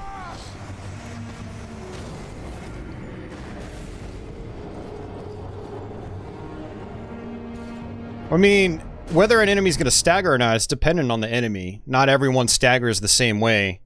And I've staggered very few bosses.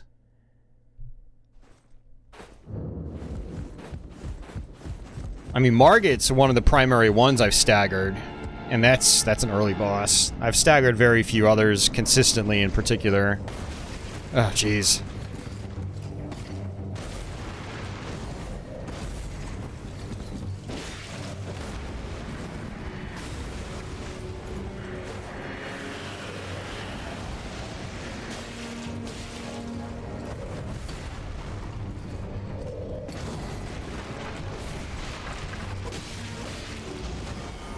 Wow, did I actually parry him? Did not mean to do that. That was an accident. I was actually pressing the wrong button.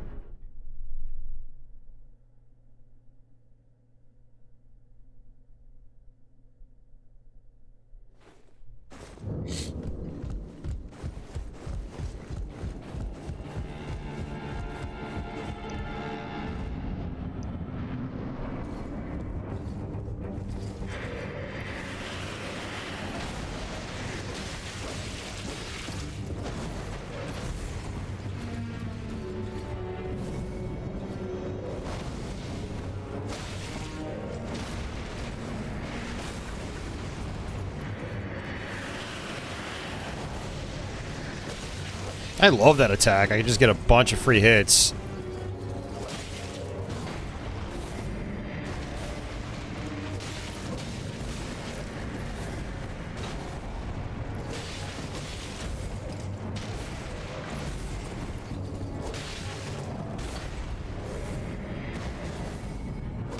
Starting to get this timing down.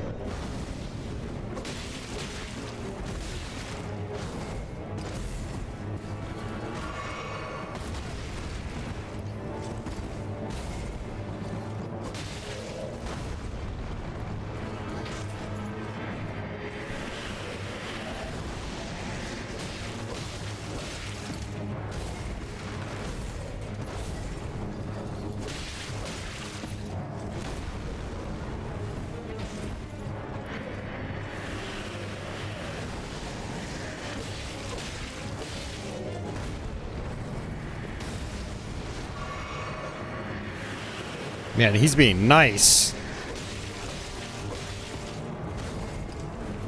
Whoops, mistimed my roll.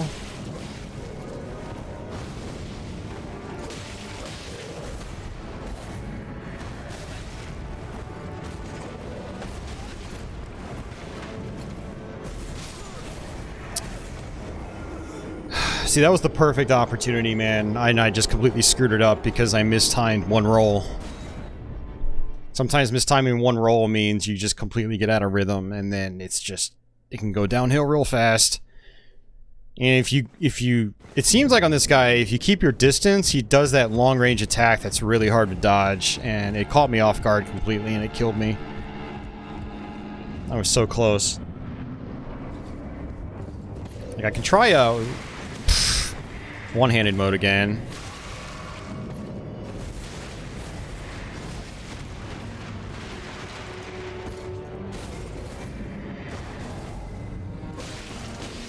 Sorry, two-handed mode, not one-handed. I mean, two-handed, I'm more likely to stagger him, but you really need to do charge attacks. The staggering is basically like, you have to do multiple charge attacks back to back, or you've got to be able to do like constant rapid damage, and on boss fights like this, you just can't do that.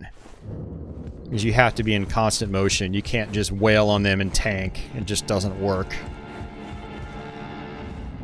So you basically have to learn how to dodge, dodge, dodge.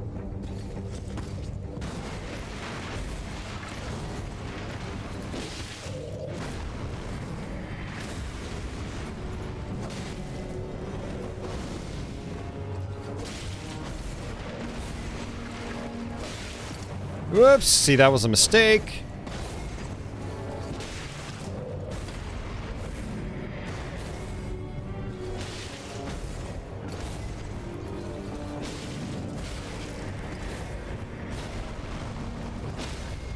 Woo, see? There we go. Heal. Yeah, the jump attack is probably really risky in a fight like this. But yeah, I know what you mean.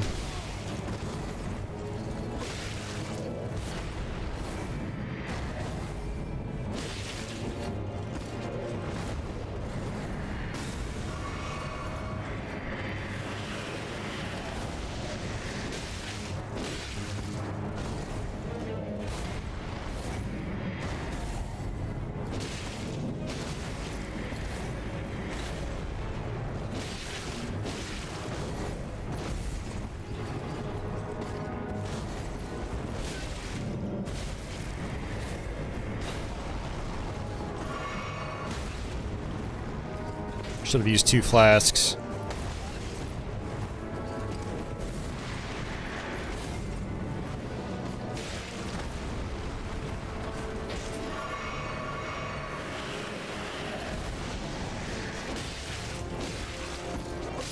Got him. Phew.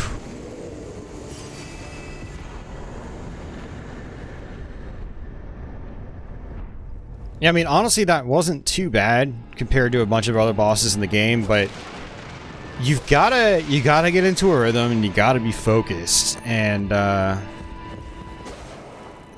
it's tough. It's tough learning these fights. Whew. I don't know if there's really anything else I needed to do in this place, but I think we're pretty much done with it. Thanks for the GG, Simon. Much appreciated. Same with you, DG.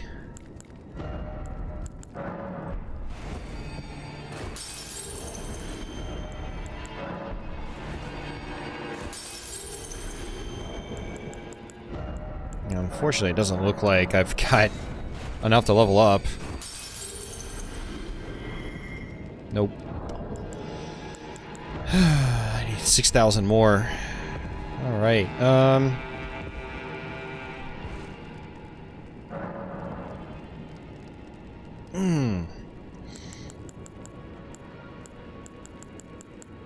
looks like I can do my altered garments from here, too. Oh, man. Let me run back real quick, just kind of see what else there is.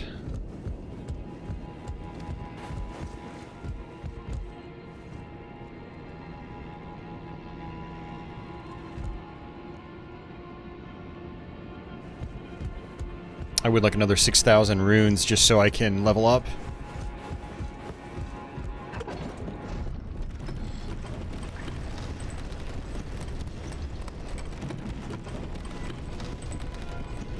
Oh, hello, you. Uh-oh, not good.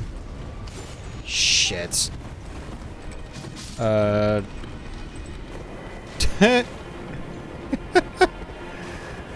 Well, I've got Scarlet Rot, but,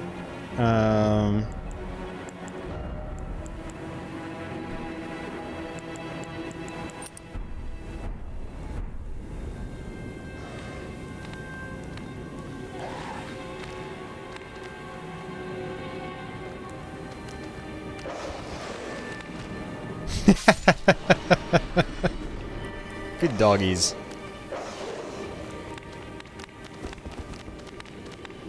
Whee!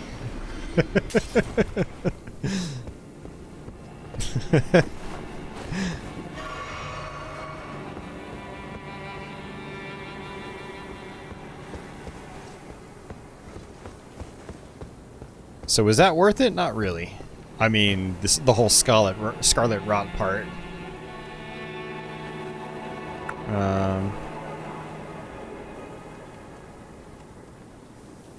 Oh, I see another part over there. Maybe I can jump down to.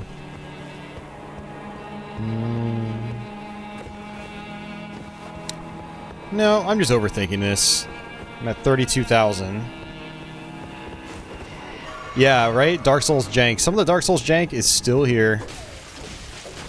I should have actually sneaked up on this guy. Or snuck up. He gave me 871.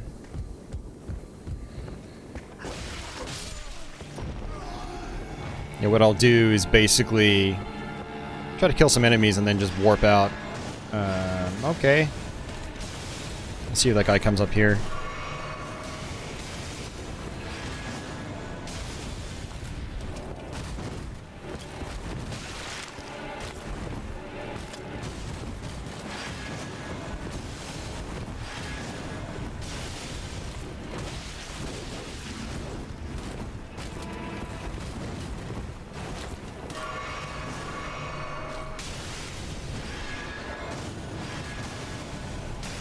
Jeez, that thing's got some crazy reach. Crazy tracking, I should say.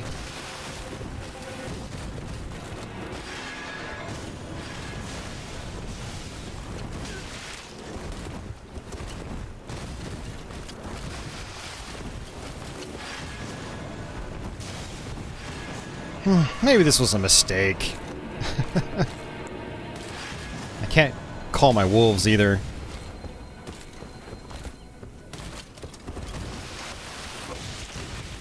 I'm not, like, staggering him at all. Alright, the Scarlet Rod's almost gone. Thank you, it's gone.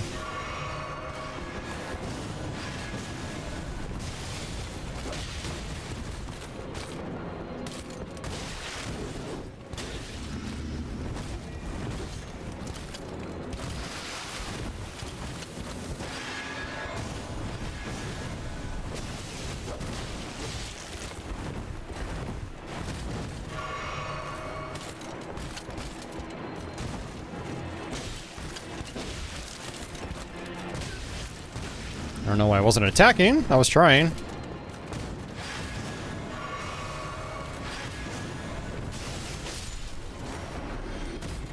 All that for just 990. Not great.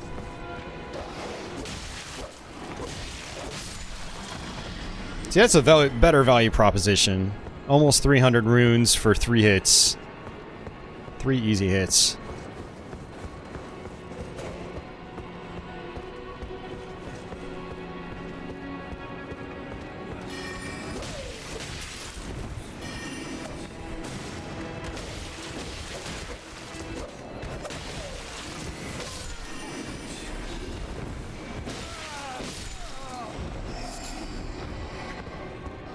Yeah, I know other people that play with great swords too.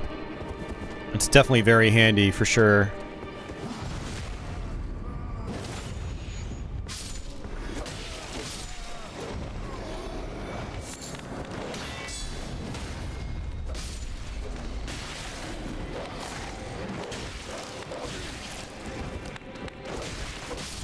Yeah, my playstyle on the Souls games is... My preferred playstyle, I should say, has always been just basic long swords.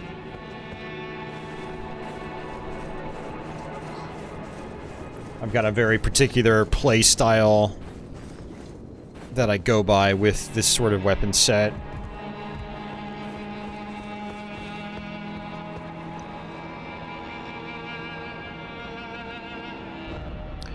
Alright, let's check my stats. Okay, I've got enough. Alright, let's warp back to a site of grace. And then let's level up, and then we'll go back to the round table and try to see what Simon was talking about.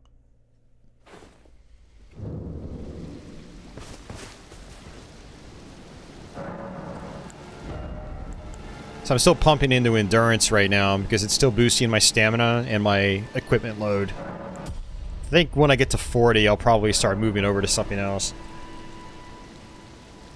Yeah, I like the fast swings. Fast-ish swings, yeah. And decent to moderate damage. Alright.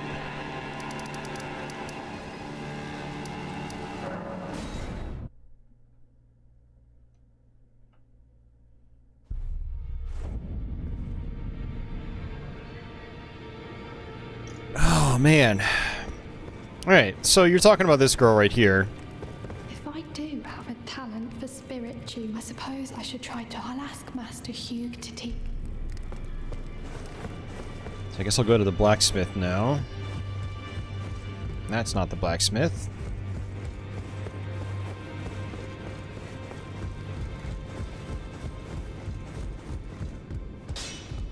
Well, I took you no match. Lay out your arms.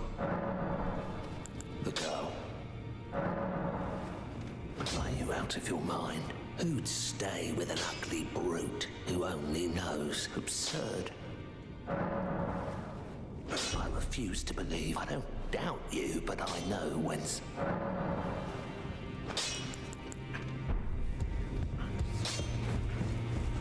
Okay. Yeah, because I had asked about her before. I do have a... I suppose I'll ask Master Hugh.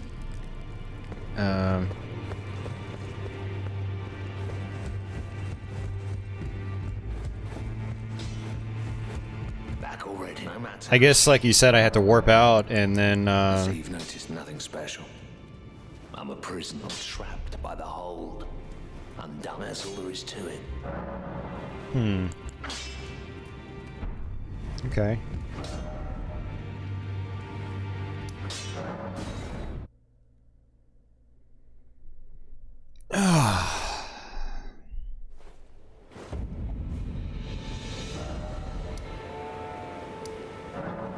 To basically load out, then load back in.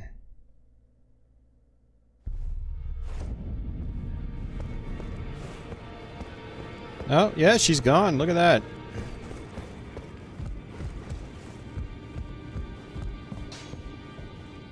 Yeah, she looks different too. Good to see you again. Thank you very much. I have you to thank, don't I? For persuading Master Hugh. I can happily announce that he has taught me the noble toil of spirit tuning. I'm as yet unsure of what I might be able to accomplish, but if I might be able to help you all, I'd certainly like to try. And if there's any chance to ease the suffering of my dear men who were grafted, well, I certainly must try. Roderica, the Spirit Tune Apprentice.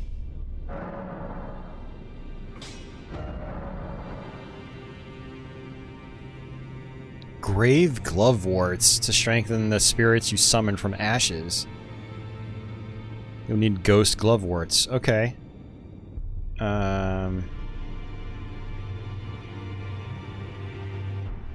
I don't have any.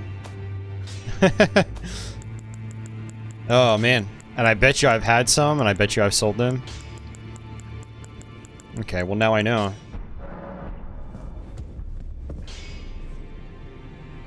Alright, well cool. Greetings. Are you here for spirit?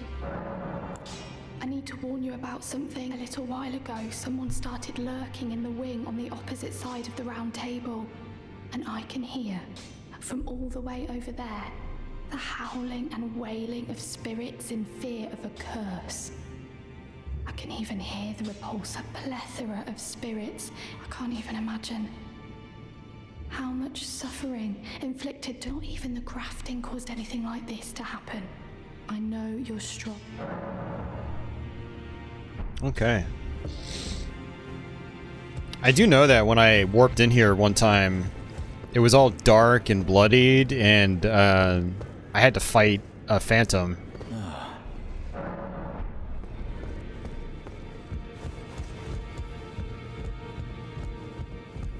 Those plants you found in dungeons and near graves. Okay. Good to know. So I wonder what she was talking about.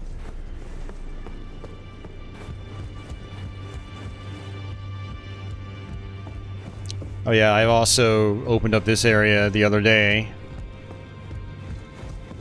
And this guy's here. I asked you not to be thankful of the whole city's all that keeps your... But I'm not really sure what to do with him.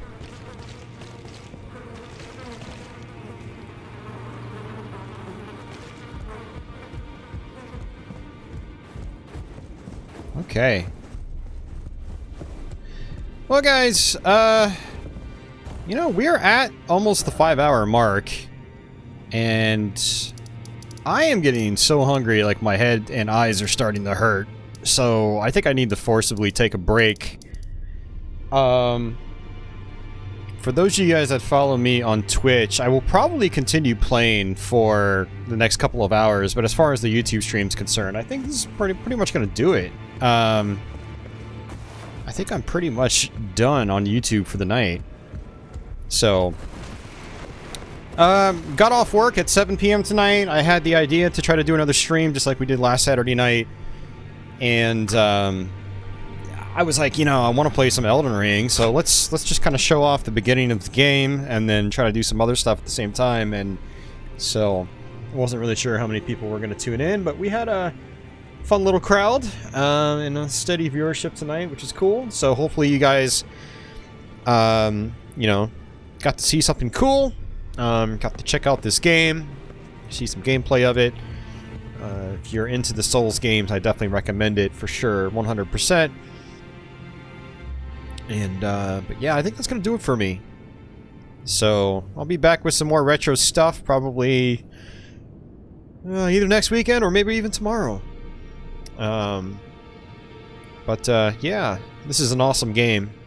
And, you guys that haven't checked it out yet, hopefully it enticed you. For those of you guys already playing it, like Simon, thanks for hanging out. Thanks for the tips. And, yeah. Oh, thanks, Patrick. I appreciate that. Yeah, thank you very much. Yeah, a lot of tough boss fights in this game. Some tough areas. It's good stuff. It's good Dark Souls style action. It's exactly what it is. It's like an unofficial Dark Souls 4, you ask me. With an open world. Nice, DG. Yeah, if you start Dark Souls 1, you can find all sorts of playthroughs online, even by yours truly, if you need some help. So go, you know. There's also some really good sites that'll help you out as well, like Fextra Life is one, which I recommend for the Souls series in particular. These games can be a little cryptic. You can get a little lost. It is what it is. And holy crap.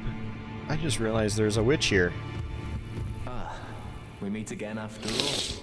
I apologize for any offense given by my bearing, but I'm quite unable to move, you see. So, what do you need? Ah, you defeated Godrick and claimed yourself a great rune. Looks like we both got what we wanted out of Stormveil, didn't we?